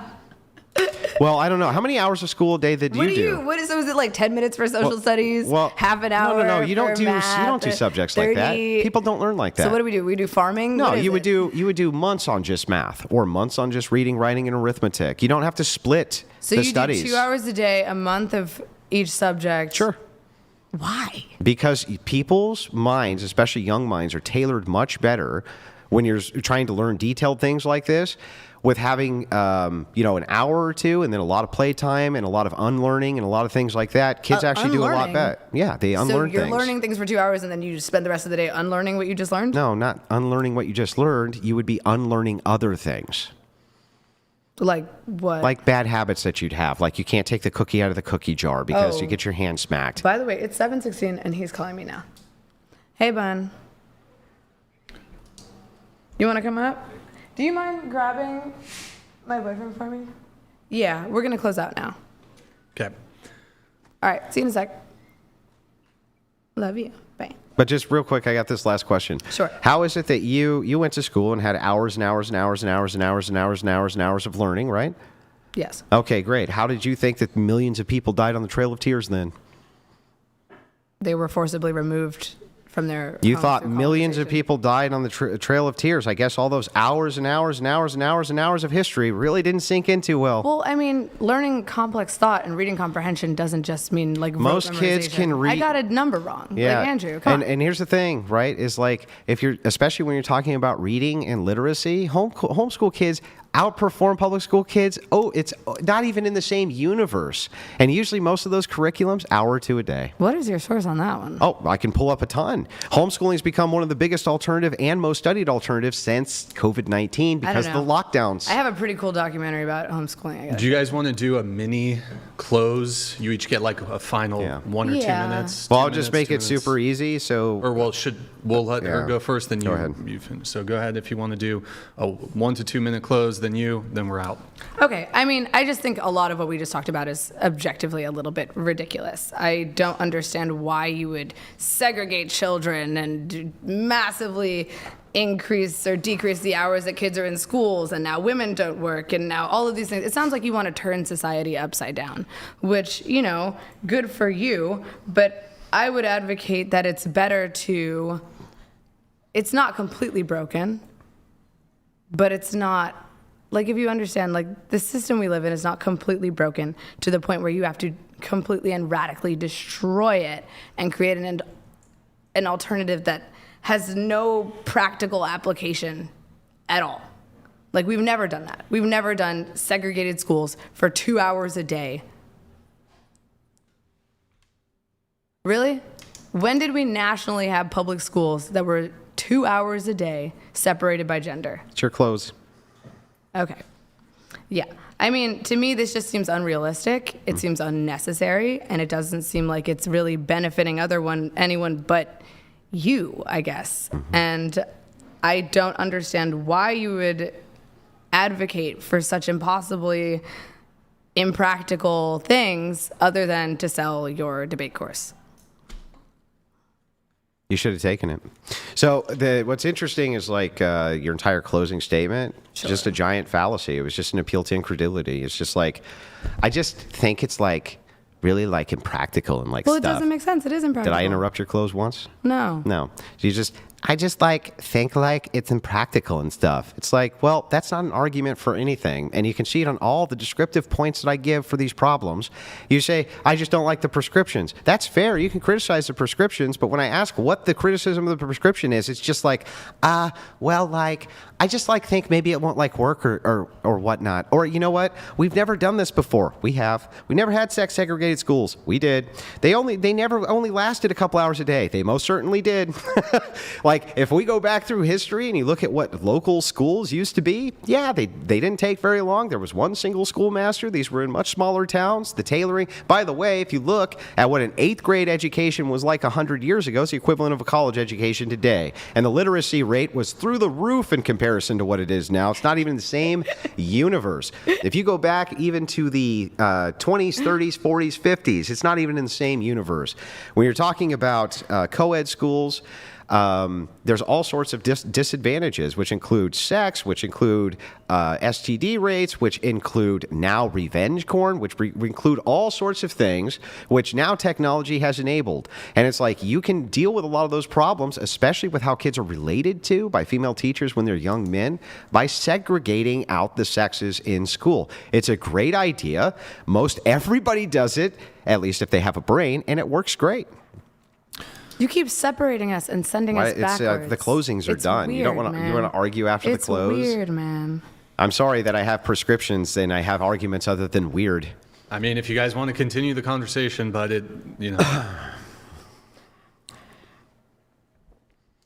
It's like weird, man. Like everyone should just get together, All right. like and sing "Kumbaya," man. No, we shouldn't just get together and sing Kumbaya, but we should try and advance as a society instead of trying to do things that we already did Well, great thousands job. of years ago. The literacy rate's doing real well. Good job advancing society. The literacy rate is not doing bad because of feminism, Andrew. Get over yourself. Like, this is What not is it true. doing bad because? Why? How can you attribute it to feminism? I asked you a question. Why is it doing bad? The literacy rate in this country is largely failing because the public education system Which is full of women teaching? is incredibly underfunded and inherently 5% of our GDP more than any other nation's underfunded. it is underfunded, and we continue to remove funding. But that's by It's the most overfunded, underfunded thing in the planet. It's by district. It's not funded by the federal government. And they get the same amount per district. Public schools are yes. No, they don't. Yes, they do. No, the fuck they don't. Yes. Bullshit. Public Yes, they schools do. are funded by property taxes, which depends on the district you get live in. paid by the head for federal funding. Federal funding. Yes, but public schools do not receive the primarity of their fund or the majority of their funding through federal funding. Yes, they do. Yes, they do. No, they don't. All right, here's what we can do. If you guys are both open to it, we'll do a round 2 at some future date. Would you be interested in doing a second conversation? Hit me up. It depends Okay, we'll talk. on when I'm coming back. Sure, up north. sure. Well, we can always discuss it. I want to thank both of you very much for participating in this discussion, in this debate. Thank you guys so much. GG. Well played. To the to the viewers, to the debaters. Last call, please hit the like button on your way out. Thank you for tuning in tonight. You could have been anywhere in the world, but you were here with us. I appreciate that. Thank you to everyone who Superchats, donates, and supports the show. Our next Dating Talk podcast will be live again. Will be live Sunday, 5 p.m. Pacific. I want to see 07s in the chat. 07s in the chat. Let me just double check, make sure we're not screwing over like any last minute chatters that came through. Unfortunately, guys, we do got to wrap. I see some super chats, but we got to wrap it up here. I'll let Z come in, and then we're wrapped. Z donated $200. Thank you, Z. Andrew is correct. I was also homeschooled myself. Homeschooled kids graduate college more compared to co-ed schools, 67% to 53%. They also are socially and emotionally better since they aren't bullied. Correct, and they don't have to worry about revenge porn. They don't have to worry about the negative aspects of socialization, absent adult supervision for hours and hours at a time. They also don't have to worry about the positive aspects of socialization either. No, they still get the positive aspects of socialization. You know, you can go to most after-school programs if you're homeschooled, even if you don't go to that school. Great. All right. 07s in the chat, guys. Not everyone has the financial ability to homeschool their kids. Some people 07s. literally have to go Thanks to work. feminism. 07s in the Thanks to chat. capitalism. Thanks to dude. feminism. You're blaming Stay feminism tuned for round 2. capitalism. Stay tuned for round 2. 07s in the chat. Good night, guys. We'll see you next time.